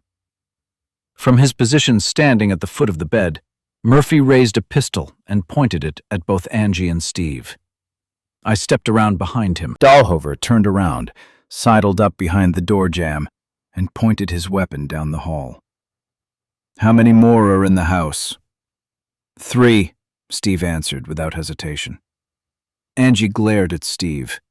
Clearly, she didn't want us to know that. She looked at Dahlhover. "They'll come up here and kill you. You better leave." "Uh-huh." Murphy's tone made it clear that he didn't believe her. "Let's all be calm, okay?" Steve asked. "You don't need to worry about the other 3. Angie hissed, "Steve!" Steve shook his head. "They're different. They're harmless. Please, don't hurt them." "Harmless?" I asked. "Are they kids or something?" "No." Steve shook his head and looked at the floor. "The virus. It changed them." I looked at Murphy. "Like Russell, you think? Or Nico?" Murphy frowned and glanced toward the door. Dahlhover said to Murphy, "Give Zane a gun. Zane, you keep an eye on them." "Murphy, you come with me." "You got it, Top." Murphy handed one of the weapons to me and turned to follow Dahlhover, who was already moving up the hall. Holding the pistol in the general direction of the wall where Angie and Steve were leaning, I said, "Why don't you two at least sit on the bed and get comfortable?" Defeated or pragmatic, I couldn't tell which, Steve sat on the bed and leaned against the headboard. Angie was defiant. "I don't think you can hit me if you shoot at me." Steve said, "Angie, just because you can't shoot doesn't mean he can't. Just sit down and be quiet." Angie took a half step at me. I said, "Nope. I can't shoot for shit anymore. But you know that, don't you, Angie? Or at least you're guessing it because you can't shoot. So if you want to run over here and do something stupid, go ahead. I'll probably miss you." I raised my machete. "But that's why I carry this." Angie's face turned to fright before she masked it again in defiance. "Don't hurt us," Steve implored. Angie sat on the bed. Like I said, nobody wants to hurt anybody. I was just looking for some food. Then let us go, Angie told me. When Dahlhover finishes downstairs, okay? I'm sure he just wants to make sure that nobody is going to shoot at us when we're leaving. I'm sure. It was sarcasm. Angie just wasn't the trusting type. Yeah, whatever. I looked at Steve. Angie could be ignored now that she had no pistol in her hand. You guys are both infected, but like me. I guess, Steve answered. Was Angie always a bad shot, or is that recent? I asked. What do you mean? Has her marksmanship declined lately? I think it's been getting worse all along, he said. Don't tell him that, Angie told Steve. Steve rolled his eyes.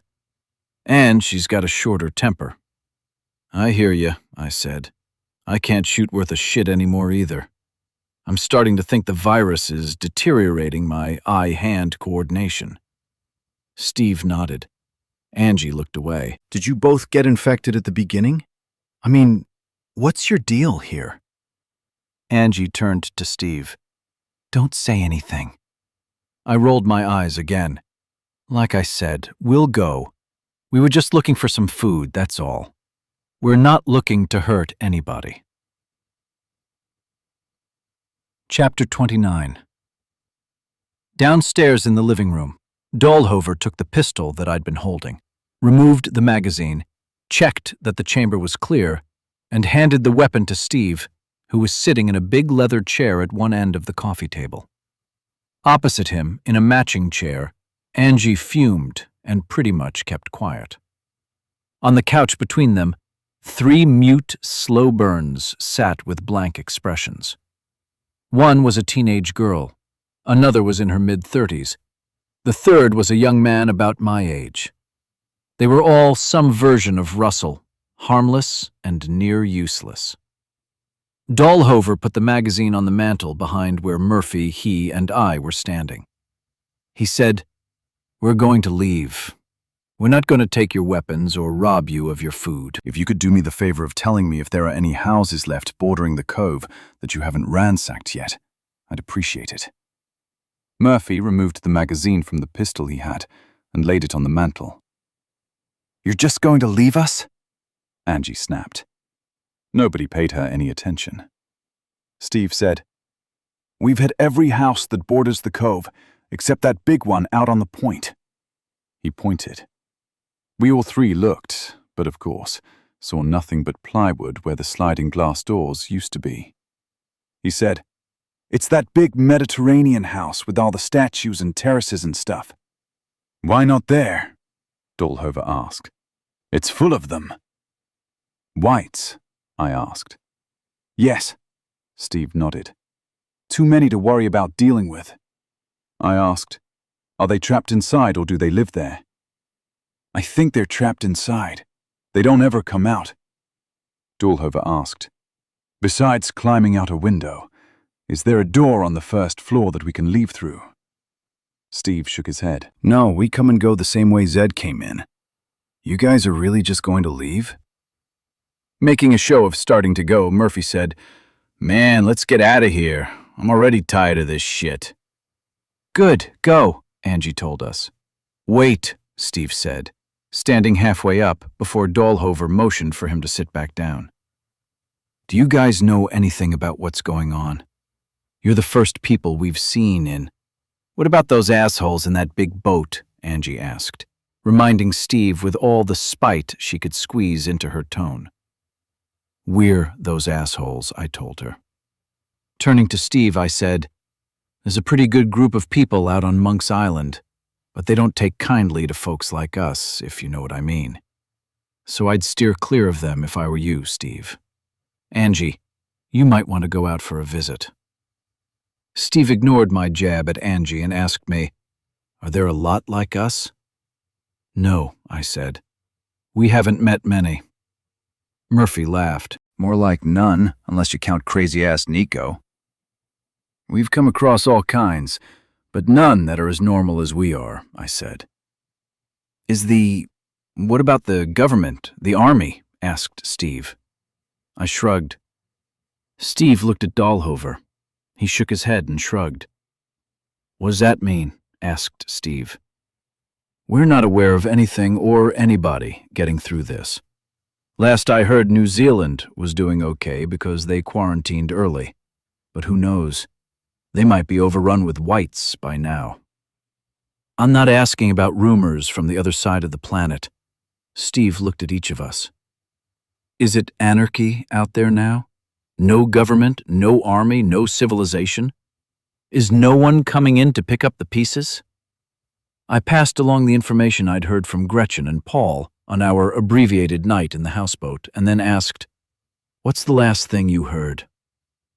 Angie sat up in her chair and started to say something, but convinced herself to be quiet and slumped back down. I was getting more and more convinced that she was going to become a problem for Steve.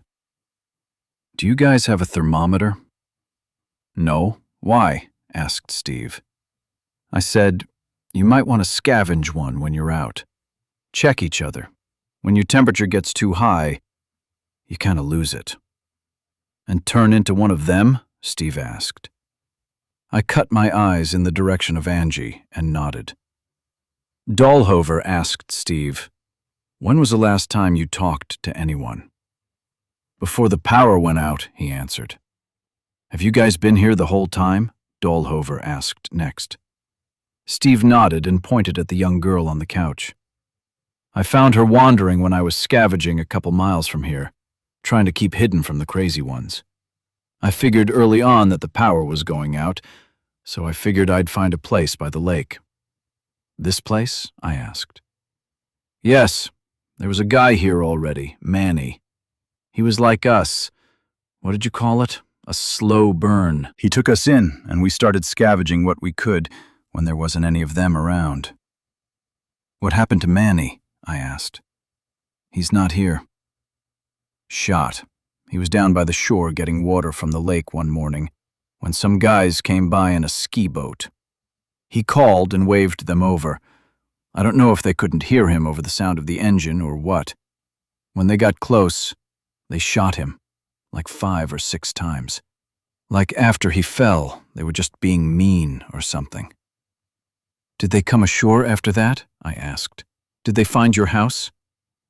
Steve shook his head while his eyes fixed on some distant spot.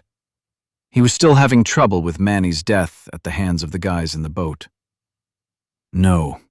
The infected heard the shots and came running out of the trees from every direction. When the guys in the boat saw the infected coming, they shot a few more times and left. I don't know why they shot Manny. They just shot and laughed and shot some more. I think they were just shooting because he had pale skin, and that was their idea of fun. Disturbing. I couldn't help but glance down at my own white skin. I wondered if it was the guys in Jay's bunch that did it.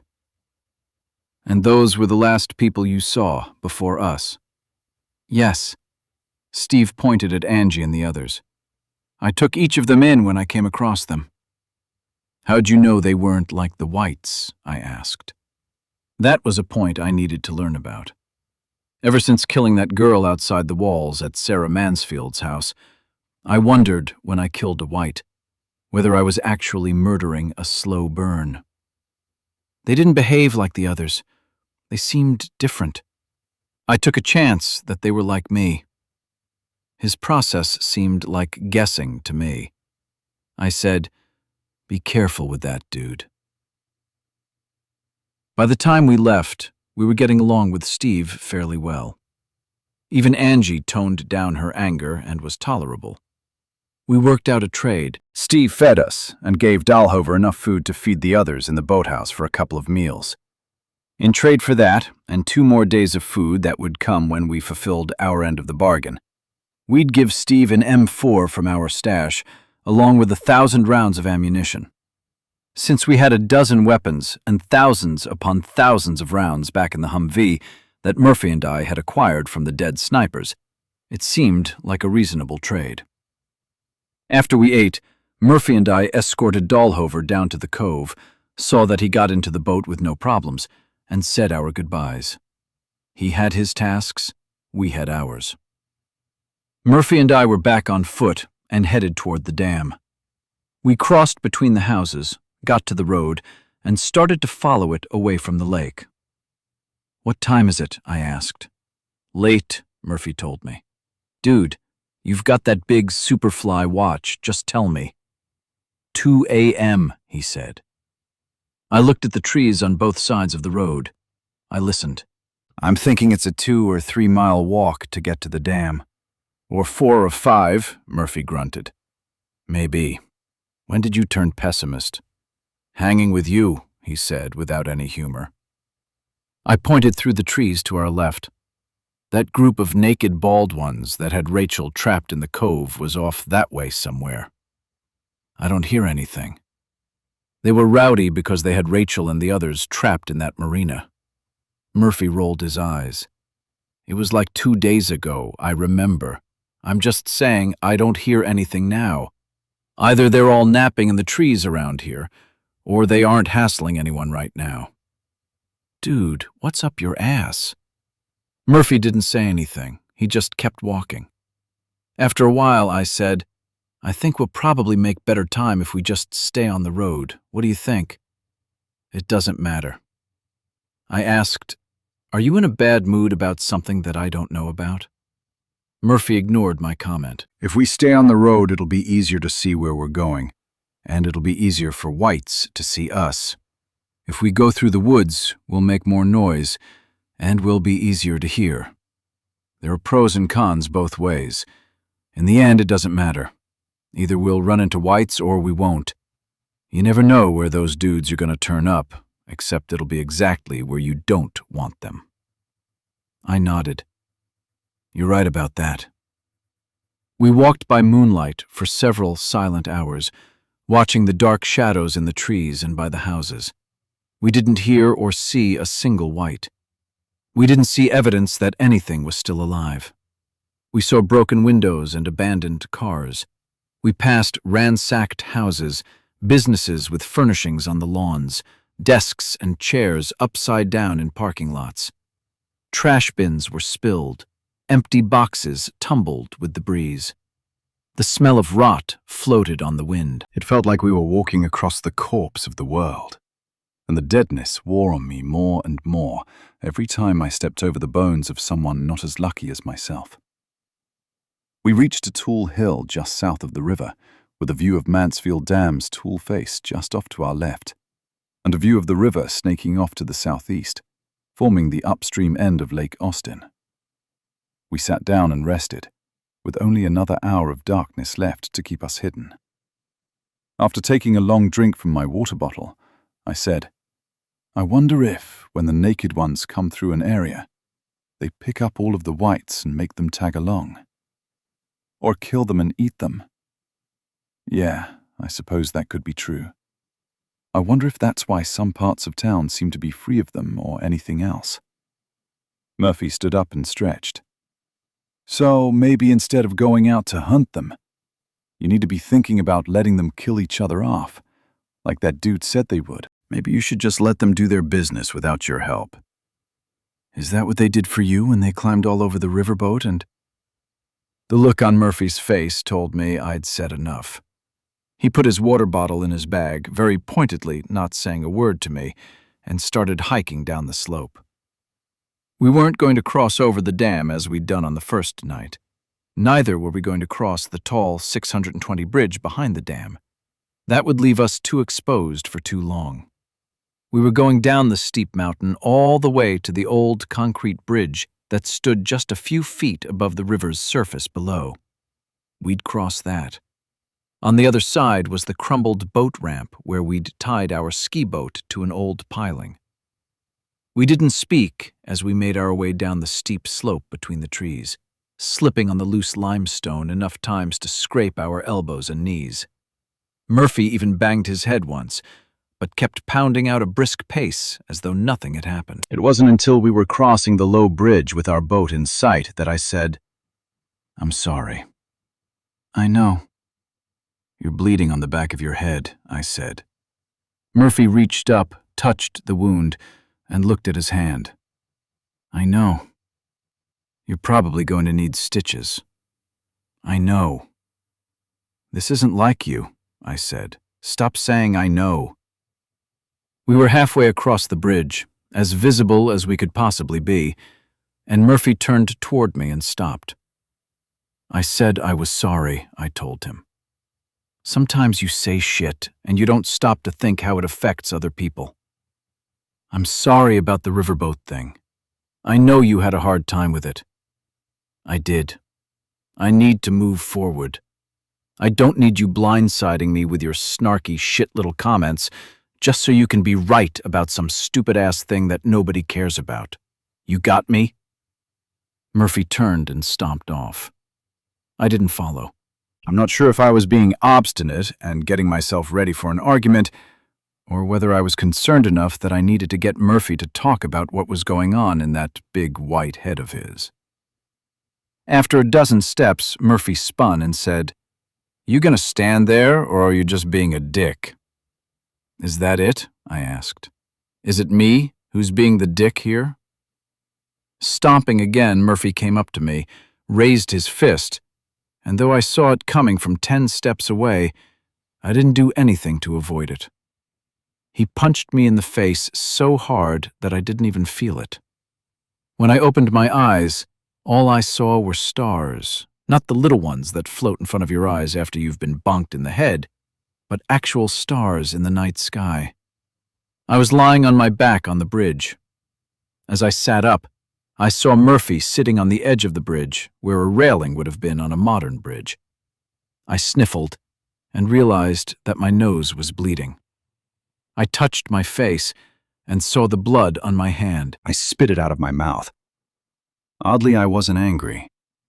In years past, I'd have been up already, punching, kicking, and cussing. That was kind of my thing, fighting for no good reason at all. I spit more blood out of my mouth, sniffled up a bit more, and stood. I was a little wobbly, but that was passing. Murphy was a good dozen paces down the bridge, frowning at the water flowing below his feet, as though the rest of the world had ceased to be a problem.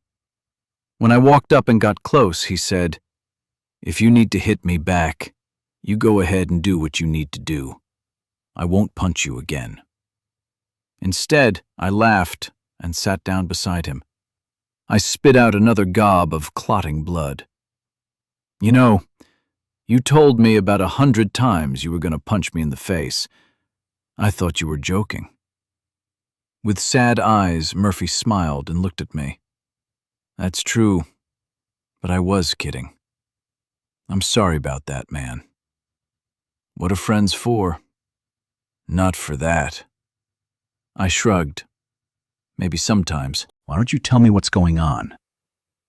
This shit is just hard sometimes. "What do you mean?" Murphy rubbed his big hands over his face. "Everything." "Yeah?"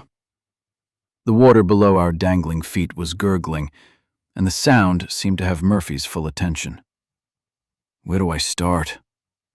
"Anywhere. Mandy." I shrugged. "You're not past that yet." "That's part of it." "No, I'm not past it. Murphy bit back his emotions. I gave him a few minutes. When he spoke again, he said, "It's like I traded Mandy for Rachel.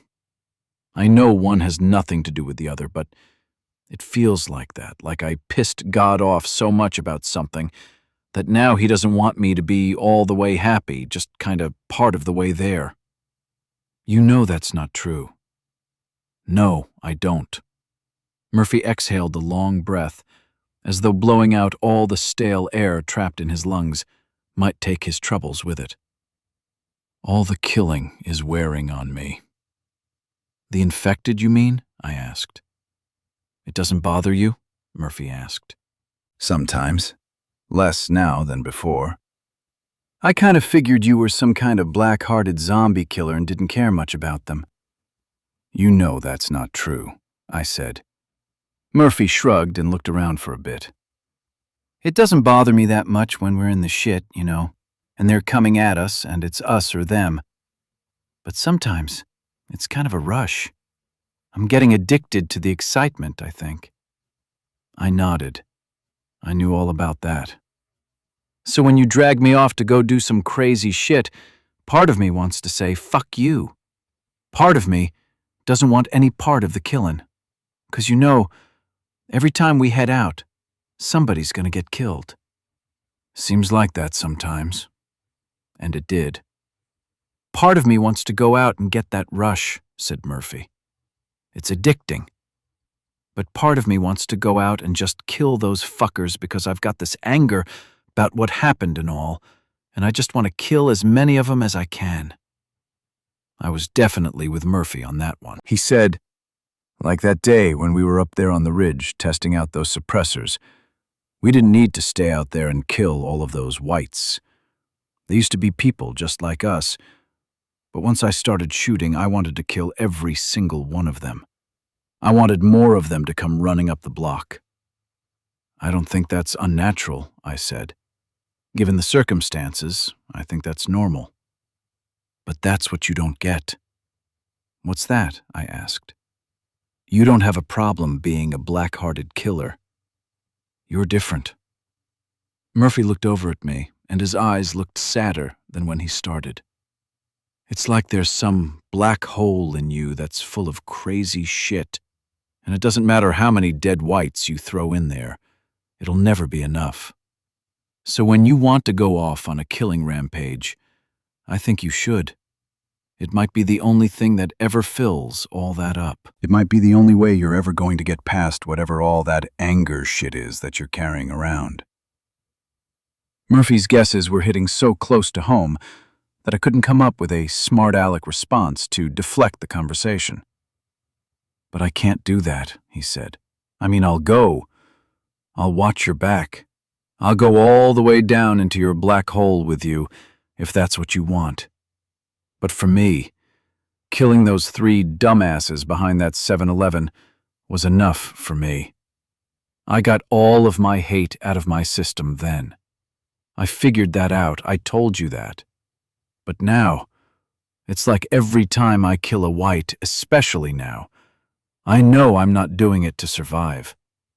I'm doing it 'cause I hate 'em. Every time, it's like I'm digging my own black hole in my soul, and when it gets deep enough, I'm gonna fall in, and I'm never gonna come out again. Murphy was done. I was left without anything to say. Shit. After a while, as we realized neither of us had any more to say, we got up. We walked through the trees over to the old boat ramp. We waded through the water in silence, got into the boat, untied it, and headed downriver. The sky in the east was starting to glow when we tied the boat to a tree pretty close to where the riverboat had initially run aground during the flood. I didn't say anything about that. What was the point? We left the ski boat and started our long, slow hike up the mountain as the sky slowly turned orange and the clouds glowed silver. Murphy led the way, hammer in hand. Despite our conversation on the bridge, he was ready to smash a skull. After nearly an hour of uphill walking, we reached the back fence of the house where we'd stashed the Humvee and our weapons. The slope there was steep, and rather than hop over and try to make our way up the dew-slick grass, we used the fence for support and walked along it until we reached the house. Then it was an easy walk across ground that grew more level with each step. When we passed the corner to the front of the house, Murphy stopped and his shoulders sagged. Stepping up beside him, mine did too. It was a gut punch. The garage door behind which we'd parked our Humvee, loaded with weapons and the last of the silencers, was open. The Humvee was gone.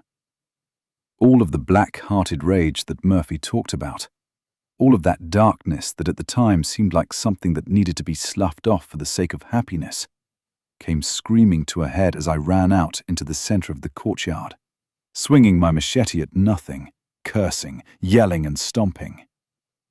In getting those weapons, we'd paid too high a price. But those weapons were my hope for rescuing Steph. I ran over to the open garage on the ridiculously small chance that the Humvee was sitting hidden behind another of the doors. Of course it wasn't. But in my rage-impaired brain, anything was possible. I ran into the house through the open door, just knowing that I would find one of the guilty thieves inside. I needed to kill, to hack something to pieces while it begged for its life. I raced up the stairs. I checked the bedrooms and bathrooms. I looked in the closets and under the beds. I found nothing. My search ended with me standing in front of an empty pantry. A few days before, enough food had been in there to feed our new group for at least a week. I screamed my anger into the emptiness. Chapter 32. People are good and people are bad. Sometimes one right after the other, sometimes simultaneously. Sometimes it's hard to tell which is which. When my tantrum came to an end, and I was spinning up black fantasies about how I was going to disembowel, behead, and hack at the thieves who took my Humvee, my fucking Humvee. Any thoughts I'd had an hour earlier about aspiring to be a good person were gone. As I walked through the foyer, I grabbed an edge of the front door and pushed it with all the force I could put behind it. I felt the weight of its 9-foot-tall, 5-foot-wide, glass-paneled weight fly. It slammed and shattered, dropping shards of glass all over the foyer and porch. God damn it. God fucking damn it. I stomped forward, snorting and huffing like a distempered javelina, and crossed the driveway to where Murphy stood. He hadn't moved since we spotted the open garage. He was fuming, eyes black, hand gripping his hammer under white knuckles, ready to pound the life out of something. I hope we didn't kill every white on this street, I said, as I marched past Murphy, heading up the steeply sloping, cobbled driveway. Because I need to kill something now. At the top of the driveway, I saw to my right the bushes in which Murphy and I had hidden the day we'd tested our suppressors, shooting at whites up and down the street. Just in front of the bushes lay the remains of the only one I'd shot. His clothes were shredded, and most of his flesh was gnawed away. Good, said Murphy, looking down at the carcass. I glanced back. He was standing just behind me, looking at the mauled body. Whether it had been chewed on by coyotes, dogs, or whites, I didn't care and probably wouldn't have known the difference. I'd already decided that the partially eaten body proved the presence of my prey. I cut hard to my left, not that it mattered which direction. The house on the left was the first to catch my eye. With Murphy stomping resolutely behind, we cut through a garden of cacti and decorative limestone chunks and kicked a lawn gnome hard enough to make it fly across the yard and bang that house's front wall. I hissed, "We're here, fuckers." But no fuckers came out to meet us. The front door of the house was open, and that angered me further as I crossed the lawn and stepped up onto the porch. Once inside, I smelled the miasma of old decay. Blood stained the floors and spattered the walls, dry and brown and red. Furniture in the dining room was disarrayed. A couch lay over on its back.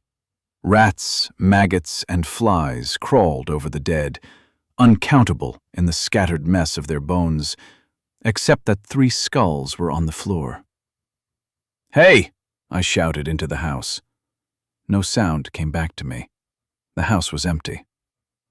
"Next door," Murphy said as he spun on his heel and headed back out. Running a few steps to catch up, I said, "Works for me." Instead of walking up to street level, we cut through the trees and underbrush that separated the 2 houses.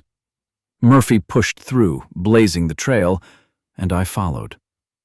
When we burst out of the trees and back onto another lawn of crispy, brown St. Augustine grass, carpeting ground still soft and muddy, our anger had dissipated an iota or two. But when I spotted another open front door, my anger found fuel to rekindle itself. As we stepped up onto a large front porch, Murphy swung his hammer at the side of a 5-gallon terracotta flower pot, shattering it and spilling dry black dirt into a mound that I tracked through on the way inside. The house had no smell of death, but it had been ransacked. Furniture was pushed over. Decorative items were on the floor, many broken. Paintings were knocked off the walls. Seemingly frozen in indecision, Murphy came to a stop in the center of a patterned marble floor that gave him a view down 2 hallways, into the living room, and through the windows on the back of the house. Standing beside him for a minute while I calmed a bit, I said, "We should check the house anyway." Murphy nodded and crossed the living room. I followed him as I looked over the mess: books, couch cushions, vases, a flat-panel television and lamps. Nothing of any value. In the kitchen, the story was the same. It was a mess. Silverware was scattered on the floor. Dishes were broken. Any knife of a reasonable size was missing. The pantry was empty. Nothing else in the house proved to be of any use. All the bedrooms had been gone through. There were clothes, blankets, and pillows. I did have the presence of mind to liberate some pillowcases. Sturdy cloth bags always came in handy for something. In the garage, we found some garden tools, though nothing that could double as a good weapon. And in the space large enough for 3 cars, all were gone. We left that house and headed to the next one down the street. The street followed the curve of the ridge, and we tromped through the trees and stomped down the dead grass of people's lawns, only to find each home thoroughly ransacked. And though we had no interest in taking a car, not a one was in a garage. None were parked in the driveways. None were parked up on the road. That was odd. We'd been through maybe a dozen houses, each with a pre-apocalypse price upwards of $1 million or $2 million. All were now in their first stages of decay, with doors open, windows broken, everything inside strewn on the floor. Animals had moved in, some feasting on the remains of the dead humans inside. Many houses had water standing on the floor or soaked into the carpet. With the summer's heat gone, the thick humidity would leave that water there a long time before evaporating it. Black mold was already growing up the sheetrock walls of some of the houses. Eventually, the wooden frames would rot. Once every 4 or 5 years, hailstorms blew across the Texas hill country, dropping hailstones large enough to disintegrate the shingles on most houses. The houses not already rotting would start once rainwater got in through the holed roofs. Before long, houses would collapse, leaving their brick facades to crumble. Weeds would grow up through cracks in the foundations that appeared as the supporting clay soil dried and shrunk. The asphalt streets would slowly fall apart under the assault of plant roots, rain, and seasonal temperature shifts. 10, 20, or 30 years in the future, cedar and mesquite forests would reclaim the endless suburban sprawl. As Murphy and I trudged up a steeply sloping front lawn, I wondered if I would live long enough to hunt in the forest that would eventually grow to replace the houses we were searching through. Up at street level, we turned and followed an unbroken curb as it arced around into a cul-de-sac, the terminus of the ridgeline. "What do you make of that?" Murphy asked. Cars parked haphazardly on the street and up on the curbs nearly filled the cul-de-sac. A path wide enough to drive through bisected the scattered mess of vehicles and led to a driveway that fell away down the slope, to a house under the roof peaks that were just visible out past the edge of the pavement. I didn't know what to make of it. Murphy stopped walking and turned slowly, looking at the trees all around. No houses were visible, only trees on undeveloped lots around the cul-de-sac, the scattered cars, and the driveway. I said, "I'm guessing it's a white, like that tattoo guy. I think something goes haywire in their brains, and some of them need to collect shit." Murphy grunted, nodded, and crossed the empty asphalt until he came to a late-model Japanese sedan. He laid a hand on its roof and looked around, still glowering. We were near the center of the cul-de-sac, and being exposed was making me nervous. "We shouldn't be out here." I pointed to the shingled peaks out past the collection of cars. I'm guessing the guy who rounded up all this shit is over there in that house. Yep. Murphy nodded and kept nodding. He was coming to a conclusion that was getting more obvious with each nod. He pointed to the driveway. I'll bet our Humvee is down there. The self-evident deduction left me momentarily speechless. Yes, he was right. But that seemed at the same time too good to be true. I looked around at the trees again, looking for a trap. Nothing moved except branches swaying with the wind. Murphy took a step toward the clear trail between the cars. I grabbed his shoulder and stopped him, feeling him tense as his temper started to flare. I said, "You're right, but let's be smart." I pointed at the trees off to our left and took off at a jog across the asphalt. A moment later, Murphy joined me in the trees. Still looking around at what I could see of the cul-de-sac, I said, "We've been acting like reckless dipshits all morning." "Yeah." Murphy didn't take his eyes off the gap between the cars. "It's gonna get us in trouble if we keep it up." Murphy agreed again. "I know you whipped the shit out of that guy at the tattoo shop without any problem, but you know as well as I do that some of these smart ones can be dangerous."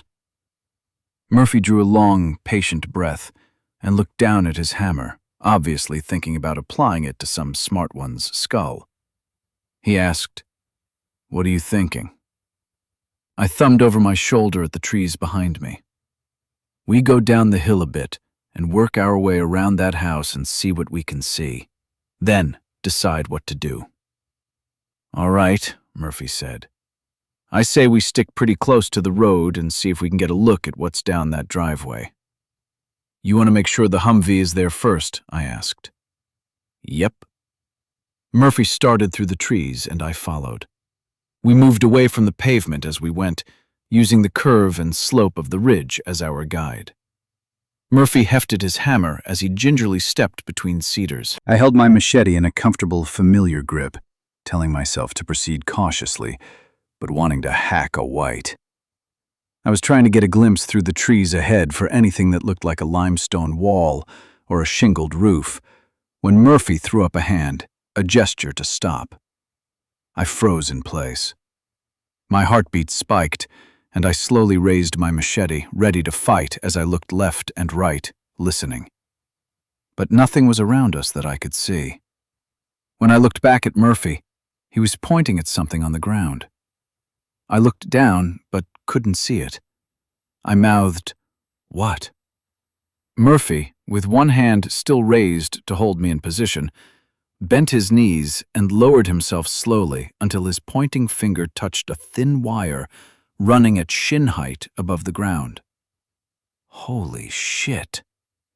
Murphy saw on my face exactly what I was thinking, that the wire was part of a booby trap. He pointed along the wire, tracing its length. It came to a stop at an olive-green box, partially hidden behind a sprout of branches at the base of a tree. He pointed back in the direction we came from, motioned for me to stay where I was, and stood, taking great care to watch where he placed his feet. When he was up next to me, he whispered, "Follow me out. Stay close. Do exactly as I do. Don't wander off on your own path." Without saying a word, I followed Murphy. Chapter 34. The ground, in most places among the trees, was just a layer of dried cedar needle clusters an inch or two thick over sandy bits of limestone or hard rock. So, following our footprints out the way we'd come wasn't an option. There were no footprints, just trees that all looked pretty much alike. A few steps back along our path, I grabbed Murphy's shoulder. He turned to me. I pointed in the direction we were moving and whispered, "What are the chances there are booby traps back that way?" Murphy shrugged and looked around. I said, "We could have been walking in a minefield since we entered the trees." "I'm not sure I'd call it a minefield." I rolled my eyes. "Does it matter exactly what it is?" Still looking around at the tree trunks and across the ground, Murphy said, "This whole place could be full of traps. Or that could be the only one. There's no way to know until we find some more, or get blown up by one we don't see. I turned back in the direction we'd originally been moving and looked deep into the trees. Just luck. "What's that?" Murphy asked. "We're only alive because of luck," I said. "Again." "What's your point?" "One booby trap doesn't change anything." I pointed toward the place where the house lay out among the trees. "We have the same chance of getting killed by a mine no matter which direction we go." Nodding slowly, Murphy said, "Yeah, I suppose you're right." His face stretched in a wicked grin. "What are you thinking?" "Bad thoughts." Murphy looked back at the mine strapped to the tree behind me. I asked, "Can you disconnect it and reuse it?" "I don't know, but I think we're on the same page." I put a hand in my pocket and yanked out a couple of pillowcases, kept one for myself, and handed one to Murphy.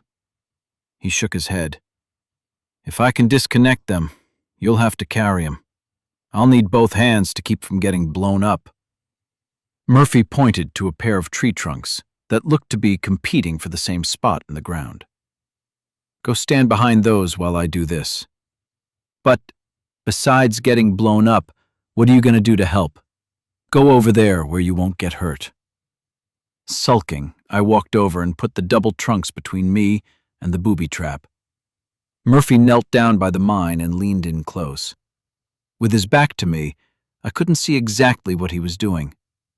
It took only a few moments of work before Murphy started to laugh and waved me over. Puzzled, I moved between the trees, keeping an eye out for any wires I might have missed on the way to my hiding place. Once I was beside him, Murphy said, "Get down here. Look at this." I knelt so I could see. Murphy had the thin branches pushed to the side, exposing the whole mechanism. The wire was still taut. He pointed a finger at the wire and said, "Look around the other side of the trunk and tell me what you see." I leaned around the small trunk. The wire that extended across the path was looped around the trunk. On the back side of the tree, held in place by the loop, was some kind of clicking mechanism with a wire that ran up to an explosive device. A curved, green rectangular container, very roughly the size of a Pop-Tart box. "So, you trip on the wire," I surmised. The wire pulls tight, the clicker switch closes, and the mine goes off. I looked at Murphy, expecting a nod and a smile. Instead, he was holding in a laugh. Typical. Typical? What's that mean? "You don't know what this is or how to use it?" I was a little bit offended. "No, but how hard could it be?" As I was saying that, I realized that my guess must have been wrong. Murphy's big fingers went to work with surprising dexterity on the thin wire, untying the knot that made the loop. Untie the mine. I fumbled with the wires. Murphy had his untied in seconds and brushed me out of the way, having little patience for my difficulty. Again, it took only seconds, and the wire loosened and the green mine fell. I gasped and caught it before it hit the ground. Murphy laughed. "It needs an electrical charge to blow. Dropping it won't hurt it." "The fall won't set it off?" It was hard to believe. "You could beat it with a hammer and it wouldn't go off." Murphy held his hammer out to me. "You want to try?" I shook my head. He looked down at the mine I was holding gingerly in two hands. "Turn it over and see what it says." Looking at him like he was keeping a secret from me, I turned the mine over and read it out loud. "Front toward enemy." "It's an M18 Claymore directional mine," Murphy said. He held up the clicker. "This is the clacker. You gotta click it 3 times to make it go off." 3 times? I asked. "This booby trap wouldn't work. You'd get 1 click when you tripped over the wire. The Claymore wouldn't go off," I said. "I'm confused. Whoever set this up, it wasn't somebody who understood what he was doing." "Not soldiers?" I asked. Murphy shook his head. "Like you said up on the street, probably some knucklehead white with a car fetish." That made me feel a bit better about sneaking up on the house. So our Humvee might be sitting in the driveway, and all we have to do is get in and drive off. Let's not get ahead of ourselves. Murphy looked at me seriously. Just because this guy doesn't know how to set up a trap with his claymores doesn't mean he isn't dangerous. Yeah, I agreed. Where do you think he got the claymores? Probably the same place we got the grenades from.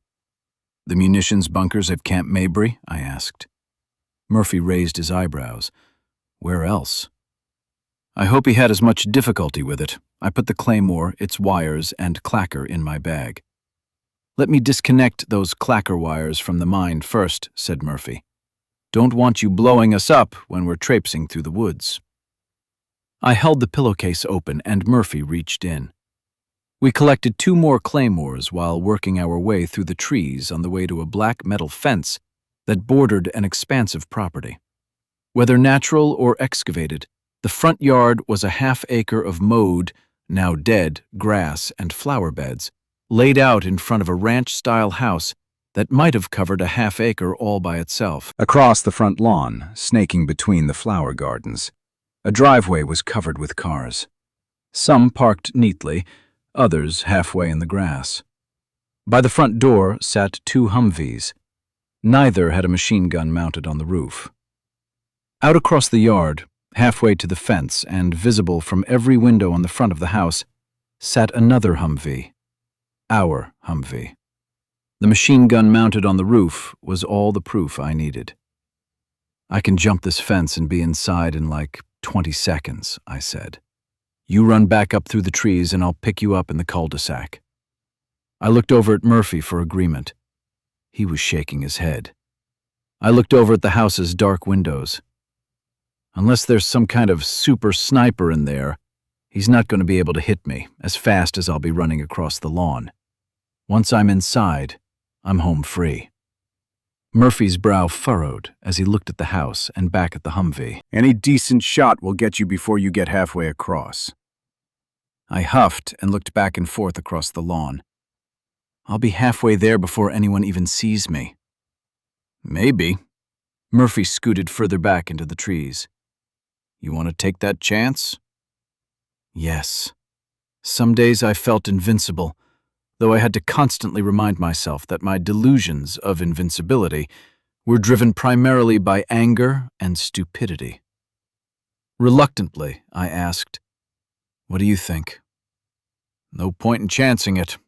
If we wait till dark, we just hike across, get in and drive off. No danger, no risk. I looked longingly at the Humvees, knowing Murphy was right. He said, "Let's fade back in the woods a bit, walk around the perimeter and see what we can see. We'll gather up as many claymores as we can. I'm thinking, in our future, shit that blows up will always be useful.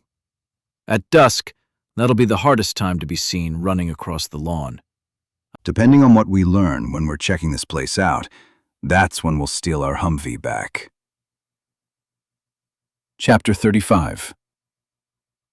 We started on a zigzag path through the trees, going up near the fence where we could see the house, then back downhill and away. With much of the day to burn, we had plenty of time for our claymore Easter egg hunt, and we found them with ease. The tripwires had been strung with some silvery wire that was pretty easy to see over the brown and green background, at least when you knew to look for it. After I'd put a 4th claymore into my pillowcase, we rounded a curve on the hill and found ourselves in a haze of smoke.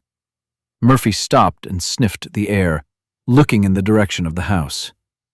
"Damn, that smells good." I said, "I can't believe those fuckers are up there having a barbecue. We might have to steal some of that if we can." Murphy hiked up the hill, following the smoke back toward the house. I followed as the smoke drifted through the tree branches overhead. Murphy looked back at me and whispered, "I'm surprised they're not drawing in every white in the neighborhood with that smell." "What are they cooking?" I asked. "What?" Murphy sniffed the air. "They can't run down to the HEB to buy a brisket," I said. "So what do you think? A deer? A dog? Maybe a wild pig?" Murphy shrugged. "There are plenty of wild pigs in the woods in East Texas." That's wishful thinking. If anything, it's deer, I'll bet. I took a look around us in the woods, always checking for anything that might be sneaking up. I've never seen a wild pig around here. Murphy licked his lips. I don't care if it's a deer or a dog or a cat. He started forward again. The hill grew steeper the closer we got to the fence, and by the time we were at a level to see across the backyard, we were mostly invisible from the house, hidden by the slope. The backyard was only half as big as the front and was mostly covered by an expansive patio. On the near side of the patio, behind several cords of neatly stacked oak wood, I spotted the source of the smoke. A long barbecue smoker chugging white clouds into the air. The tops of 2 heads were visible just on the other side of the smoker. I nudged Murphy and pointed. He'd been looking across the pool to the other side of the yard and was frowning when he looked up. He said, "I see him. Come on." Murphy took off, moving quickly across the slope, staying far enough down so that he couldn't be seen from the backyard. I hurried after, curious what had spurred him to hustle. We dodged prickly pears that were scattered between the cedars and stayed away from loose, gravelly spots in which we might noisily slip, bringing unwanted attention from the people who stole our Humvee. Eventually, Murphy came to a stop and crouched down as he started back up the slope on his hands and knees. I did the same, and we worked our way up until we were able to once again see the backyard. I looked across the width of a swimming pool, across the patio, and saw the smoker still spewing pungently delicious white smoke that drifted lazily with the wind in the other direction. The 2 people who'd been tending the smoker were now absent, back in the house, or so I guessed. Murphy nudged me and pointed to our left. Along the fence at the back corner of the yard stood a rectangular construct of chain-link fence, sealed across the top with fencing material, and partitioned into 4 equal parts, each with a closed gate. It was a kennel, but it didn't hold dogs. It held whites. Some were standing, a few were lying in the dirt, but most were squatting and looking despondently out at the yard or into the trees. Murphy scooted back down the slope a few feet. I stayed where I was, sneaking peeks at what I could see. "What do you think?" he asked. "Why imprison whites?" I asked. Murphy shrugged and pulled a face. "Doesn't matter why, I guess. Every time we come across some of these slow-burn knuckleheads, we see something new." "Oh, shit." "What?" Murphy raised his hammer and looked around. "No," I said, "not that." "What?" "I'll bet they're livestock," I said, feeling disgust at voicing the thought. "Livestock?" Murphy asked. "I'll bet I know what's on that smoker." Shaking his head, Murphy said, "No, that's disgusting." I looked back in the direction of the smoker. "They've got some kind of meat in that smoker." Murphy turned away and slowly scanned through the woods. I find myself liking the world less and less every day. I hear you. Murphy took a moment to think about the whites in the kennels. Barbecued whites, I don't give a shit. That doesn't change anything for us. Okay. Murphy pointed back up toward the house. There are at least 2 of them up there. I wonder how they get them into the kennels, I said. Doesn't matter, Murphy said. We probably need to steer clear of that kennel unless we want them making some noise when they see us. You never know what those fuckers will do. Okay. When you saw those 2 behind the barbecue pit, did you see any gun barrels sticking up or anything? Nope, I answered. Just the tops of their heads. Yeah, me too. So we don't know anything about them yet, except maybe what they like to have for dinner. I asked, so what are you thinking? Plan A?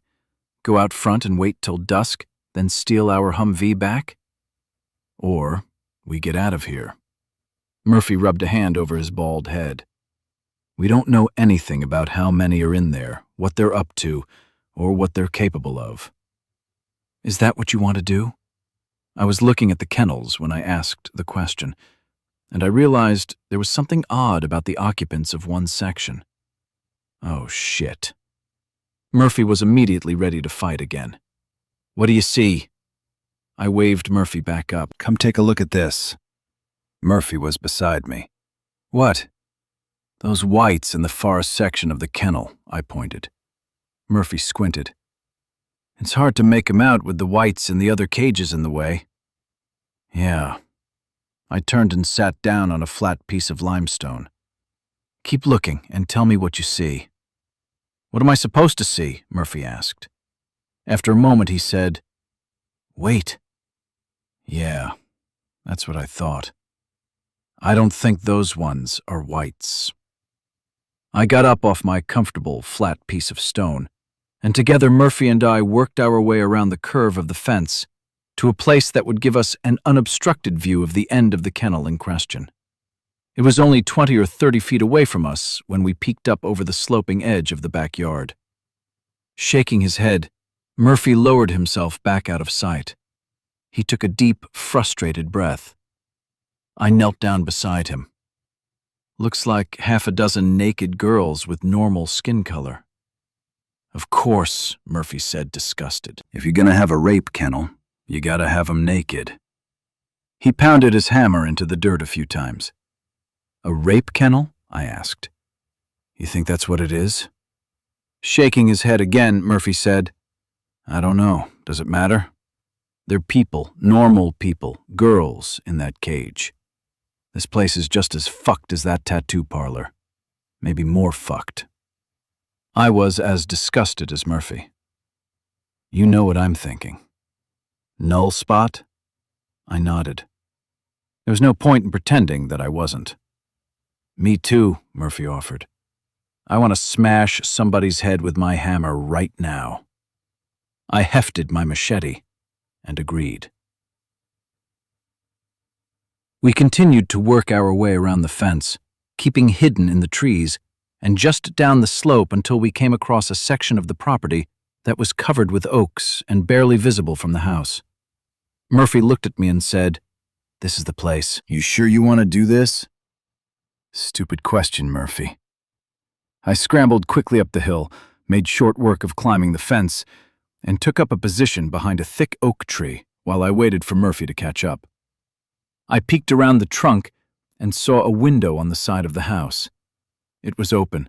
The sun glaring on the screen made it impossible to tell what was inside. Murphy came to a stop beside me, panting. I slipped off the fence and fell on my ass. "You all right?" "I'm good." "You see anything yet?" "Nope." Murphy nodded his head toward the house. "Lead the way, Null Spot." I sprinted to another thick tree trunk a few dozen feet ahead, came to a stop, and knelt. I looked past it at the window. Still only darkness within the house. A second open window revealed the same. I waved Murphy to come up beside me. The house was maybe another 50 or 60 feet away. Most of the covering oaks were behind us, between the fence and us. I pointed at a series of 3 air conditioning units sitting on the ground, attached to the house by copper umbilical tubes and wires.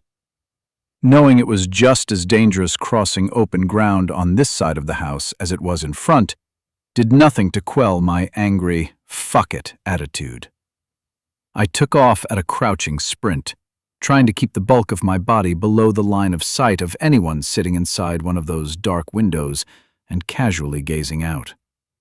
Without incident, I came to a stop against the house's stone wall, between 2 of the air conditioner units. I pressed myself against the limestone and looked back at Murphy.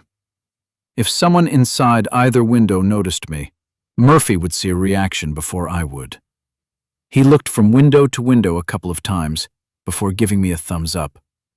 I motioned with an upturned palm for him to stay put as I raised my head up from my hiding spot and looked up and down the length of the wall.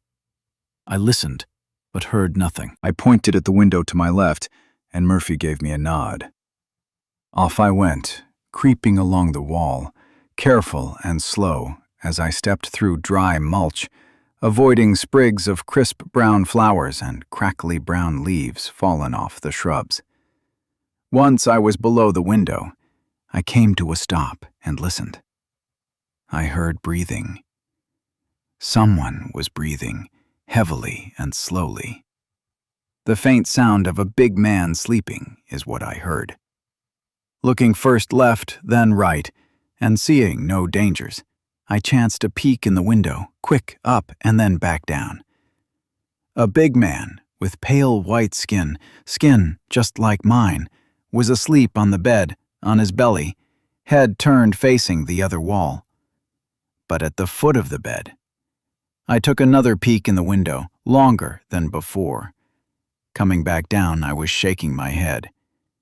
At the foot of the bed, a girl sat on the floor, legs curled up against her chest, head between her knees, wrist cuffed to the bedpost.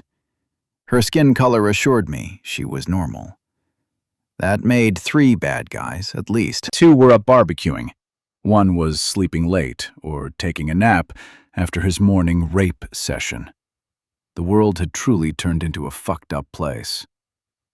When I looked back across the lawn, I saw Murphy looking at me with wide, curious eyes. I held up one finger and then pointed to the window. I closed my eyes and put my hands together, then leaned my head over to indicate sleep. Murphy nodded and set his face in a hard frown. He was apparently thinking what I was thinking. That screen was a thin defense for the sleeping man. Thinking the house's occupants were sloppy in their security, I took off moving quickly to the next window, again taking care to avoid any dead garden plants that might give away my presence with an audible crunch. I stopped below the window, just as I'd stopped by the first one. I listened, heard nothing, and got sloppy myself. Expecting nothing but an empty room or a sleeping man, I leaned over to gaze through the screen and found myself face to face with a surprised man on the other side of the screen, trying to get a look outside. Startled, I jumped sideways and pushed myself against the wall. "Hey!" the guy inside the window shouted. "Hey!" The screen bulged out on a feeble push, but didn't give. Shit. Not being a fan of indecision, I put my balls on the table and made my bet, sprinting away from the window and arcing out from the wall, hoping that Murphy would figure out what I was up to in time to lend a hand. The voice from the man in the room shouted back into the house. "We got infected in the compound!" I made a hard turn left and angled toward the first window. Committed to my latest date with impulsive stupidity, I planted a foot and sprang at the opening, leading with the shoulder, and flew right through the screen. With a rattle of the screen's metal frame, I hit the floor on the other side. Rolling over to my feet and onto my knees, I found myself facing a wide-eyed girl, still cuffed to the bedpost. I jumped up and hauled my machete back over my shoulder for a swing. I stepped forward as the big, white-skinned man on the bed was just sitting up.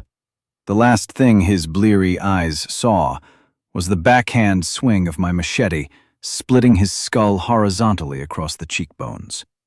Blood sprayed across the wall and spewed onto the sheets. The girl gulped, but didn't scream. A commotion from the room next door accompanied the metallic sound of the screen being pushed out. A man's voice hollered, "Billy, he's trying to get in your window." I looked at the slumping body on the bed. Billy was too busy dying to listen to his buddy next door. "Jake! Keith!" The shout was followed by 2 dull cracks, sound-suppressed rifle shots. I don't know what made me madder at the moment. The fact that that hollering jackass was using my stolen rifle, or that he was shooting at Murphy. Either way, I could still count, and I figured I had 3 remaining adversaries, all armed with automatic weapons, and all inside the house. Bumping walls and scooting furniture from somewhere far across the expansive house told me I had some moments before I had more trouble than I could handle. For the moment, surprise was still on my side, but it was rapidly evaporating. I ran into the hall and tore off at full speed toward another doorway. Caution was a commodity I couldn't afford. I cut the corner into the room and immediately spotted the backside of the man I'd met just a few moments before. He was standing at the window, weapon at his shoulder, looking for a target. I saw his shoulders flinch and his head started to turn as my machete came down vertically into his neck, cutting down between his shoulder blades. He grunted under the impact and fell forward out the window as I yanked my blade free of the bone in which it had stuck. Choosing to ride my frenzied wave of surprise, I ran out of the room, around a corner, and into a long, wide hall that appeared to run the length of the house. I figured my best chance was to catch the last two before they figured out I was in the house. I accelerated to full speed. Oops. Two men half stumbled and ran out of a side room and into the hall in front of me. Urgency changed instantly to fright as the guy in front saw me coming at him. I screamed my wildest white howl, realizing I'd never reach him before he managed to get his rifle up to put a few holes in my chest. In a desperate hope, I threw my machete and dove through a door on my left. Bullets sizzled the air in the hall. I tumbled over a chair, scrambled over crates and things I didn't have time to identify, and dove through another window screen. Coming down on a cactus plant, I howled and rolled into the dead grass even as I scratched at the ground to pull myself away. A moment later, I was on my feet and dodging between cars as I crouched and ran. Not realizing how fast I was moving, or quite how I'd gotten away from the house, I found myself next to my Humvee, and I grinned. I put it between me and the house as I looked through the windows to find my pursuers. Indeed, a man was poking his head and a rifle barrel out the front door. I slipped inside the Humvee, safe for the moment. I looked around inside. All of the weapons, ammo, and camping supplies were gone. Only canisters of .50 caliber ammunition remained. Standing up inside the Humvee, I opened the top hatch and slowly climbed up to position myself behind the heavy machine gun. My pursuer at the front door was looking around cautiously at the trees, bushes, and cars. I was guessing he thought I was just another brain-fried, crazy white, not smart enough to open the Humvee door. Too bad for him. My .50 caliber machine gun had a belt dangling from it. The guys in the house had apparently gone to the trouble to load it for me. I pulled the handle back on the right side, stood up straight, and swung the barrel around at the house's front door. My pursuer saw the movement. He looked right at me, his eyes went wide, and he ducked back behind the front door as I let go with a burst of a dozen rounds. Bullets shattered limestone blocks. Some tore into the roof, and others missed the house altogether. But some of them hit the front door. Only a few of them needed to. In the distance I heard howls. Not many, but enough. From the backyard, the whites in the kennels grew excited when they heard the shots. I panned the big .50 back and forth across the front of the house, hoping the other white-skinned, knuckle-headed fuck would think his balls were bigger than my .50 caliber rounds. No such luck. With adrenaline pumping, waiting for something to happen was hard. It was also a bad idea. I didn't know where knuckle-headed fuck number 4 was. I did know that he had one of the sniper rifles that had killed Jerome in that intersection. If number 4 was good with his rifle, and if he had any smarts, he'd be sneaking around to get me in his sights. I immediately dropped down inside the Humvee. It was time to move. Speed and surprise were treating me well enough so far. I got out of the Humvee and bolted for the shattered front door. The thick oak had split twice as it flew off its hinges, landing partially on top of number 3. Blood was everywhere. The guy was dead. I pulled his weapon out of his hand and cursed silently. It had taken a round through the body right above the trigger. The suppressor looked to be in good shape and, in fact, became the handle for my new metal club. It wasn't much of a weapon, but it was something. Beyond the front door and the foyer lay some sort of living room with couches, chairs, and coffee tables. It looked like a college dorm for the messy boys. Empty food packages, cans, and bottles lay scattered everywhere. The place stank of beer, urine, and vomitus. I raised my new club, baseball bat style, and ran across the foyer, aiming toward a wide doorway at the far side of the living room. As I passed across that long hallway, someone yelled, "Freeze!" 2 gunshots followed, but I was already past the hallway and well into the living room. I came to a sudden stop and froze. That was Murphy's voice. "Murphy?" I called. "Was that you?" he called back. "Yes," I said, irritation dripping from my answer. Sorry, dude. There's one more I know of, I called as I worked my way across the living room to the wide doorway I'd been heading for originally. I added, "He's got an M4. "Not anymore," said Murphy. "I mean, he's still got it, but he's dead." I relaxed a little. After I retrieved my machete and stole a pistol off a corpse, Murphy and I hurried through the rest of the house, room after room after room. The place had to have been 10,000 square feet. It looked like a doomsday prepper and hoarder got married and spread their crap all over the house. The 4 slow burns we'd killed had to have been going through the whole neighborhood, meticulously collecting cars, weapons, ammunition, food, and alcohol. Mounds of it were in nearly every room. Once we were sure we'd gotten the last of them, we went back into the main room. Outside, the infected were probably on their way because of my choice to use the .50 caliber machine gun. Inside, the normal girl was still handcuffed to the bedpost, or so I assumed, and there was still a kennel of women locked up out behind the house. "Tell you what," I said. "Why don't you take one of the sniper rifles and grab a spot where you can target any whites coming down the driveway, and you know they're going to come." "Okay." Murphy knelt beside the body of the man I'd machine-gunned through the front door. Murphy checked him for spare magazines but found none. "What about you?" "I'll go unlock that girl in the bedroom and see what's up." "Bring her back in here." Murphy pointed back at the main room. "If we need to bail out, I'd rather not have to come find you." "Gotcha, boss." I took off at a jog down the hall that led to the back bedroom where I'd slain the first of the slow burns in the house. When I entered the room, the girl was sitting up straight and looking at me with a blank face. Considering the circumstances, she looked to be in decent shape. Not beat up, not bleeding. "You okay?" I asked. She didn't answer. "Do you know where the keys are for the cuffs?" I asked. I waited for an answer. The girl sized me up, I guess wondering if I was a hero or the next shift.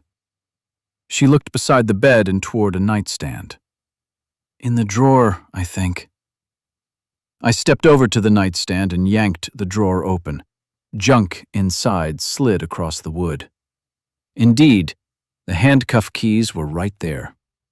I retrieved them and went back to the end of the bed where I handed them to the girl. I stepped back and got both my hands back on my weapons. The girl started to laugh. "What?" I asked. "You're afraid of me?" I shook my head, then switched to a nod. "You never know. For all I know, he was your fiancé and you were playing S&M games when he dozed off." The girl got the cuffs off and rubbed her wrist before pulling her knees in close to her chest to cover her breasts. I realized I was looking at them. "Sorry," I said. She looked down at herself. "It's okay. Your looking at my tits is far from the worst thing that's happened to me today." I stepped over to the closet as I looked across the floor. "Do you have any clothes?" She shook her head, and I opened the closet door to see if anything inside might work for her. A thick terry cloth robe was hanging on a hook on the back of the door. I held it up for her to see. "Thanks." She reached out a hand as she stood up, while using one hand to cover her breasts. I turned away for a second, then turned back to watch her. Her modesty wasn't as important as my safety. As she wrapped herself up in the robe, I asked, "What's the deal here?" The girl looked at the guy's corpse on the bed. "You didn't figure that out before you chopped his head in half?" I shrugged. "Mostly. We saw the girls out back in the kennel. The girl looked through a back wall as though a window was there. That's where they keep us until they need us. Need you? I asked stupidly. They do terrible things to us. You don't look bruised up or anything, I observed. The girl put a hand to her cheek, as though touching an old wound. Emptily, she said, "You learn to cooperate." I'm sorry, I didn't mean... The girl looked back at the bed and we stood in awkward silence. I need to know you're not going to hurt me, I said. She looked me up and down. I need to know the same thing. I almost laughed. Kind of a common problem these days, huh? She smiled. Thank you for killing him. You did get them all, didn't you? Were there 4? I asked. Yes. Then they're all dead. I used my machete to point through the open door. My buddy Murphy is out there keeping watch for whites coming up the driveway. He helped. Whites? The girl asked. Your word for the infected? I nodded. You're different than these, she observed. I shrugged again. I got infected, but I'm okay, mostly. Mostly? It's hard to explain. My buddy, Murphy, he's infected too. Come on, we need to get out to the living room before Murphy gets worried. As we came into the living room near the shattered front door, I heard the distinct but muffled sound of Murphy's suppressed M4. He was just outside, standing behind a car with his weapon laying across the roof. Looking up at the end of the driveway, I spotted 3 bodies, but nothing moving. Just 3 whites came? I asked. That's it. Murphy glanced back at me and then at the girl. I'm Murphy. I'm Molly, she said. Thank you. She walked outside and extended a hand to shake his. Murphy looked at the hand. You not worried about catching what I've got? With a look of disgust on her face, Molly glanced down at the dead man on the floor just inside the door. I'm sure I'd have caught it already. Guess not. Murphy reached over and shook her hand. To Molly, I said, You're probably immune. I think anybody who isn't infected by now has to be immune. Molly just nodded and said, I need to get my friends out. Oh. I looked toward the back of the house. In the kennel. Sorry, I wasn't thinking about them. Do you know where the keys are?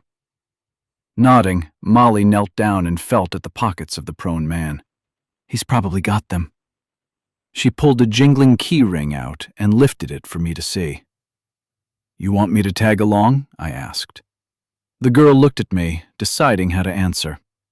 You should go with her, said Murphy. The girl's expression became suspicious. I said, No, she's cool. To her, I said, If any whites are out there trying to come over the fence, don't yell. Come in here and get me. Better yet, I handed her my pistol. Use this, but only if you have to. The girl looked down at the pistol, extended to her grip first. She took it, and I clenched my machete, ready to swing it if she decided that she was going to shoot me. She gave me a nod. I'll be right back. She ran for the back door. Murphy said, There's nothing much happening here. I think we got lucky. Why don't you go stand by the back door and keep an eye on her or something? If I get in a spot, I'll holler. It was mid-afternoon before one of us went up to the top of the driveway to pull the sliding gate shut. The gate, like the black metal fence all around the property, was only 6 feet tall and wouldn't stop any determined mob of whites, but it would keep out any that were casually passing by. Some of the girls I'd initially spotted sitting in the kennel staring at the sky turned out to be dead. In total, there were 4 still alive. The first thing they did, even before food, was to bathe themselves in the pool through the water had turned green with algae. Afterward, they scrounged clothing from around the house and gorged themselves on a smorgasbord of canned foods and snack foods laid out on the dining room table. I'd already eaten by that time, so Murphy was taking a turn while I loaded boxes of food, ammunition, and weapons into the back of our Humvee. Molly was helping with the chore and was handing me cans of fruit when she said, I used to live about a half-mile up the road. "Uh-huh," I said, wedging items into the back seat as best I could. My husband, my son, and both my daughters turned, she said. It wasn't an uncommon circumstance, so I didn't comment. My husband went first. I think he brought it home from work. That was in the beginning, a couple of days after the riot at the jail. I was out of the Humvee by then, looking at Molly and thinking about my escape during the jail riot. What did you do with your husband? I asked. She said, he was sick for a few days before he went after my youngest daughter. I was afraid to ask what happened there, but Molly wasn't afraid to tell it. I guess I knew what to expect. I mean, it was all over the internet by then. I just didn't want to believe it. I was downstairs in the kitchen when she screamed. Molly slowly shook her head. I told Annie not to go upstairs into Daddy's room, but you know how kids are. No, but I nodded anyway. I dropped what I was doing and ran upstairs. By that time, I'd taken to carrying a gun, a silver revolver that Jim bought me for Christmas. He liked his guns a lot. I hated it. I was so angry at him for putting a gun under the Christmas tree. Molly laughed as a few tears found their way down her cheeks. So I had the gun. I got to the top of the stairs. Jim Jr. was right behind me, and Sarah was coming. The bedroom door was open, and Jim was on his knees on the floor over Annie. His mouth was covered with blood. He looked like one of those mistreated pit bulls that just mauled some kid on the news. I just looked at Molly. I didn't have any words of comfort for her, but she didn't need any. She just needed to tell her story, and maybe, after enough tellings, the pain of it would subside. I screamed at Jim to get away from her, but he just hunched lower and snapped his teeth. Molly slowly shook her head again. Jim Jr. was trying to get around me. I don't know what he thought he was going to do, but if he'd gone over to help Annie, Jim would have killed him too. Sarah was screaming and screaming and screaming. I thought it would never end, and it didn't. Not until I pulled the trigger. Molly fell silent. You shot your husband? I asked. Molly nodded. I didn't even realize I had the gun up. It just happened. I didn't kill him with the first shot. It nicked his shoulder. But that only made him angry, and he jumped to his feet and came at us. I shot 3 more times. Molly looked down at the ground, and her tears rolled off her nose and dripped into a tiny puddle between her feet. When she looked up again, she said, When I got to Annie, she was bleeding so badly. I tried to stop the bleeding, but it was gushing out of her neck. Molly gulped another breath. She died right there in my bedroom. I laid a hand on Molly's shoulder. That had to be hard. She nodded. You know, the police never even came. I called them. I called an ambulance. Nobody came. I know, I said. Jim Jr. got sick after that. He never woke up. He died with the fever, thank God. Molly shook her head and laughed bitterly. How twisted is it when a mother is thankful that her son died of a fever? It was better than the alternative. Out of curiosity, I started. After they died, I paused, not sure whether to continue with the question. What did I do with the bodies? Molly finished for me. I nodded. Another bitter laugh that verged on tears. That's not the kind of problem I ever thought I'd have to solve. I shook my head, thinking back to Freitag's friend with no hands, who we went to dispose of downriver. I couldn't keep them in the house, Molly said. I couldn't bury them. We've only got a few inches of soil in our backyard, and then it's just limestone. I wrapped them in layers of garbage bags and duct tape. I didn't know what else to do.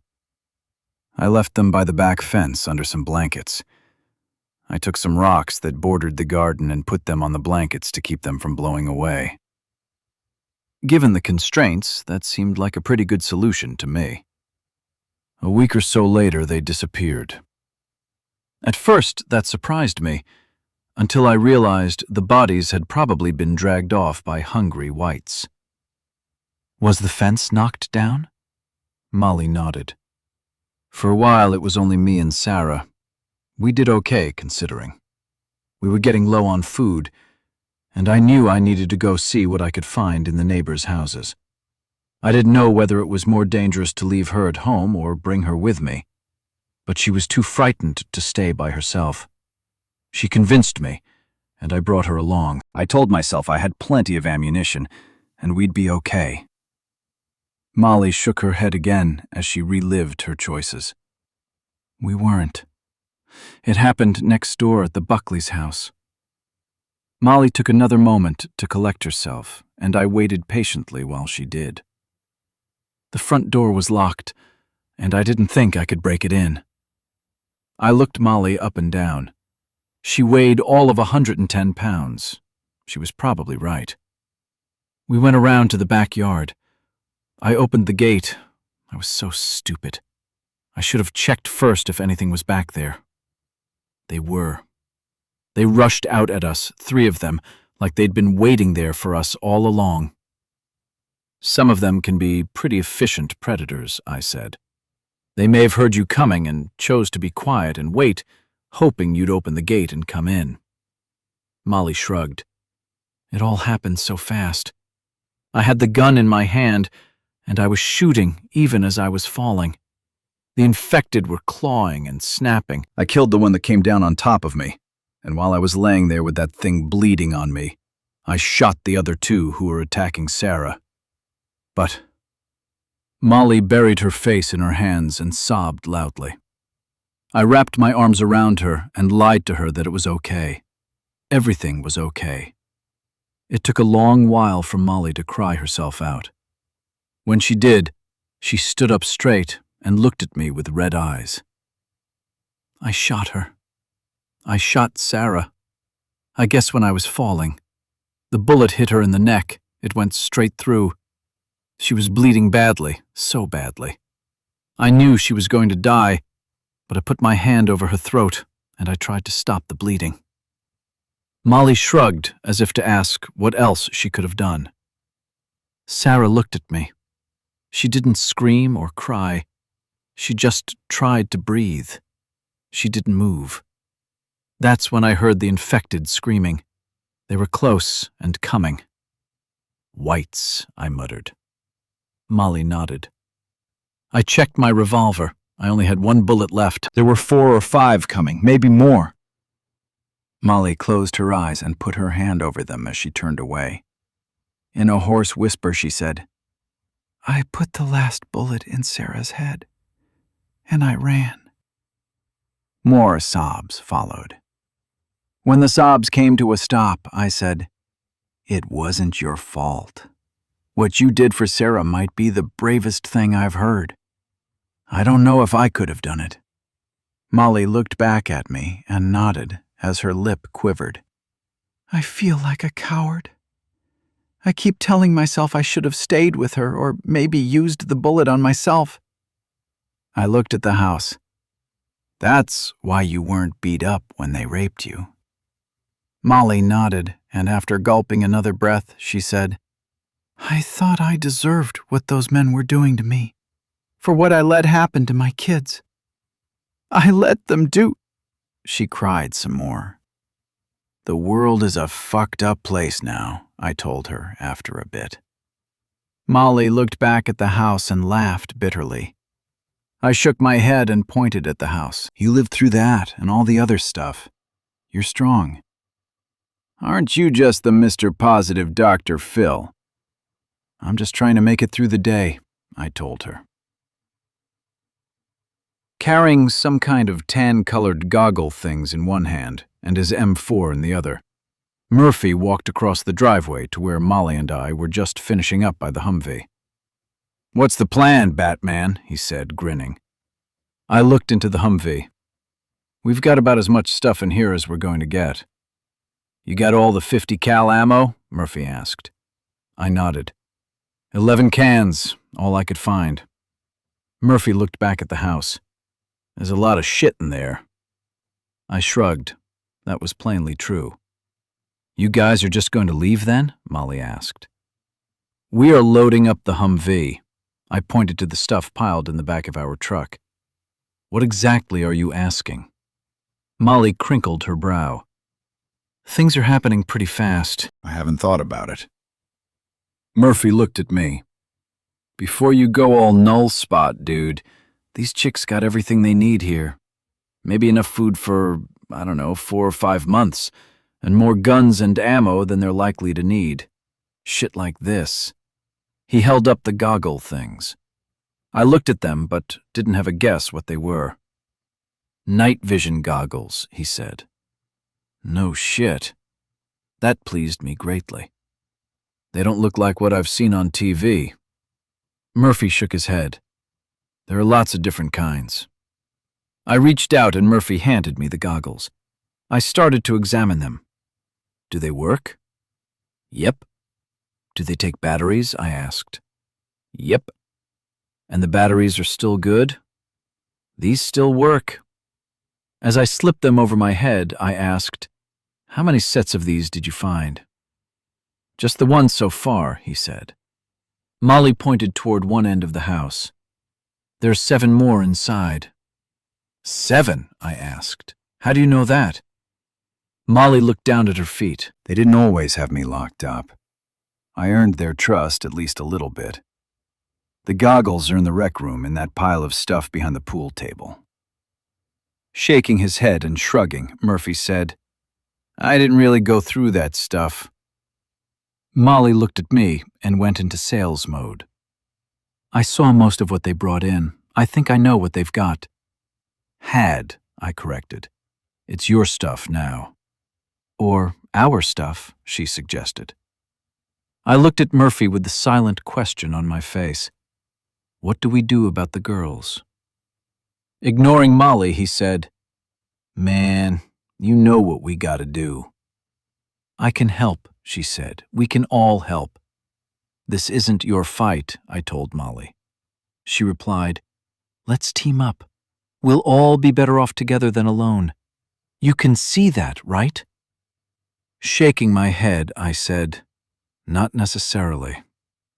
"Are you guys alone?" Molly asked. "No," I admitted. It's complicated. I spent a while explaining the situation to Molly, not the history. I glossed over a few quick points. But mostly I told her about our plan to rescue Steph and get out of town. With a nod from Murphy, permission, I guess, I told her we were planning to head west, far from all the danger of the whites in the cities. When I was done, Molly pointed at a freestanding garage that Murphy and I hadn't checked when we cleared the House of Threats. "There's a trailer in that garage. It's got a Porsche in it. I think the guy used it for racing or something, and he towed it to the races with the car inside." "Wait," I asked. "That's why that garage was so big?" Molly said, "The guy that lived here before the infection hit, he was that guy you killed on the bed." "You knew him before?" Murphy asked. "Yes," Molly answered. "Not well, but he had parties at his house for the neighbors. He's got some old cars and things in there." "A trailer." Murphy stroked his chin. He looked at me. He looked over at the garage. "Let's go check it out." I glanced up at the front gate. To Molly, I asked, "How are those other girls doing? Can 1 or 2 of them keep an eye on things out here for a bit? I hate not having somebody on watch." "Considering what they've been through, Zed, they're fine." "Okay," I said. "I just didn't know." I groped for the right words. Molly said, "We're not fragile. If we were, none of us would have made it this long." Chapter 40. It was as much a showroom as a garage.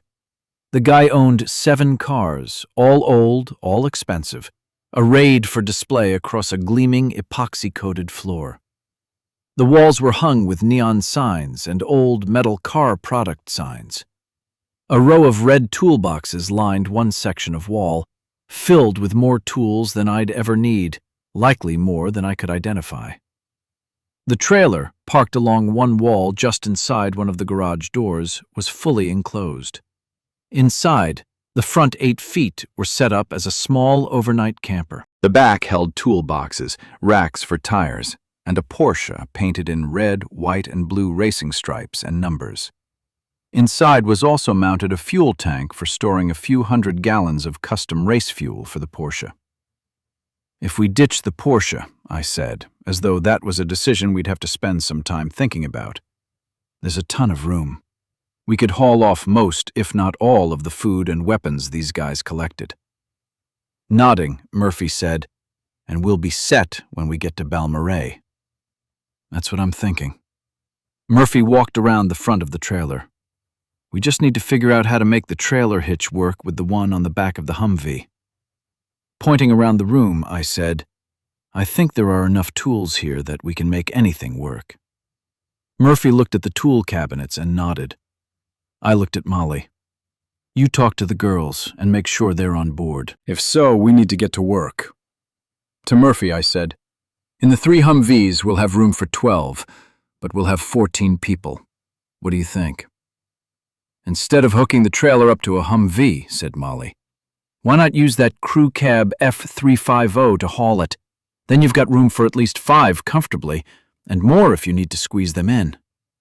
Shaking my head, I said, "Won't work. The whites go nuts when they see a running vehicle. They'll break right through those windows and kill everyone inside." Molly said, "I'll bet there's a welding rig in here. We could cut some metal out of the fence and weld it across the windows or something. That'll protect everyone inside." "And over the grill," Murphy added. "That'll protect the radiator when you have to run some over. And you will have to run some over." "That could work," I agreed. "That'll give us enough room for everyone." Chapter 41.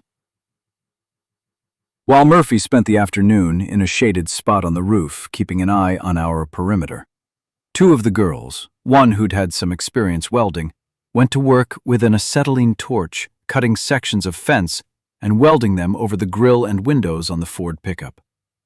Aesthetically, it was hideous, but it was functional. Molly, me, and the other girl spent the afternoon loading the trailer with every weapon, every bit of food, and all the ammunition we could find in the house. Though the trailer already had tool cabinets built in, we loaded other tools we thought might be of use. After that, we siphoned the diesel out of the tanks of cars in the collection across the front yard and in the cul-de-sac. In doing so, we topped off the tanks of all 3 Humvees and the pickup. With no need for the high-octane gasoline stored in the trailer for racing the Porsche, we dumped it and put the rest of our diesel there. It was after midnight when Molly and I climbed the ladder at the back of the house to get onto the roof. Murphy, by that time, had a lawn chair set up on the roof, though he wasn't sitting in it. He was looking through his night vision goggles and scanning along the fence line. As we approached, he asked, "We ready?" "Yeah," I answered. He flipped up his goggles and asked, "What's the plan?" I pointed out at the Humvee with the .50 caliber machine gun mounted on the roof. "We head out in the dark. I'll drive that one. Murphy, you'll be up on the roof with the .50. Molly will be right behind us with the trailer. We'll put one of the girls—" "Marissa," Molly cut in, reminding me of her name. "Yeah, Marissa," I said. "Each of the other 2 girls will follow in the last 2 Humvees. We'll take it slow and stay tight." Nodding, Murphy said, "Yeah, that should work." "We shouldn't get too many whites out after us," I said. "If we do, we'll run down what we can. If we get in trouble, we'll speed up or shred them with the .50. "We've got plenty of ammo for it," Murphy confirmed. "And you'll never guess what we found," I said, grinning. "What?" "A grenade launcher." What? Murphy asked. Like an RPG or something? Shaking my head, I said, like some kind of thing with a magazine on the side. It looks kind of like the machine gun, but with a barrel this big. I held my hand up and made a big circle with my fingers. Probably an MK-19. So it is a grenade launcher, I asked. Murphy grinned. It's like a big grenade machine gun. I think one of the Humvees has a mount for an MK-19. Smiling, I looked at Molly. She smiled wickedly in return. She was probably thinking of slaughtering the infected. I was thinking of slaughtering Jay and his thugs. When are we heading out then? Murphy asked. We're ready to go now, I answered. We can go back to the boathouse tonight, get everyone fed, then spend tomorrow afternoon getting ready. Tomorrow night we should be able to get the girls from Jay. Nodding, Murphy said, Then we bail out of town? That's the plan.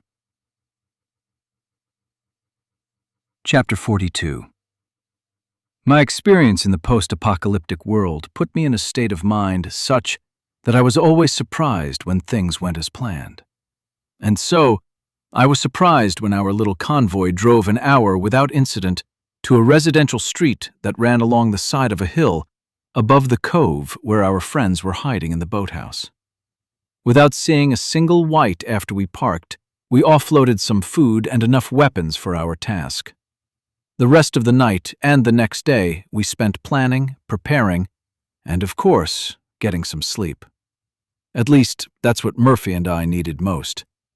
The others in the boathouse, having spent their time being worried, bored, and hungry, had plenty of time to rest while waiting for us to return. I'd tried to convince the others that I could rescue the girls all on my own. All I needed was a pair of night vision goggles, my machete, and a dark night. My plan was to swim out to the island, silent and invisible. I'd sneak around until I found Jay sleeping in his hut, dispatch him with a few brutal machete hacks, and maybe whack a few more of his fucktards. I'd then find Steph, Amy, and Megan, pilfer a boat, and get out of Dodge. To me, it was that simple. But nobody liked my cowboy plan. They thought I might murder one too many innocents as I crept ninja-style around the island. Dahlhover and Gretchen had other ideas. They thought they could intimidate Jay with our newly gained superior firepower. They'd blow up or sink a few boats and threaten to sink the rest. Jay would read the writing on the wall and give over his hostages. The thing they just didn't understand nor accept when I argued the point was that Jay was crazy. Gretchen had dealt with him, recognized his oddities, but couldn't accept that he'd act more irrationally than he already had. As for me, I'd seen enough crazy in the eyes of irrational people to know it when I saw it in Jay. So, while Dahlhover was finding a way to secure the .50 caliber machine gun on the bow deck of the cabin cruiser, Murphy had put the MK-19 grenade launcher on its tripod on the pontoon boat. I'd insisted, to the point of leaving the group, that I was swimming out to the island. They'd all finally agreed to let me go on with what they saw as my heroic stupidity. I was the backup plan in case Jay went nuts. The hard part in all of it was going to come when choosing who to kill. I knew there were good people on that island, frightened and following Jay's lead, just because he exuded those two most important of leadership characteristics, passion and certainty. Too bad people readily accepted that combination as a valid replacement for competence. History is littered with the fallen empires of kings, dictators, and fools who were passionate, certain, and wrong. By the time night fell that next day, we were ready. What's more, we couldn't have asked for a better night. Well, maybe not much better. Only a sliver of a moon shed light on the lake, but only when it could find a gap in the clouds. The near blackness of the night significantly enhanced the advantage of our night vision. I looked down at a newly acquired watch on my wrist and looked out the Humvee's window to get my bearings. Using night vision goggles, Rachel drove the Humvee slowly enough to be careful and quickly enough that no white could follow our sound through the darkness. We'd crossed over the dam and driven up Ranch Road 620 until we made a left on Bullock Hollow Road and were roughly following the shore of the lake on a narrow, winding asphalt road through a dense forest. Molly, who sat in the passenger side of the front, was also wearing night vision goggles. In her hands, she held one of the M4s with a suppressor on the barrel. Rachel's rifle lay between the seats. My machete, 3 pistols, extra magazines, hand grenades, a flare gun, a life preserver, and a pair of swim fins lay in the back seat with me. The life preserver would keep me afloat with all the extra equipment I'd be carrying. The fins would get me across the 1/4 mile of lake between the island and where I planned to enter the water. Molly said, "I don't know where we are." "That's okay," Rachel answered. "I know this area. We just follow the road and turn left at the T intersection. Then we're looking for a street I don't know the name of, but I'll know when we get there. That'll take us down to the water, as close to the island as we're likely to get." "And you guys will keep the Humvee parked back away from the shore, right?" I asked. "If you drive across somebody's yard trying to get the Humvee down to the water's edge, Jay's thugs on the island might hear you." "We'll stay up at the road," said Rachel. "At least until the shooting starts. Once that happens, nobody will notice the sound of a Humvee coming down to the shore over here. Everybody will be looking at the boats on the other side of the island." A white wandered into the road in the darkness in front of us. Rachel didn't speed up. She didn't slow down. She didn't swerve. She just ran it over without comment. Not much was said after that. We drove on for another 30 slow minutes until Rachel made a left turn into a neighborhood of widely spaced houses with plenty of natural tree growth in between. On our right side, I saw the surface of the lake between the houses. As we proceeded down the street, I spotted the silhouette of Monk's Island out in the water. I said, "This is the place." "We'll go down just a bit further," said Rachel. "The shore curves out a little up here.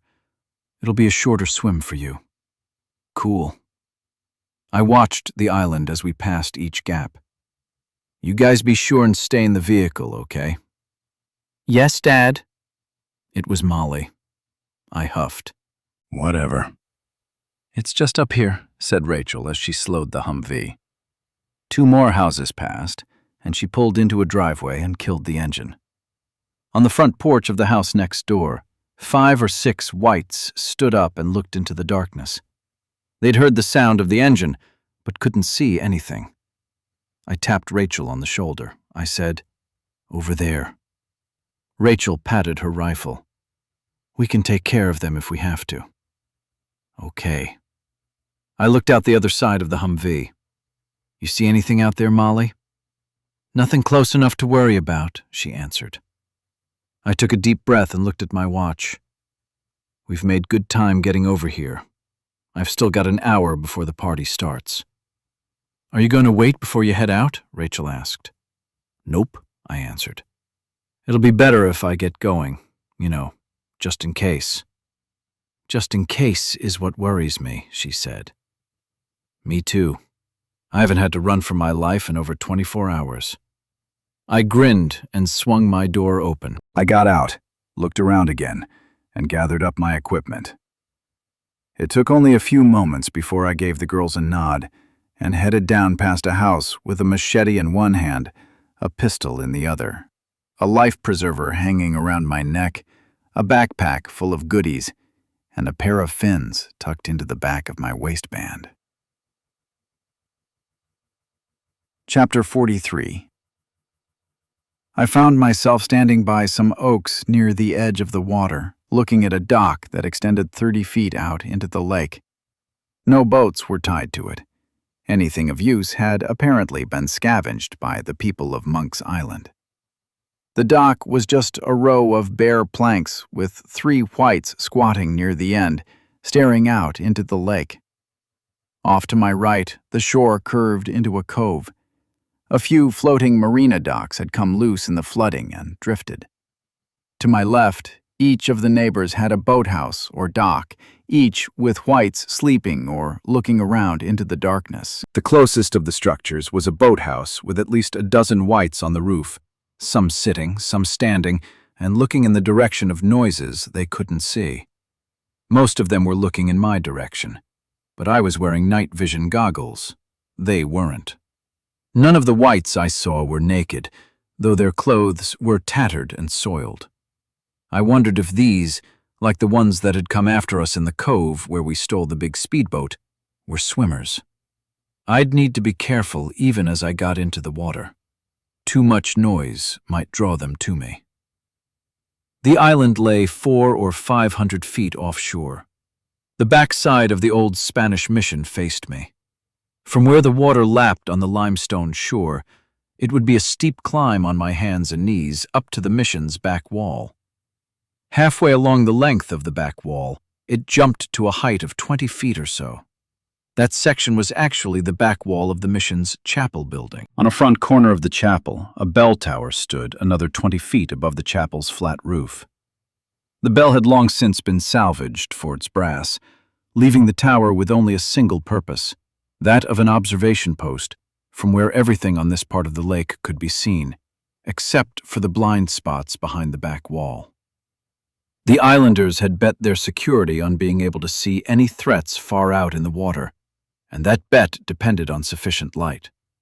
Of the 2 islanders currently tasked with that security up in the old bell tower, I saw one leaning over against a support pillar.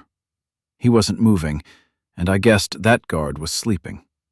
The other guard leaned on another support pillar and stared out at the blackness in the other direction.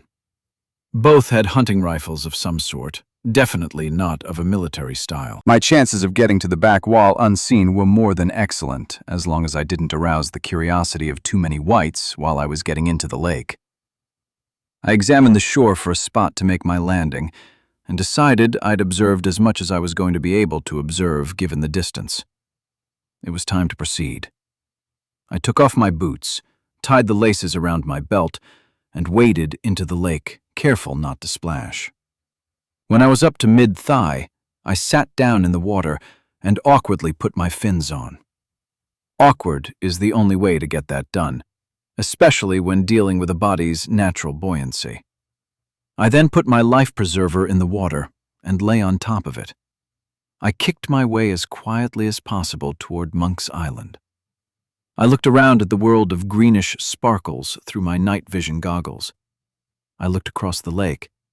I looked at the trees on the far banks and spotted whites here and there. It was a wonderfully surreal moment that made it easy, for a bit, to forget about all the craziness.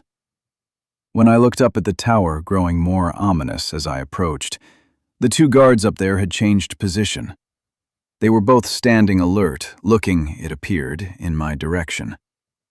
One held the rifle to his shoulder, pointed at me, but no shot came. No bullets splashed the water around me.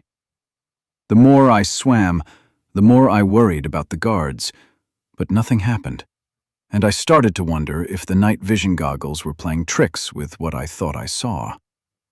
Could it be the guards were looking in the other direction, and my brain was taking insufficient visual information and imagining the rest? When I swam into the blind spot behind the chapel, I was no longer able to see the tower. Blind spots work in both directions. But with the tower and its curious guards out of sight, I felt confident that my stealthy approach to the island had worked. I arrived at the shore, but it turned out not to be a shore at all, just a very steep rock wall from somewhere down deep in the water to 10 or 15 feet over my head. I grabbed hold of a protruding stone and steadied myself in the water as I looked back and forth. From back on the shore, it hadn't appeared steep. I checked the time. That hour I had when I'd gotten out of the Humvee had all but evaporated. There was no time to swim around to the side of the island searching for an easier point of egress. Climbing was my only choice. I reached down and pulled off my fins, letting them sink to the bottom of the lake. I put a leg forward and found a toe hold. I grabbed some more rock in my other hand and slid off the life preserver, putting all my weight on bits of stone I held onto. Tentatively, I started to climb. It took only a few moments to get myself nearly out of the water when it occurred to me that I should have kept the life preserver. If I slipped off and fell back into the water without it, the weight of the revolvers, the machete, the full magazines, and the hand grenades might drown me. Oh well, I was out of choices on that. My only path was up. When I was nearing the top, a gravelly noise off to my right startled me and froze me in place. I listened. I waited. Nothing. I looked back and forth along the cliff and tried to see the wall above, but since it was set back from the edge of the cliff by several feet, I couldn't see anything above me except the top edge of the wall. I started my climb again. Nearing the top, I thought I heard another gravelly noise. I stopped and listened again, but the noise didn't repeat. Once at the top, I felt thankful. Prematurely. To my right, maybe 10 feet away, stood a guard cast in green hues, one of the guys who had been with Rachel when Murphy and I rescued her. His name was Carl. He had a hand on the wall, one on a revolver, and he was staring into the darkness, staring at the sound of my breathing. He couldn't see me, but he knew I was here. A quick glance to my left doubled my problems. Carl's malcontent buddy Bill was doing the same thing not 6 feet away. Choices. Jump into the water, confirming my presence for Bill and Carl while putting myself at risk of drowning. What would my next step be after that? My life jacket and fins were gone. I'd have to shed all of my equipment to make the swim back to shore. Risky, but doable. Or I could creep back down the wall far enough that the guards wouldn't hear or see me in the near pitch-black night. But a cloud might move out of the way and let a little of the sparse moonlight through, enough for one of them to see me clinging precariously to the wall below them. Then I'd be back to option A, only with a much higher risk of being shot. Or I could try to scramble up onto the ledge. It was covered in loose gravel and sand with nothing there to grip. It would be a slow and noisy endeavor, one that would lead to certain discovery. If I got lucky enough to avoid a bullet or a knife during that attempt, I'd likely end up back on option A. All of my choices sucked, but I still had an advantage. With my night vision goggles, I could see in the dark. And I had a silent weapon that I wouldn't mind using on Bill or Carl's ungrateful skulls. So I got a solid grip on a piece of rock, and with my left hand I slowly drew my machete while I listened to the crunch of cautious footsteps from my left and watched Carl on the right. The sound of tearing paper on my left caught my attention. When I looked at Bill, my intended first victim, his rifle was dangling from a strap on his shoulder, and his hands were busy with what at first glance I thought was a stick of dynamite. But as the incongruity of that sank in, I realized it was a flare. Bill ignited it, flashing my vision to white through the goggles, blinding me. But, as I'd done on so many occasions, I skipped right through the panic step and chose risky, swift action. Carl, surprised and still a dozen feet to my right, said something. Startled, Bill grunted, and I heard the flare hit the ground. Bullets would come before I was able to see again. I raised my machete, and I leapt laterally across the face of the wall, swinging at the place Bill had been before my vision flashed white. Blade hit bone and stuck, a familiar sensation. For a fraction of a second, all my weight was hanging from my grip on the machete handle. I felt the blade wrench through a shin bone, and I heard Bill scream. Gunshots blasted through the air. I bounced against the wall, knocking the night vision goggles off my head, and in the red blaze of the flare, I fell as Bill fell over the side of the cliff above me. I splashed into the water with the machete in my hand and a lungful of air. Bill splashed in just to my right. I rolled in the water and grabbed at what I could get a hand on. the near severed leg. Under the weight of my equipment, we were sinking fast. My eardrums started to hurt, and I blew a bit of air through my nose to equalize the pressure. Bill was struggling above me. He'd hit the water while screaming. Screaming was just noisy exhalation when you stop to think about it. Bill's lungs were empty when he hit the water, and with me gripping his wounded leg, causing him even more pain, I heard his muffled scream continue underwater until it cut short abruptly. Panic and habit overrode his logical processes, and he'd come to the end of his air and breathed in for another whale, only to get a lung full of lake water. I let go of the dangling leg. My work with Bill was done. He'd successfully completed his first attempt at drowning, all on his own. Professor Zed gives you an A, Bill. I relaxed and looked up at a red glow above the water's surface, the flare. I heard a few pops of rifle fire and saw bubbled trails of bullets drilling 3 or 4 feet into the water above me. I wasn't in need of air, well, not desperate need. I figured I'd been under less than 30 seconds. I took a moment to sheath my machete while I rolled over and started swimming into the blackness along the wall, feeling my way as I dragged my hand along the limestone cliff. Carl, I guessed, would keep an eye on the spot where I'd gone into the water, a spot illuminated by the flare Bill dropped on the ledge, and a spot I intended to be well away from when I came up for air. I swam in Carl's direction, then guessed that I passed beneath him.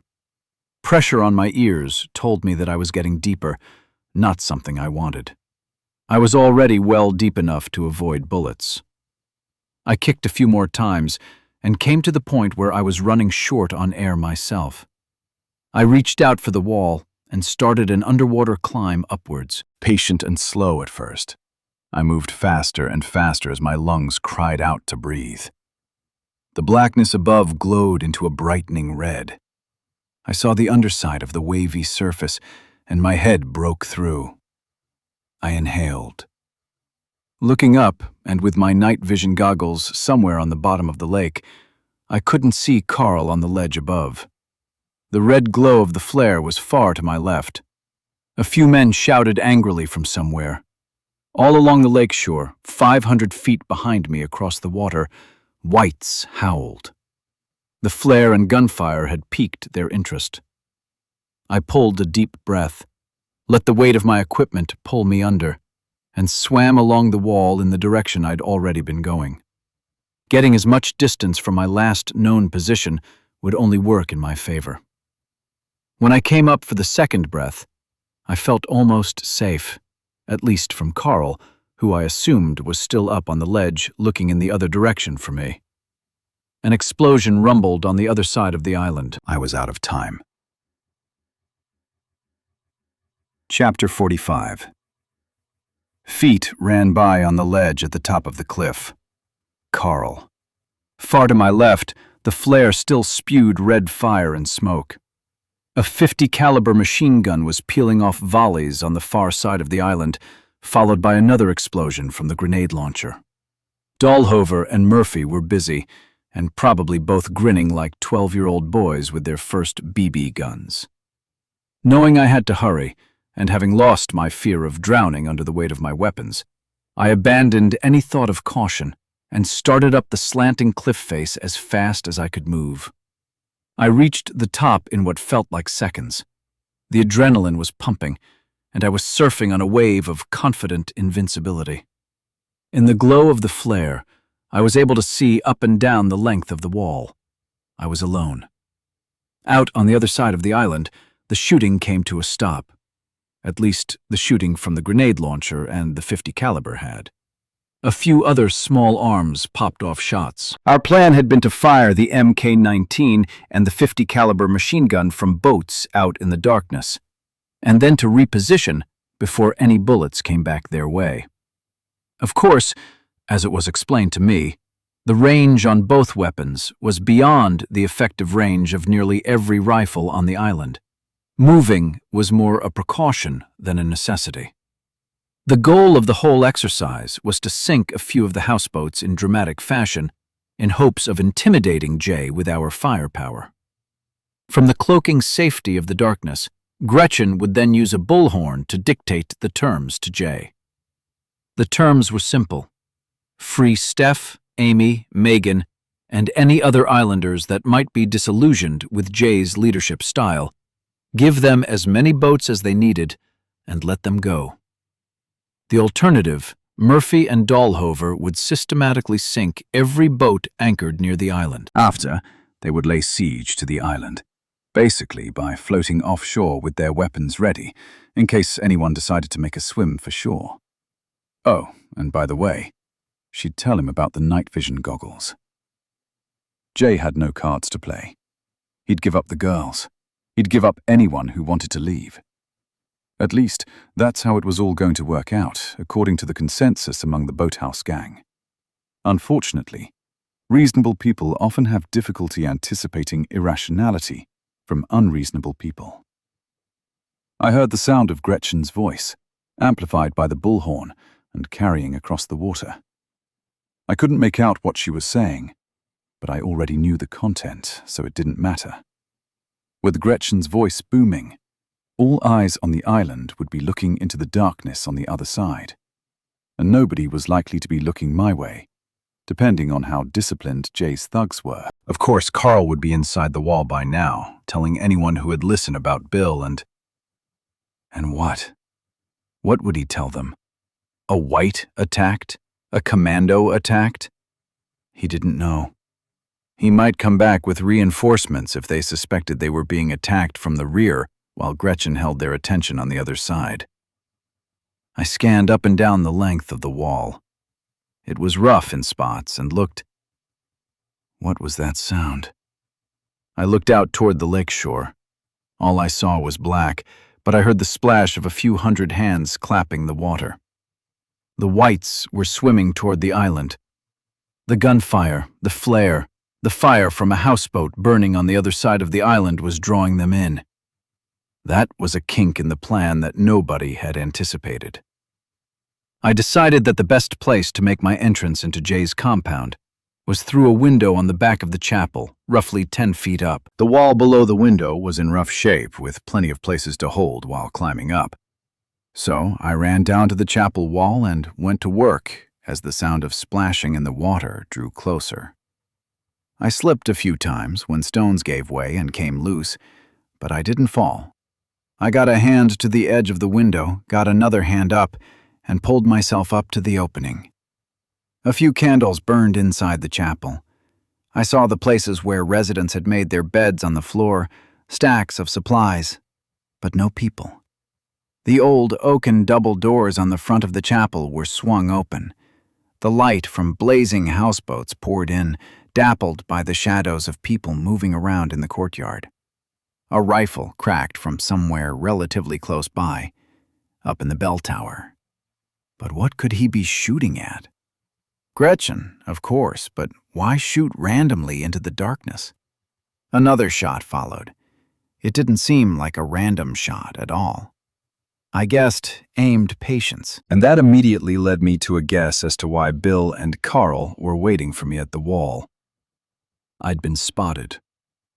One of the guards had a night vision scope on his rifle, and now he was using that scope to shoot at my unsuspecting friends out in the boats. Null Spot the Destroyer was going to have to pay Mr. Sharpshooter a visit. I pulled myself through the window and tumbled, landing roughly on the floor. I rolled back up to my feet and ran across the small chapel to an open doorway at the base of the bell tower. Inside, a spiral staircase made of steel had been installed so visitors to the island could climb and see the lake from the high vantage of the tower. Another gunshot sounded from above. I pulled my pack off my back and knelt on the floor. I reached in, took out a pistol, and tucked it into my belt. I fished around for the hand grenades, 4 in all, and put them in my pockets, 2 in the baggy pockets on the front of my pants, 2 each on the large thigh pockets. Those would beat up my legs if I had to run. But if I found myself in the position of having to run, those grenades would likely already be in the air toward my pursuers. The rifle upstairs fired again. Still being barefoot turned out to be an advantage for silence. I stepped onto the spiral staircase, started up, machete in my right hand, grenade in my left. On the way up, I thought about whether a threat with the pistol from behind the snipers upstairs would be enough to quell their resistance, but my second thought won out. Some fucker was up there shooting at my friends.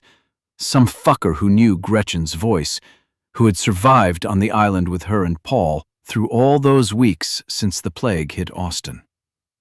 But despite all that, the guys had no qualms about betraying her to the point of killing her. So fuck those dudes. I pulled the pin from a hand grenade and slipped the pin into my pocket. I didn't want to drop it and possibly alert the snipers with the tinkling of the metal pin bouncing on the spiral staircase. I hurried up the stairs. As I neared the top, there was almost no light coming in from the burning houseboats in front of the island. I reached up and touched the bell tower floor above my head. Steel. A very nice modern upgrade. Leaving the old oaken floor up there for tourists to fall through would have been a bad idea. So the Park Service, when they installed the stairs, had also installed the steel floor. I just hoped it was thick enough to protect me. The rifle fired again. Okay, buddy, yours is coming. I reached up through the stairway hole, put the grenade on the floor, and then gave it a hard push across the metal floor. It clinked on the metal above my head as I took off down the stairs. My bet was on the table. My dice were rolling. If one of those guys up there figured out quickly enough that a live grenade was on the floor and had the presence of mind to kick it back down into the stairwell, I'd likely die. I was almost halfway down the stairs, running and nearly falling as I went, when an explosion boomed through the stairwell and knocked me off my balance. The air was immediately full of dust. My ears rang. I coughed, but I was alive. Expecting something to fall from above, I stumbled down the spiral stairs and reached the bottom. I tripped on something and rolled through the door into the chapel with a villainous grin. I didn't have a count on the number of Jerry's hardcore thugs, but now there were 3 less of them alive than when I'd arrived at the island. I scrambled to my left, stepping through what I was coming to think of as post-apocalyptic floor crap. Survivors tended to leave their useful belongings in whatever bag they carried, or they left it scattered near whatever passed for their bed. They were the usual sorts of things: blankets, jackets, and foods packaged in a time before the world went to shit. The other class of post-apocalyptic floor crap was those things that ended up on the floor of a ransacked house, things of no use in a survival situation, or things too heavy to carry. Scavengers didn't tend to tidy up after themselves when they were searching houses for something to fill a belly that had been empty for days. Anxious hollering from outside made it clear to me that curious armed men would very soon be coming to investigate what was going on inside the old church. I tucked myself into a shadowy corner piled with a bunch of floor crap and drew a pistol. I had no confidence that I could hit anything that wasn't already in machete range, but if I found myself outnumbered by Jay's thugs, noisy gunshots and a hail of bullets would put enough fright into my attackers to ruin their aim. I heard Gretchen's amplified voice echo through the open door, telling Jay to come to a decision, or another houseboat was going to sink in flames. Jay hollered something angry in return. Then his voice changed. He was ordering his people around, though I couldn't make out what he was saying, at least not enough of his words to make any sense of it. 2 explosions, one rapidly following the other, cut him off. Flashes through the open front doors cast the chapel interior into sharp shadows. No one came in, though. Jay must have guessed the bell tower had been taken out by the grenade launcher. Good for me. I ran back into the bell tower and wound my way up the spiral staircase, not pausing at all when I stepped up through the metal floor at the top level. I didn't think either one of the men who'd been up there could have survived the grenade explosion. It turned out to be a good guess. I only saw one mangled body, so the other must have been blown out. Just as well. The 40-foot fall would have killed him, even if the explosion hadn't. I stood behind a roof support column and peeked out over the compound. 2 houseboats, one anchored next to the second, 50 yards offshore, were both aflame. For the moment, the gunfire had ceased. The explosions had stopped. The splash of swimming infected seemed to be coming from all directions, though I could see nothing out in the darkness. Then I heard the howls close by. Some whites had made it to the bottom of the cliff and were scaling it just as I had. Soon they were going to come over the wall and into the compound, and that was going to be bad for everyone. Jay's voice yelled back across the water. "Here are my demands." I looked down at the courtyard. Shit. Jay understood he was in a losing position and had apparently decided that no price was too high to avoid defeat. A row of islanders was on their knees facing the water. Jay stood at one end of the row with his pistol pointed at the back of little Megan's head. Next to her knelt Amy. Next to her, Steph's hair glowed red in the firelight. 3 of Jay's thugs stood behind the row, looking out into the darkness. Carl was a 4th, talking to one of them and gesturing toward the back of the compound, telling his companion about me, no doubt. The companion wasn't interested, though. Jay yelled, "I'll trade you these 3 twats for that 50, that grenade launcher, and all your ammunition. And if you don't scoot those boats up in the light where I can see you, and do it in the next 60 seconds, I'm going to start shooting. And this little twat goes first." He looked down at his watch. "Don't, Jay," Gretchen called back through the bullhorn. She said some more things. She thought talking might help. I knew words were a waste. Jay was as ruthlessly smart as he was crazy. But I was too. I turned and went flying down the spiral stairs as fast as I could go. At the bottom, I leapt through the door and into the chapel. Outside, Gretchen was still talking. I crossed the floor toward the back wall of the chapel and spotted exactly what I hoped to find there. Fissures in the old wall where stones had fallen away. I took a grenade and jammed it into the first fissure that looked like it was large enough to wedge the device inside. No luck. I tried another. Too small. A gun outside fired a single shot. Gretchen's amplified voice turned frantic. My rage boiled. I knew what Jay had just done. I found a fissure in the stone where the grenade fit. I jammed it in and pulled the pin. Damn it! The hole was too small and held the spoon down as if it were still in my hand. It'd never explode that way. I quickly found another hole large enough. I laid the grenade inside, and I ran to the other end of the chapel, diving through the door at the base of the bell tower. The grenade exploded. Rock flew all through the chapel. Whites howled. A dozen voices out front were yelling at once. I peeked around the door, hoping. Gritty, thick dust blew through the chapel on a breeze that seemed to come from where the back wall had been. There was a hole, a massive hole, larger than the double doors at the front of the chapel.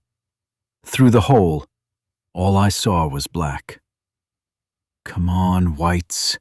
I still heard the howls. They were still out there. I drew my pistol, ready to coax them in with the noise of a few gunshots. But I didn't need to.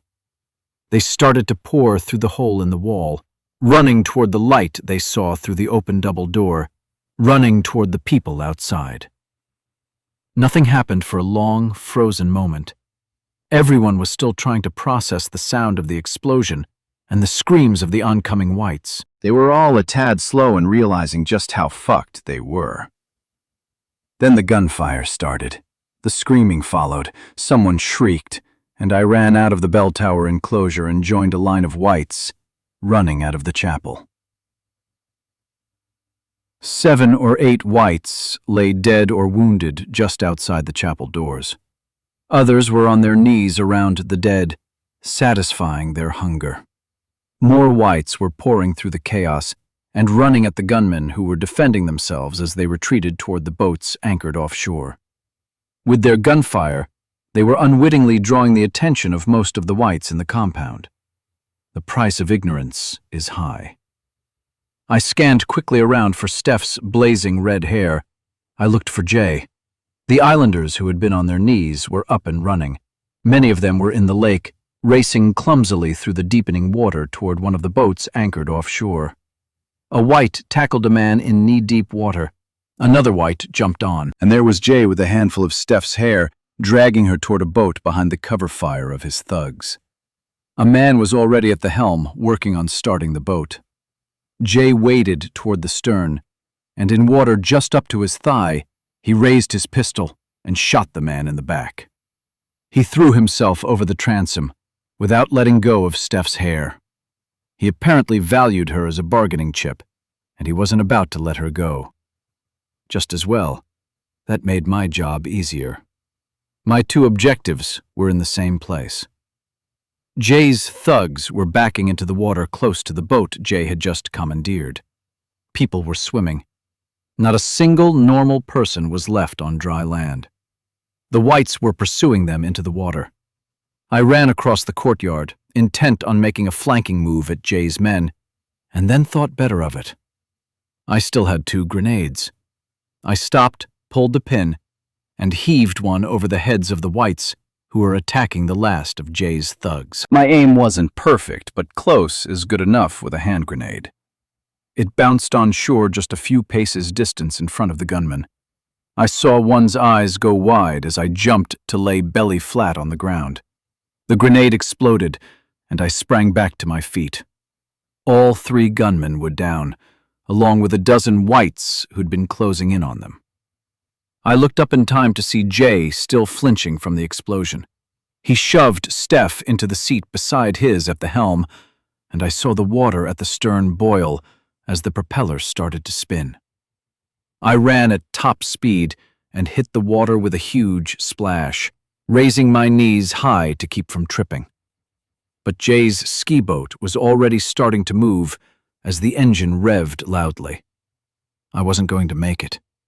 Jay was going to get away with Steph as his hostage. I wailed a curse. A stream of tracers cut a path into the stern of Jay's boat. Fiberglass disintegrated, and sparks flew where bullets ripped into the engine. The boat stopped dead and immediately started to draw water and sink at the stern. Jay lost his balance and fell. I put my faith in Dahlhover to cease fire before I arrived at the back of the boat, and I didn't slow. Explosions sounded behind me up in the compound. Murphy was working on the whites pouring through the chapel, trying to improve the odds of the relatively innocent islanders making their escape into the lake. The .50 caliber machine gun stopped shredding the stern of Jay's boat just before I grabbed on. My weapon in hand was the machete, exactly the weapon Jay deserved to have used on him. Inside the boat, Jay lay on his back, feet forward and head toward me. Steph had a hand on the windshield and the other on a seat, trying to keep her feet below her as the boat slowly angled its bow up out of the water. She was looking at the gun in Jay's hand, pointed directly at her. I was only halfway into the boat as I realized that Jay might shoot her at any second. "Asshole!" I yelled. Jay glanced up and saw me. His face turned to surprise, then fear as he saw my raised machete. I was up over the transom by then, tall enough to put some muscle behind my swing. But Jay was quick and was bringing his pistol to bear as my blade came down. The gun fired. My machete split his skull. I felt the bullet tear a wound on my left side as I fell. The gun fired wildly twice more as Jay's body twitched his dying response to a machete lodged deep in his big, squirmy snail brain. Steph shouted or screamed, I'm not sure which. I climbed into the boat as it listed to port. I wrenched my blade out of Jay's skull as I spun around to look for threats that might be coming from shore. Suddenly, standing became difficult. Balance was lost. I was trying to face the shore, but I only saw a black sky speckled with 1,000,000,000 stars. I was looking up, and I was confused as I lost consciousness. Chapter 48. Drizzly, cold wind howled through the aluminum framework that held the canopy up over the pontoon boat. I found myself looking at the black metal legs of the grenade launcher from exactly where someone might sit on the deck of the pontoon boat to operate it. I heard the voices of people in contentious discussion. I felt the deck rock a little too vigorously on swells driven by the wind. The boat's motor wasn't running. We were anchored or drifting. I lifted my throbbing head and looked around from where I lay on the deck. 2 other people lay under blankets on the deck near me. One had a big, bloody bandage on his face. A woman I didn't know sat at the stern, staring emptily at the shore. Beside her, a man I also didn't know leaned on her and slept. To my left, Steph sat fallen over on a padded bench, eyes closed, sleeping, apparently unharmed. I felt relief. I lay back on the deck and started putting together my memories from the night before. Bang! In all the pandemonium and the noisy violence of modern warfare, the sound of one gunshot stuck, crystallized as clearly as a ringing Christmas bell over a frozen field. It was that one gunshot that killed Megan. It enraged and depressed me that a man would murder a child just to further his perverse ambitions. My anger seethed behind closed eyes, and I found solace only in recalling the satisfying crunch of my blade smashing through Jay's cranium and slicing into his gray matter. I hoped when he saw my blade coming down at his forehead, he had time in that tick of a second to feel the horror of his impending gruesome death. Please, God, at least that. Jay deserved so much worse. "You awake?" Steph asked. I looked over at her green eyes, vivid in the gray morning light. She was still laying sideways on the bench, a few strands of red hair stuck across her face, some of it blowing in the wind. Without thinking about it, I said, "You're beautiful." She smiled, embarrassed. "How do you feel?" I hadn't thought about it. Cold. "You banged your head pretty hard when you fell in the boat." Thinking back to the moment after I cleaved Jay's skull, I said, "I lost my balance." Remembering Jay's pistol firing at me, I put a hand to my left side. It felt a little odd, just under the ribs. A bandage covered a wound on the left side of my abdomen. "He shot you," she said. "I guess I'm not going to die." I smiled as though I was making a funny joke.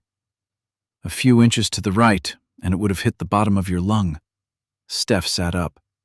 "You probably would have died." Feeling around on the bandage, I said, "A half inch to the left, and the bullet would have missed altogether." Steph rolled her eyes, but didn't smile. "The bullet went through your oblique muscle just below the ribs under your left arm. You were lucky. The lucky null spot." Steph smirked almost imperceptibly. I ignored the wisecrack. "I'll be all right then?" I felt the wound under the bandage. It was just about when my elbow would touch the side of my abdomen when my arm was at my side. "I cleaned your wound when you were out and sewed you up. If you don't get infected, you'll probably be okay. And you bonked your head pretty hard when you fell." I put a hand to my head and felt another bandage on the back. I propped myself up on my elbow and felt a hammer inside my skull. Whoa. I laid back down. "Murphy and Dahlhover are on shore looking for antibiotics and whatever else they can find." "Dahlhover shouldn't be on shore," I said. "The whites will see him." "He thought you were worth it," Steph smiled. "Besides, we drove the boats way up the lake last night after everything happened. Murphy said there aren't many whites around." "It always seems that way," I said. "Then they are." "You're not the only one who knows that, Zed. Let other people be responsible for themselves. I looked at her, and my expression must have given away my thoughts. She said, "Thank you for coming to get me." Jay was crazy. I had to do something. Steph nodded but didn't comment on Jay. "I know I'm wasting my breath when I say this, but you need a couple of weeks of rest to let that bullet wound heal." "And my head?" I asked. "I think history has shown what a hard head you have," Steph shrugged. "You'll probably be just fine." I made a slow, determined effort to sit up. I leaned on the grenade launcher, facing Steph. "Did Rachel and Molly make it?" "We picked them up near where they dropped you into the lake." I looked away from her when I asked my next question out of the smallest of hopes. "What about Megan?" Steph shook her head, and from the sadness suddenly on her face, it was clear that Megan didn't make it. "Jay?" I asked. She nodded, and her face took on a harder edge. It was, as I suspected. Jay shot Megan. "How's Amy taking it?" "She's on one of the other boats." "She's not talking about it." I asked, "How many made it off the island?" 11, counting me. 11. I slumped. There were probably 19 people on their knees when I'd blown the wall to let the infected in. Had that choice cost the lives of 8 people I'd been trying to save? Steph got down off her bench, kneeled in front of me, and engulfed me in a hug. "You did what you could to help them. Most of us got away."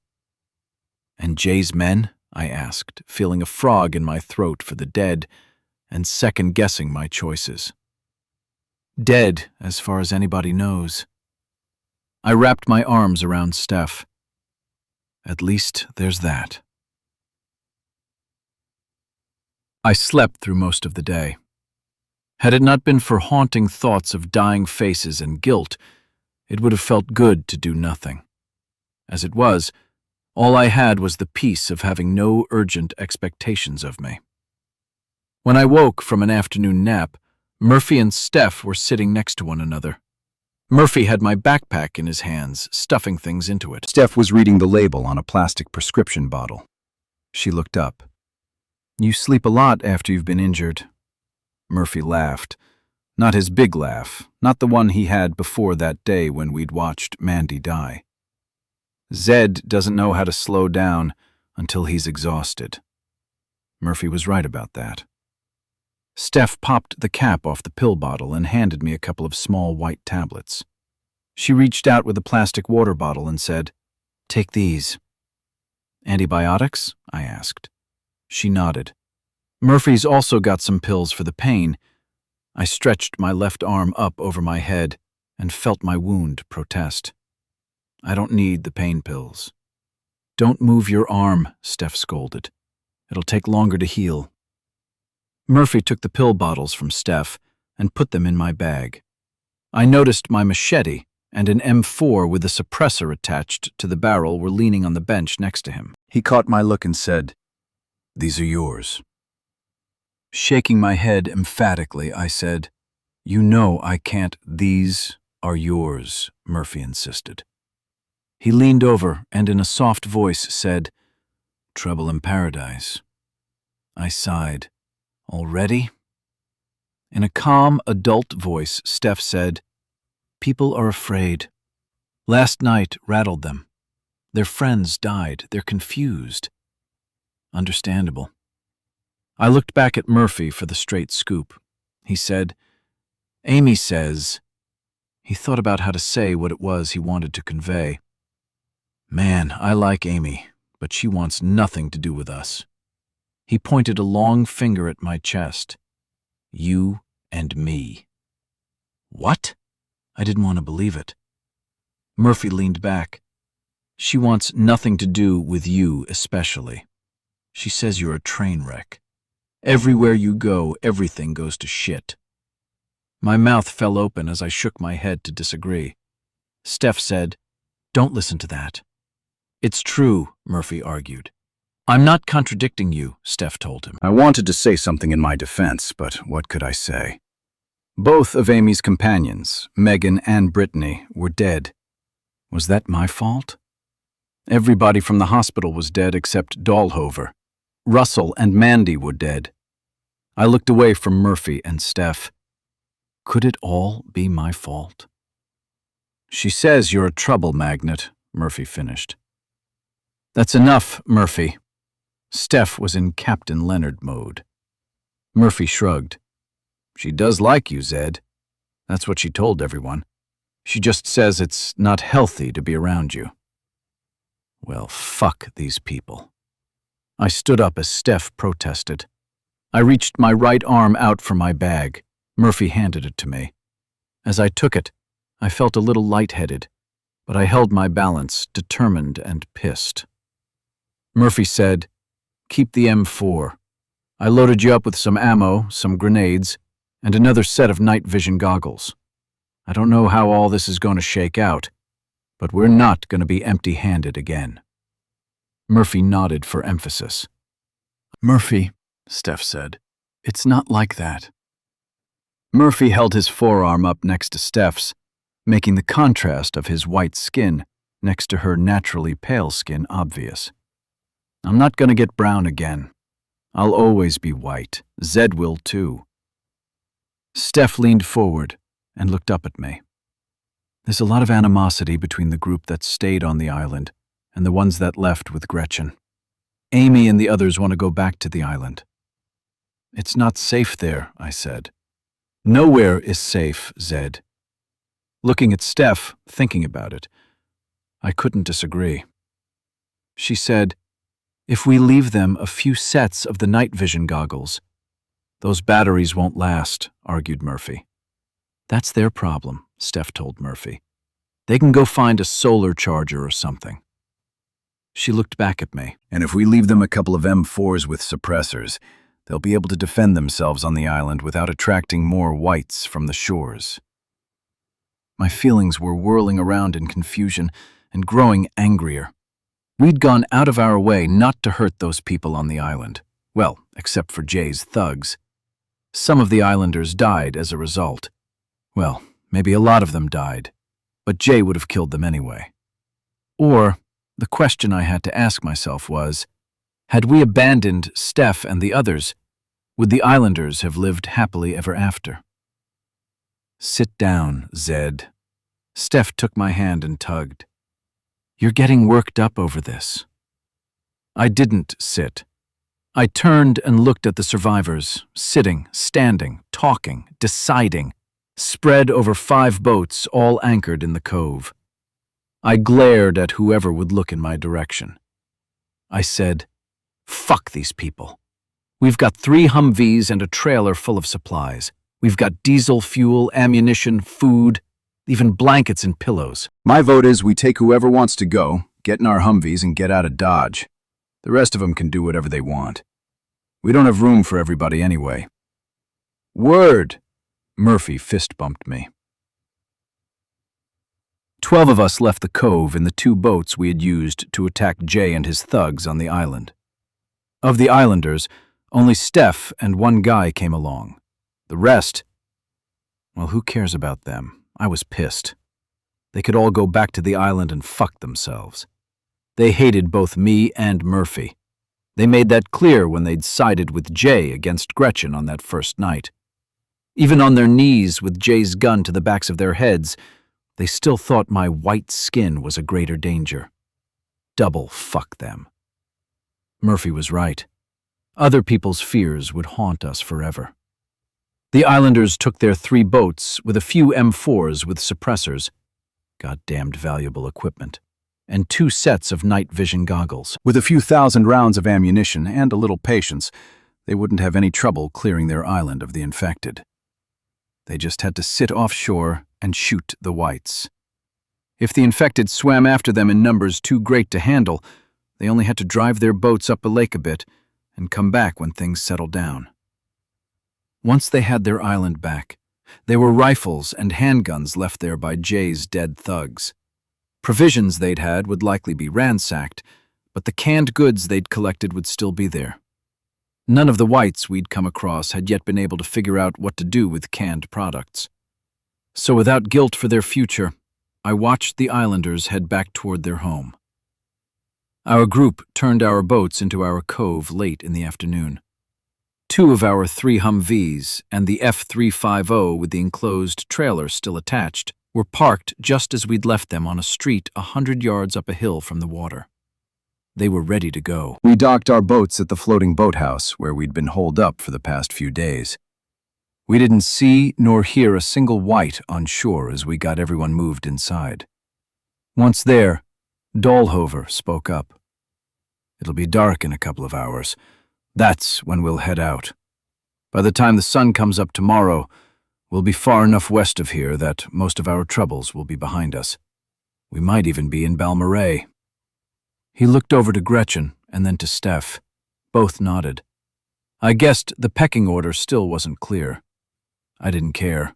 They had plenty of time to talk about it on the trip west. Dahlhover continued, "We've got room to seat 17. There are 13 of us. Figure out your seating arrangements and let Gretchen know. We need primary drivers and backup drivers for each vehicle. Anybody with experience pulling a big trailer gets the F350. I'll be in the Humvee with the 50.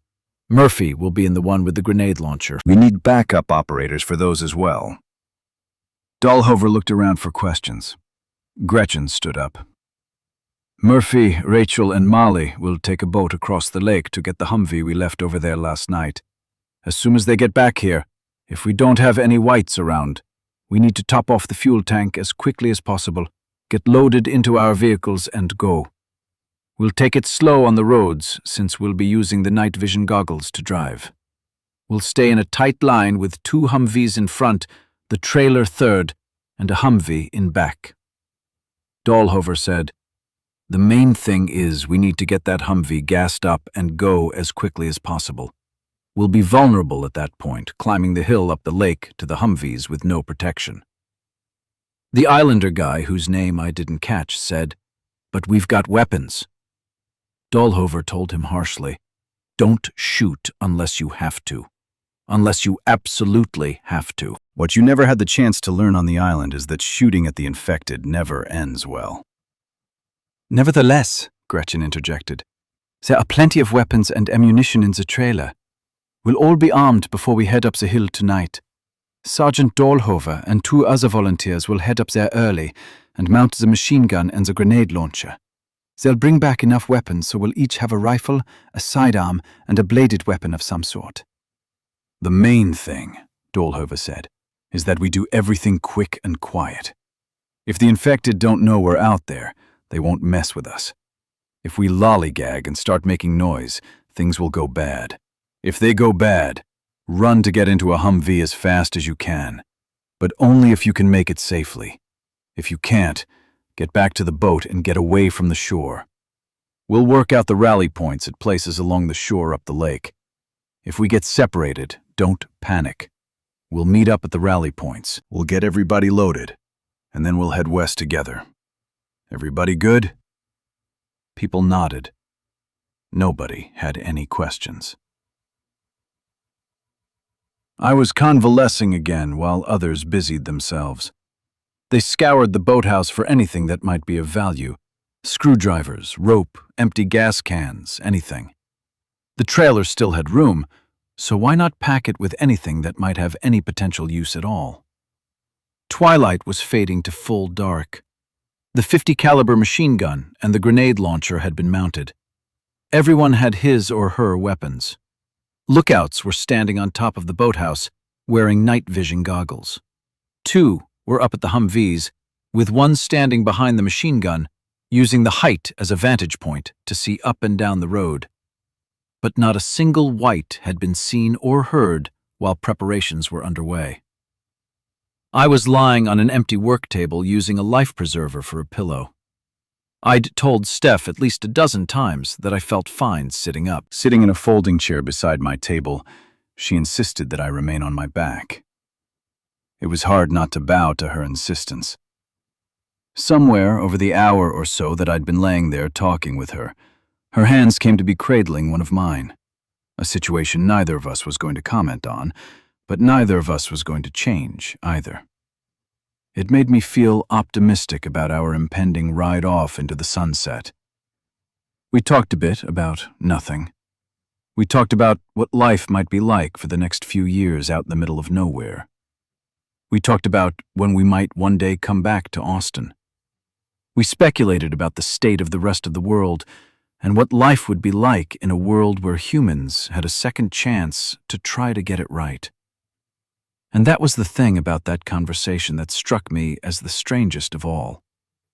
It was an optimistic conversation, built on a foundation of assumptions that enough of we humans would live to rebuild. Gretchen burst in through the boathouse door and stole everyone's silent attention. She pointed to our parked Humvees up the hill. "They're here." We whispered our cheers. Murphy, Molly, and Rachel had made it back safely. Gretchen said, "Let's go." Steph helped me to sit up as the others filed out the door and onto the deck on the back side of the boathouse. Feet stepped lightly on the roof. Knees and elbows bumped the siding as the lookouts climbed down. Steph, doting over me, slowed us both as we walked toward the door. We should have hurried, but the attention of a pretty girl was never something I could shirk off. We were the last two out. Someone started up the engine on the pontoon boat with a muted rumble. It gurgled exhaust into the lake water. The others were standing on the deck, excited. Our first real chance at peaceful sleep, at safety, lay out in West Texas, and if luck was with us, we'd be there before the sun went down tomorrow. Steph and I joined the others on the boat, taking a seat on one of the benches.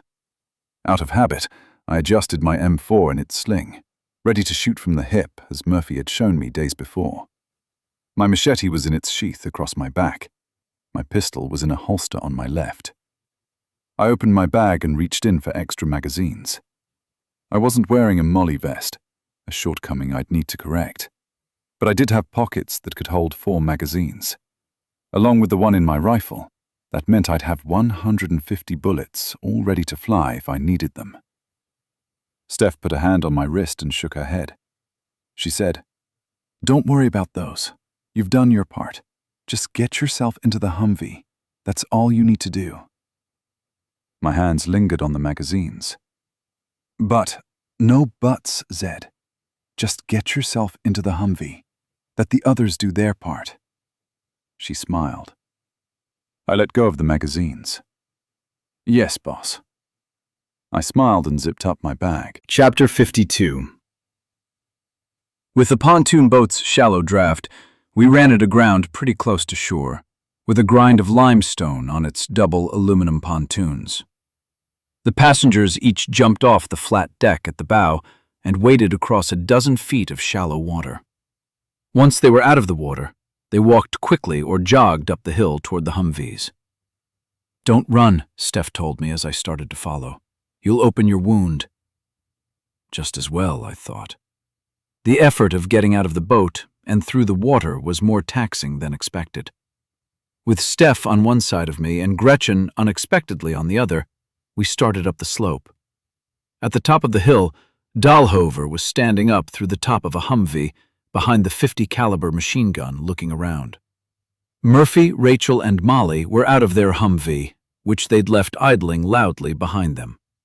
Molly had experience driving the big pickup truck with the trailer, and she was heading that way. Murphy would ride out to Balmorhea in the Humvee with the grenade launcher, and Rachel was riding with him, so they were standing together. With just 75 yards of rocky slope to cover, I had the thought that we were going to start our trip without incident, that maybe the whites on this side of the lake had wandered off to other parts of West Austin, that maybe our luck had finally turned. But in truth, keeping your guard up 100% of the time is hard work. I was tired. We were all tired. We hadn't seen nor heard a white all day. That allowed us to indulge complacency, and complacency, as we'd learned so many times, lay at the doorstep to disaster. I heard one howl at first, barely recognizable over the sound of the Humvee's diesel engine rattling as it idled. I thought for half a second that it was something strange in the engine noise, but before I even finished that thought, that single White's howl was joined by 12, 100, maybe 1,000 others. Somewhere off to our left and up the hill, a horde lurked in the trees. I shouted, "Steph! Gretchen! Run!" I pushed Steph from behind to urge her to move. Gretchen took a few quick steps and turned to look at me with anxious eyes. "Go!" I yelled at her. "Go!" Gretchen's face turned to worry, but she spun and rushed up the hill as fast as her old legs would carry her. Steph put a hand under my arm to pull me along. "You go too, Steph. I'll catch you there." "Come on, we're going together." "No." I was breathing heavily with the exertion. That bullet had taken a lot more out of me than seemed possible. "I'll be fine. I'm white too. They won't fuck with me. Go!" Steph ignored me and pulled harder. We were halfway up the hill. It looked like we were going to make it. But that changed. A flood of naked whites poured out of the trees. Shit. It was immediately obvious that we weren't going to make it to the Humvees. Anxious, but not yet panicked, Steph yelled, "We have to run, Zed!"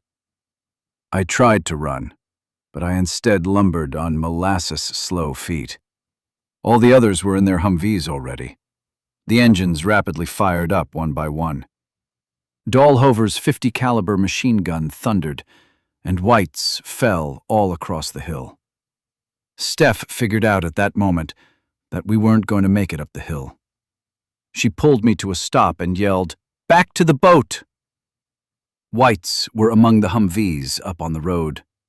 An endless wave of them poured out of the trees. Grenades exploded, and other small weapons fired. I turned with Steph, and we started to run, but there was already a smattering of whites behind us. Damn it! I stopped, raised my M4 to my hip, and sprayed a full magazine of bullets across our path, then ran after Steph as fast as I could. I tripped over my sagging toes and tumbled across the rough ground. Steph's pistol fired. "Run for the boat!" I hollered at her. But she didn't. She was trying again to help me to my feet. "Run!" I commanded. Screams filled the air, punctuated by gunfire. Whites were everywhere, but the boat was just ahead. A blur of white flashed across my vision, and before I realized it, Steph was being tackled. I let go of my empty M4, pulled out my machete, and hacked at the white's back, cutting through its spine. Blood gushed from the wound as Steph struggled out from underneath it. But more whites were around us. I hacked at another and drew my pistol. Whites were close enough that I could make every round count. And as much as I preached at others never to fire a gun at the whites, Steph and I were past the point of caution. I was buying seconds of life with my bullets. I fired, and whites fell around me. Steph was getting to her feet with her rifle up. She let go with automatic fire in front of us, clearing a path to get us another dozen feet closer to the boat. I ran into the gap, swinging my machete with all the frail might I could muster. Her pistol fired at the whites around us as she came behind. When my foot splashed into ankle-deep water, I thought we'd made it. The naked horde was afraid of water. With every step now, we'd get closer to safety. I turned as I emptied the last of the bullets from my pistol, but Steph got tackled again. Without the slightest thought of anything but killing the beast on her, I stepped away from the water, hacking and screaming. Another white jumped on Steph, and then another. I cut at them. I roared. I cut at the ones close by as she struggled to get up. I beat at whites with the butt of my pistol, and I hacked. But there were so many. There were so many. They were all over Steph by then. She was struggling and screaming not from anger, but pain. They were ripping at her. I reached in for her hand and tried to pull her toward the water as I chopped at the monsters on her. Just get to the water. Just get to the water. but all I saw were grasping whites and blood. I pulled, and she held my hand, knowing instinctually it was mine. Knowing. Her hand went slack. And in that one heartbeat, as I hoped for her to re-grip my hand, I knew she was dead. I swung my machete and let rage run away with me. I was feet from the water, a dozen feet from the safety of the boat, but I didn't know anymore in which direction it lay, and I didn't care. I was surrounded by whites who couldn't get through the mass of their brothers to reach Steph's warm body, and they focused on me, wounded, bleeding, and marked for death by my choice to shoot my gun. But I didn't care. I just wanted to spend the last of my living moments mauling them with my blade, and watching their faces turn to fear as their blood spewed from their wounds. A grenade exploded nearby, followed by a wave of white howls. A second later, another grenade exploded, knocking me and all the whites down around me. When I looked up, a little dazed, I saw Murphy. He ran at me through the smoke, grabbed me by my backpack, and, without slowing, pulled me into the water, splashing through to the pontoon boat. At the boat, he turned and fired at the whites, brave enough to wade in after us. "Get in the goddamned boat," he yelled. Unable to think for myself, I did as I was told and crawled in, rolling onto the deck and gasping for air from the effort. Murphy's gun continued to fire, then his feet were pounding across the deck, and the boat's engine was revving loudly. More firing. The boat lurched off the lake bed, and we were afloat, moving away from shore. I was still lying on the deck trying to breathe, wishing I had the energy to roll off the flat deck and wade back to shore. Chapter 53. We'd been drifting out in the lake well offshore from Pace Bend Park for several hours. The motor was off, and the pontoon boat bobbed on the waves while Murphy stood at the helm, night vision goggles on, watching. Not a word was said between us. I sat on the flat deck holding onto a canopy support post, dangling my feet in the water, listening to the slosh of waves and staring into the darkness.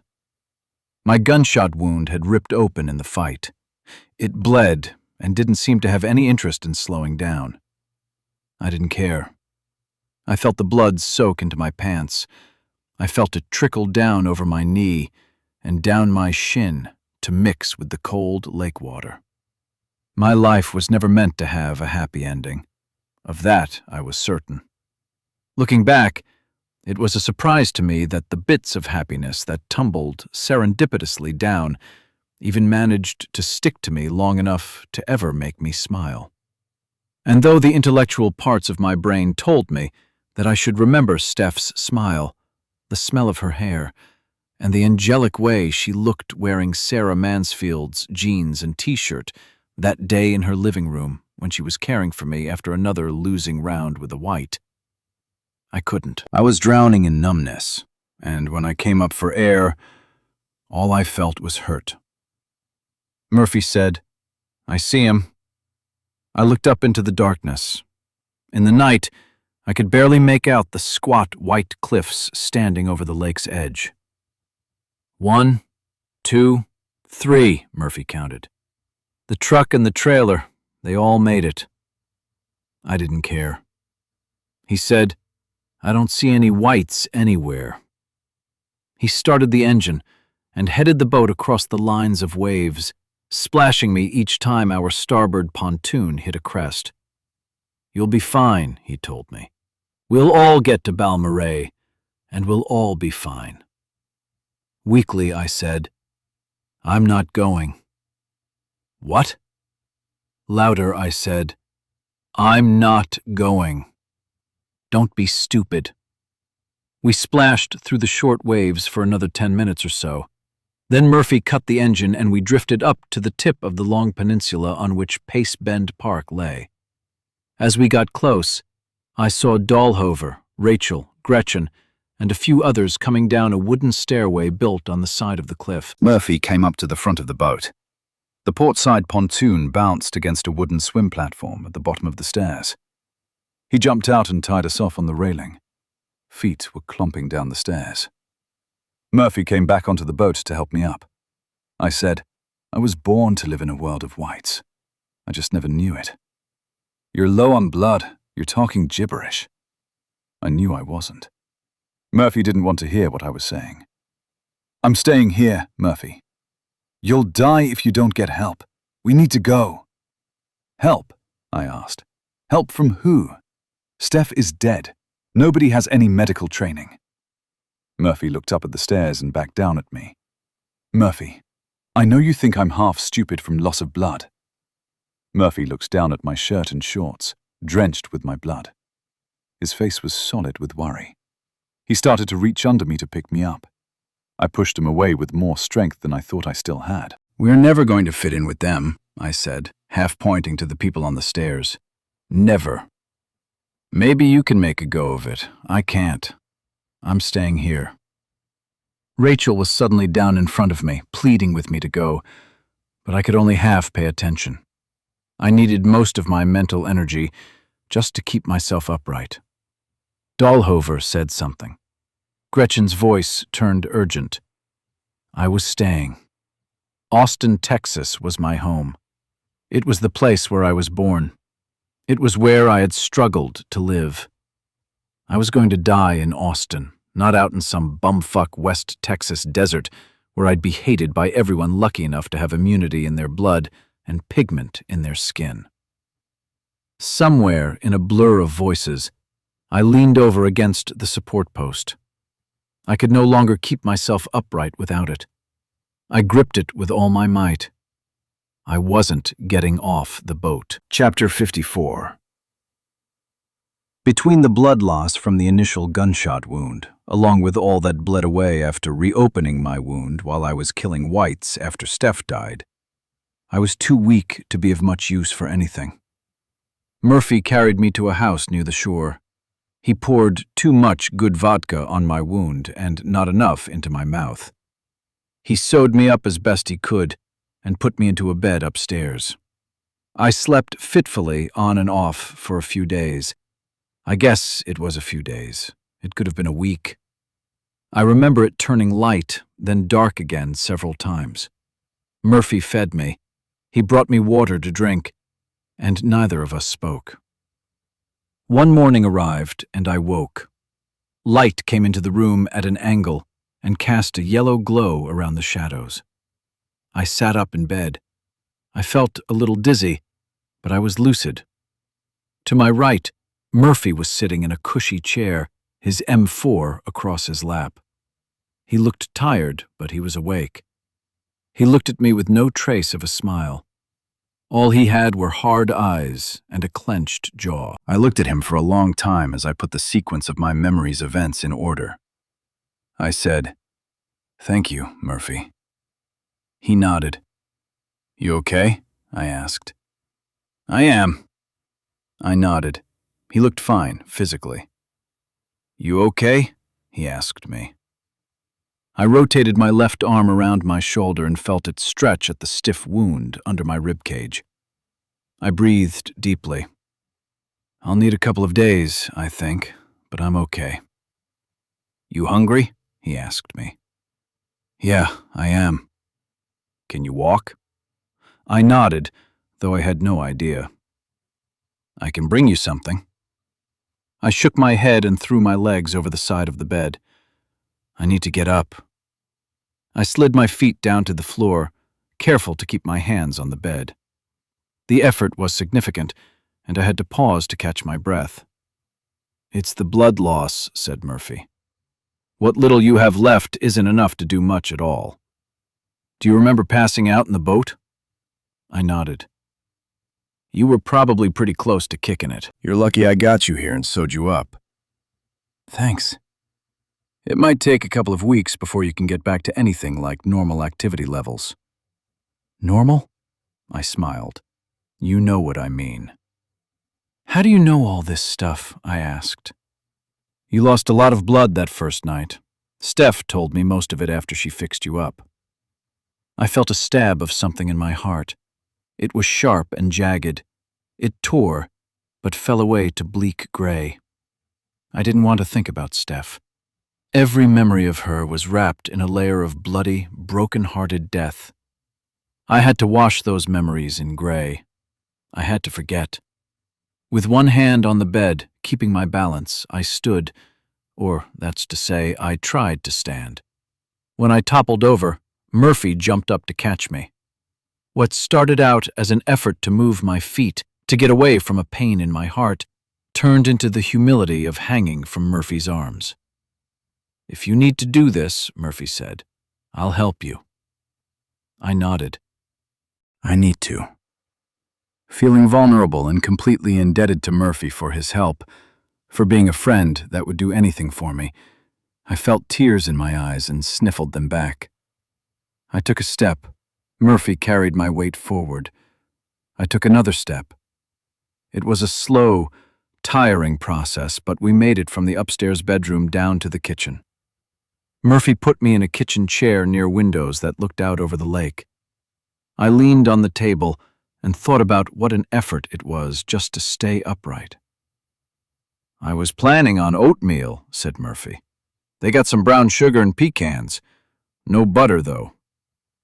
I shrugged and stared out at the glistening water. Behind me, I heard the clicking of an igniter on the stove, and then the sound of a jet of flame. Water poured into a pot, and Murphy scooped a few cups of rolled oats into the water. The pan clinked as Murphy sat it on the stove. "What?" I turned to look at Murphy standing in front of the stove. "There's gas?" Murphy nodded. "There's one of those big propane tanks or whatever outside. I guess it ain't empty." A hot meal. I laid my head on the table. It had been so long since I'd eaten anything hot. A hot meal. I know. Murphy said it with a pinch of his old enthusiasm, and I smiled as I looked at the lake. While Murphy was cooking, I asked, "The others?" "It's just us here." "They went to Balmorhea?" I asked. Murphy nodded. "Even Rachel?" "She's better off out there than here." "You cool with that?" "She doesn't need me to hold her hand." When the oatmeal was ready, Murphy brought me a bowl and I slowly ate. It was fantastic. Murphy ate his much more quickly than me, but courteously waited in silence while I finished. "Do you want more?" he asked. I shook my head. "Thanks, I'm full." Murphy smiled weakly. "You gonna be okay? Thanks for taking care of me. It's nice outside this morning. Do you want to go out on the porch for a while?" I looked up at the distance from the table to the back door, then from the door to the nearest deck chairs outside. I wanted more than anything to be out there feeling the warmth of the sun on my face, but I smiled and sniffled as another tear filled my eye. I shook my head. There was no way I could make it all the way out there, not even with Murphy's help. Murphy smiled. He stood up and said, "Put your arm over my shoulder, come on." He lifted me in his arms. "Good thing there's plenty of food here. We need to fatten you up before you blow away." Murphy carried me outside and put me in a chair, the one in the sun that I was hoping to get placed in. But I wasn't going to ask. It was hard enough being carried around like a child without making special requests. "You good?" he asked. I leaned my head on the chair's back and let the sun shine on my face. "Yeah." Murphy took a chair on the other side of a small table. "You want any water or anything?" I shook my head. "I just want to sit here." Some mockingbirds were making a racket in a tree nearby. Wind blew the branches, and the oak leaves, brittle but still green, sounded like styrofoam packing peanuts rattling in a shipping box. But it was a familiar sound, a comforting sound. It was the sound of Texas in the autumn. Somewhere out there in the world, a sound was different though, faint, guttural, thumping. The sound grew.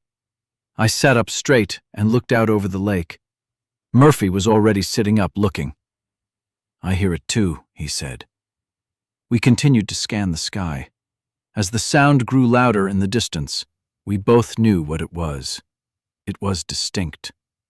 Murphy pointed far to the southeast. I looked. "That's a Black Hawk helicopter," he said. "Army?" I asked. Murphy nodded and sat back to watch it cross the sky in the far distance. No other helicopters joined it. After a while, Murphy asked, "What do you think it means?" I looked at the dark-colored dot making its noisy passage in the crisp blue sky and thought about it. Eventually, I laid my arm on the end table and pushed it up beside Murphy's. He looked down at my arm. I said, "You're white, I'm white. We'll always be white. Whatever that helicopter means, it doesn't mean shit to people like us." Chapter 1. As I slowly recovered from my gunshot wound in the cabin on the south shore of Lake Travis, I spent long afternoons on the back deck staring at gray November clouds and watching the wind whip up whitecaps across the lake. I frequently sat in the drizzling rain until my joints were chilled to the point of aching, and my face turned so numb my lips wouldn't form words when I spoke. While I did my sitting and staring, Murphy mostly left me alone. Maybe he figured if I wallowed enough, I'd eventually tire of feeling isolated and pitiful. I told and retold myself that everybody on the planet who was still breathing was doing the same thing under the burdensome grief of those they'd lost. The thought I got good at avoiding was that the survivors who didn't want to join the dead were dragging themselves up out of their grief and doing their best with what life had left them. The soon-to-be dead were a lot more like me, wallowing, waiting. For the most part, the whites didn't bother us. We were way out west of Austin on a peninsula sticking out into the lake. Around us were dense cedar trees hiding houses on neighboring properties. Most of the homes had been abandoned, or the owners had turned into whites much earlier in the pandemic. They'd either been killed or had moved on. At night, we sometimes heard them hunting out on the other side of the lake. They'd scream and make a racket, running in groups of a few dozen or a few hundred through the woods. During the day, we'd watch a helicopter or two, sometimes 3, flying from north to south in the morning and sometimes early afternoon. They often flew back before sunset. Murphy and I became convinced the helicopters must have originated up north. We both guessed Fort Hood in Killeen, maybe an hour north of us by car, back when a car could still be driven at 70 miles per hour on the highway.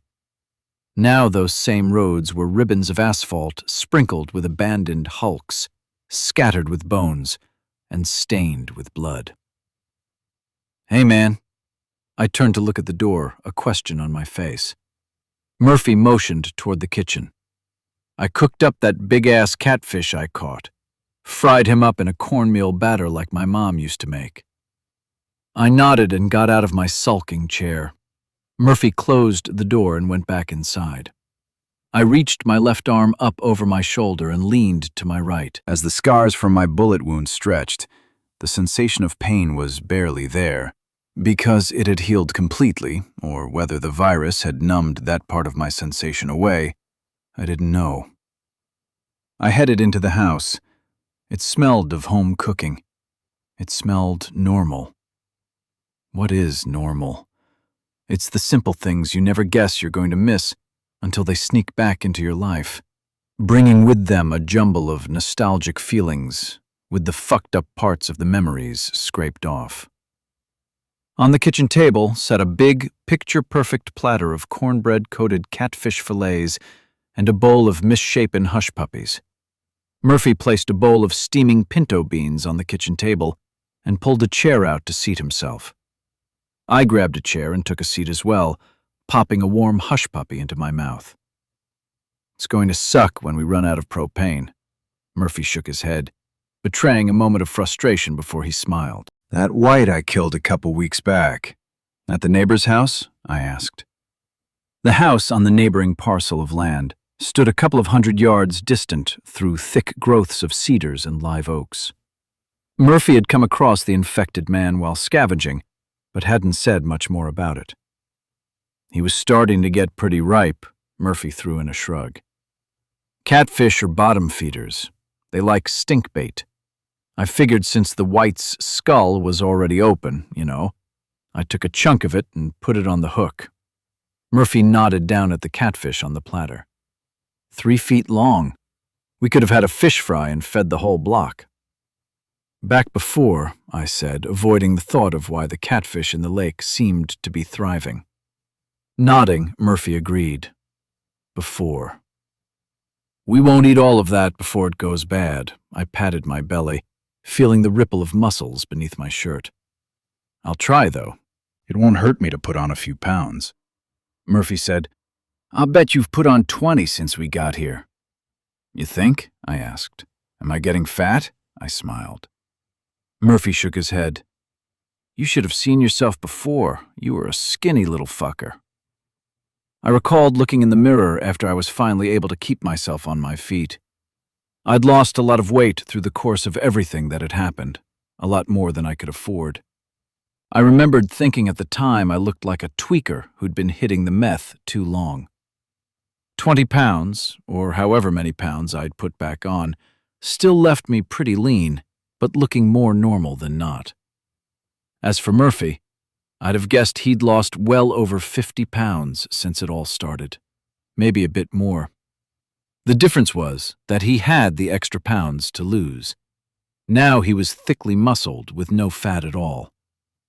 I put a few fillets on my plate with a handful of hush puppies and a big scoop of beans. Murphy did the same. The first bite of the catfish put a smile on my face. Good, I said through a full mouth.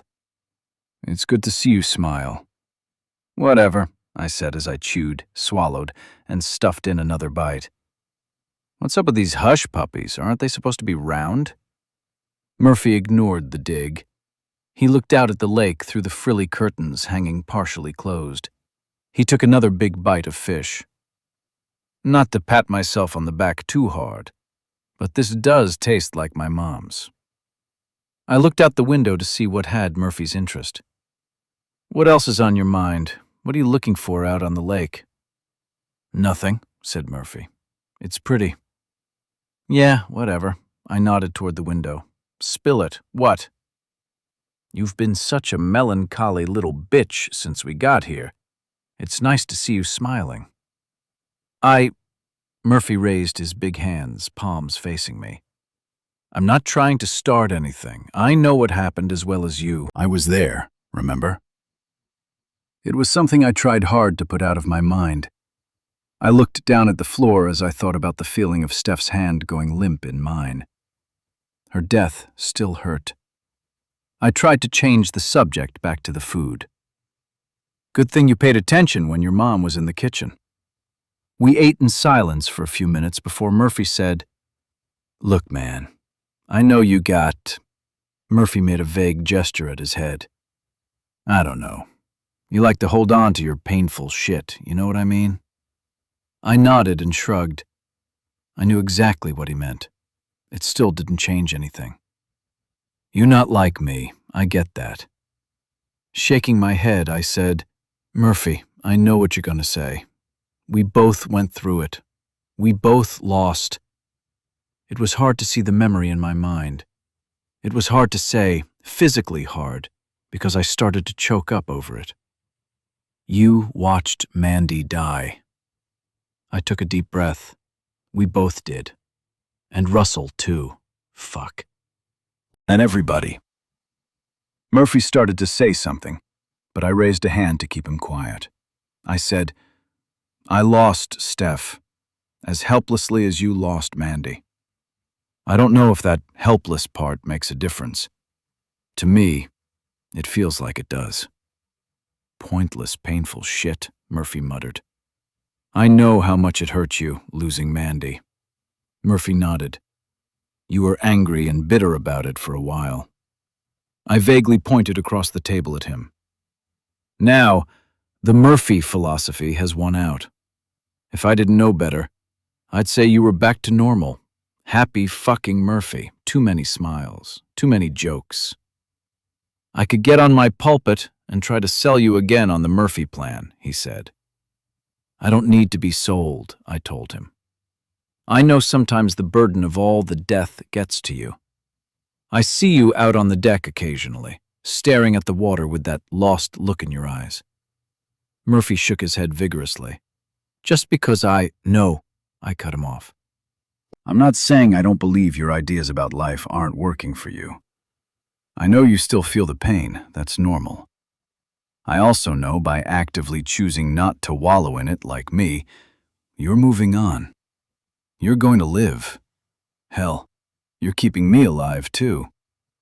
I appreciate it. Hell, I fucking envy it. I want to buy an economy-sized box of Murphy Smalls bullshit so I can find a way past my own crap. I guess I'm just so hardwired for my own shit. I don't know if I can find my way down the Murphy road. You just gotta keep trying, man, Murphy smiled. And quit being a whiny pussy. I looked away from Murphy. I don't know if I was being a whiny pussy. I don't know if I was grieving myself into a grave. I was feeling things I couldn't set aside, couldn't get past. I said, I loved her. There it was. Chapter 2. Belching and feeling somewhat uncomfortable from all the food stuffed into my belly, I cleaned up the kitchen in the last of the evening light as Murphy pulled all the curtains closed on the back of the house. When everything was clean, except for a pile of raw catfish fillets laying on a plate beside the stove, I shook my head as I revived our earlier conversation. It's a shame all this catfish will go bad. Yeah, Murphy agreed as he came back into the kitchen. Nothing we can do with it, though. If the house had solar power, we could probably run the fridge and keep it cold, or freeze it. Murphy shrugged. I think staking your survival plans to solar panels is not a bad idea, but it's irrelevant. We don't have any panels, and we don't know jack shit about running a refrigerator on solar. Yeah, I guess. I picked up a piece of fish, looked at it, then dropped it onto the pile with a wet slap. I'll bet we could dry this fish in the barbecue grill. It's got a propane tank on it. Fish jerky? Murphy grimaced. I laughed. We've had plenty of days when a piece of fish jerky would have been a dream. I think if you coat it with enough salt and pepper or whatever seasoning we've got in the cupboard, it won't matter anyway. It could be raccoon meat, and we wouldn't know the difference. Ugh, Murphy replied, then changed the subject. You getting restless? Why? I turned and shot an irritated look at Murphy. What do you mean? I see you out there every day looking at those helicopters. And? Murphy laughed. Sometimes you act like you're the only smart person in the world. You watch the helicopters come and go, and every day I can tell you're getting more and more curious. I know you're going to tell me one day you want to head south and see where they're going, or head north and see where they're coming from. I know you. I wanted to deny it, but Murphy was right. I knew in my heart I should probably get as far away from the helicopters as I possibly could. But still, some little part of me wanted to believe they represented a return to normalcy. Hot food every day, Starbucks, bottled beer, hot showers, civilization. I hesitated to answer. I am curious about the helicopters. Murphy leaned on a counter. Stop playing with that fish. Wash your hands and let's talk about this. I held up my hands and looked at them. Okay, I shouldn't have touched the raw fish. Still, clean hands were another one of those luxuries left behind. I wiped them on my pants. Good enough, Mom? Murphy glanced into a kettle we kept beside the sink. We shared the chore of filling it from the lake, but didn't boil it so it wasn't for drinking. It was for pouring over dirty hands or dirty dishes, and unfortunately, I'd used the last of it cleaning up the dinner dishes. Murphy said, If you get sick, don't blame me. I looked at my hands. I'm conditioning my weak immune system for a dirty world.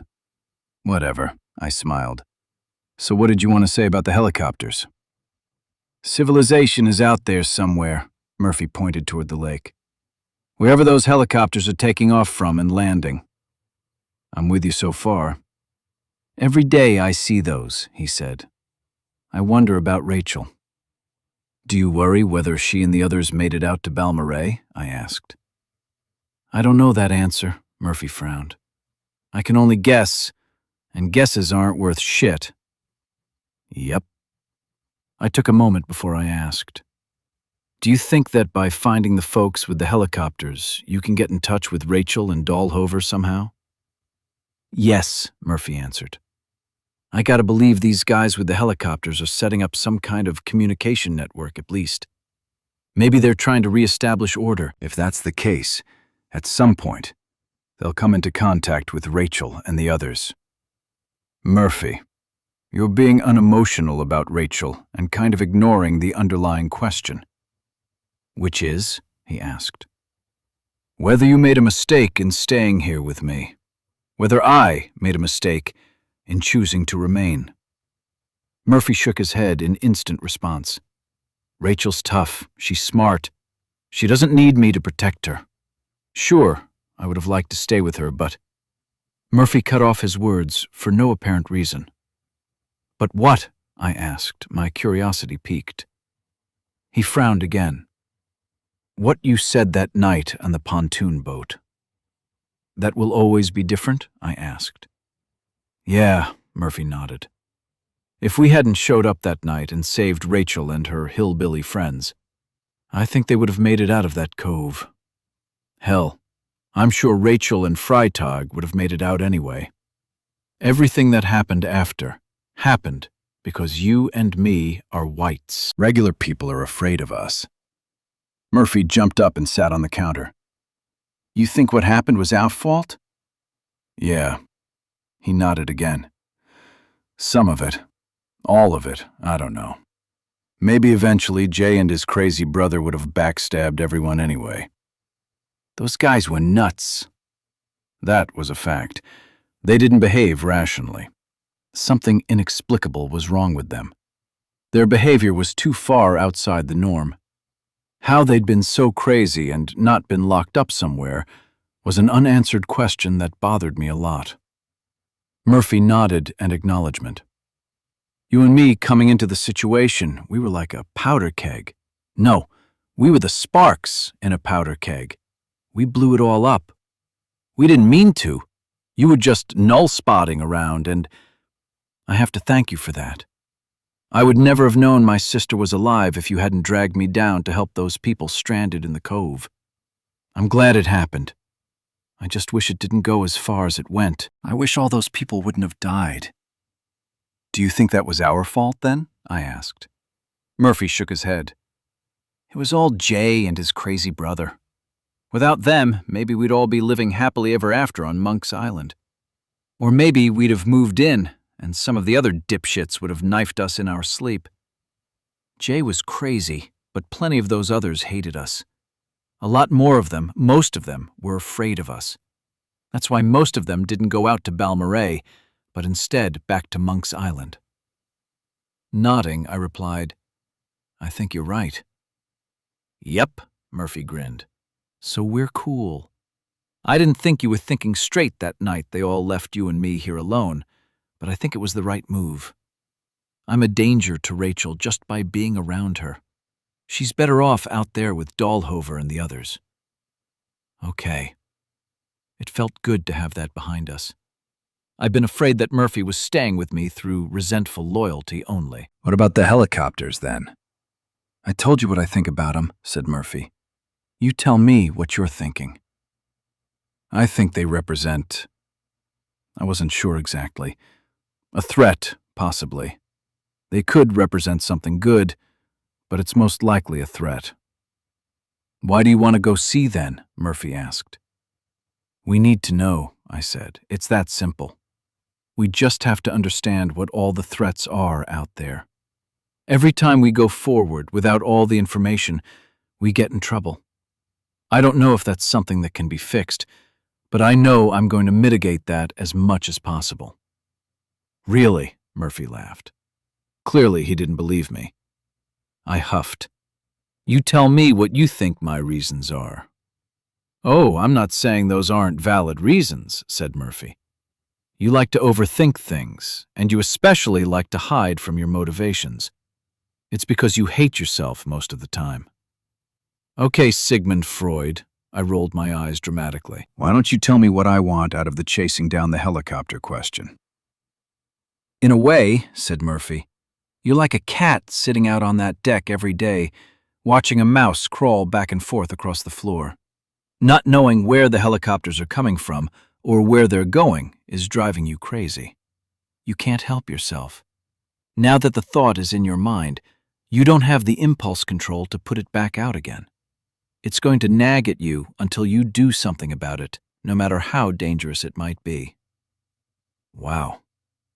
I wasn't sure whether to be offended or not. You think my motivations are that simple, really?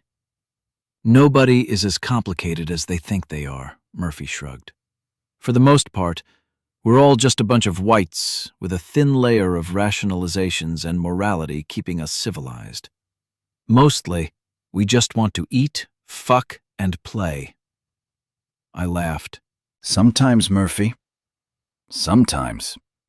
I said, you're a lot smarter than you think you are. You're not going to say that when I tell you the other reason we need to chase those helicopters. Cautiously, I asked, okay, what is my other reason? I'm not sure if you've got a death wish or what, but it's like you've got this dark-hearted picture of yourself that you feel like you need to nurture or torture. Maybe if I find you a teddy bear in one of these houses, you can start hugging it at night and you'll get better, I don't know. Fuck you about that teddy bear shit, I told him, a little bit angry. The other reason is that you're an adrenaline junkie, he said. I don't know if you were before, but I know you are now.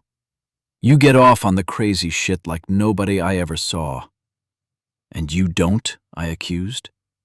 Murphy shrugged and smiled guiltily. I do.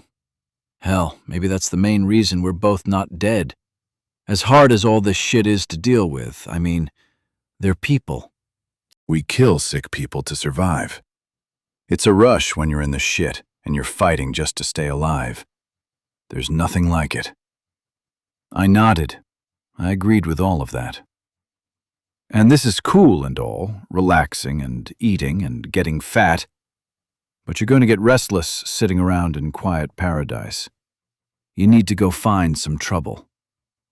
You know as well as I do that nothing is static anymore, I said. We've been lucky for 6 weeks. Only a few whites have come out here to fuck with us. Eventually, more will come than we can handle, and we'll have to go. I think we head out on our terms, not theirs. Nodding, Murphy said, we need to prepare ourselves to go then. I nodded. Murphy put his hand on his left side, just below the ribs, the place where I'd been shot on my side. He asked, does that cause you a problem when you swing your machete? Can you move around okay? Holding my shoulder again, I swung my arm around to confirm. It feels a little tight, but I think I'm okay. How are we set for M4 ammunition? I've got maybe 300 rounds. You didn't have any on you when I pulled your ass out of the shit. We've got your rifle, but... But, I asked, though I knew what was coming. But you can't hit a goddamn thing with it. We need to ditch that rifle. I don't know, leave it here or drop it off for those fucks on Monk's Island and get you something that fits with your abilities. And that would be? Murphy grinned. A shotgun, of course. Do you think that's a good idea? I asked. It'll be noisy as hell. Damn, you're right. Murphy thought back to all of the hassles we went through to get the damned silencers. You know what? It doesn't matter. You keep your M4. Whether you have a shotgun or an M4, you can only hit things that are pretty close. With the M4, you shoot from the hip. Spray a half-dozen rounds in the direction that your whites are coming from, and you might hit them with 1 or 2. But 30 divided by 6 is only 5. Say what? Math. Never my strong suit. The magazine holds 30 rounds. If you fire a couple of 3-round bursts at every target, you'll get 5 shots in before you have to reload. A pump-action 12-gauge might get you 8 rounds. But reloading that, don't I have to feed those shells in one at a time? No magazine, right? That's right, Murphy nodded emphatically. You're better off with the silenced M4.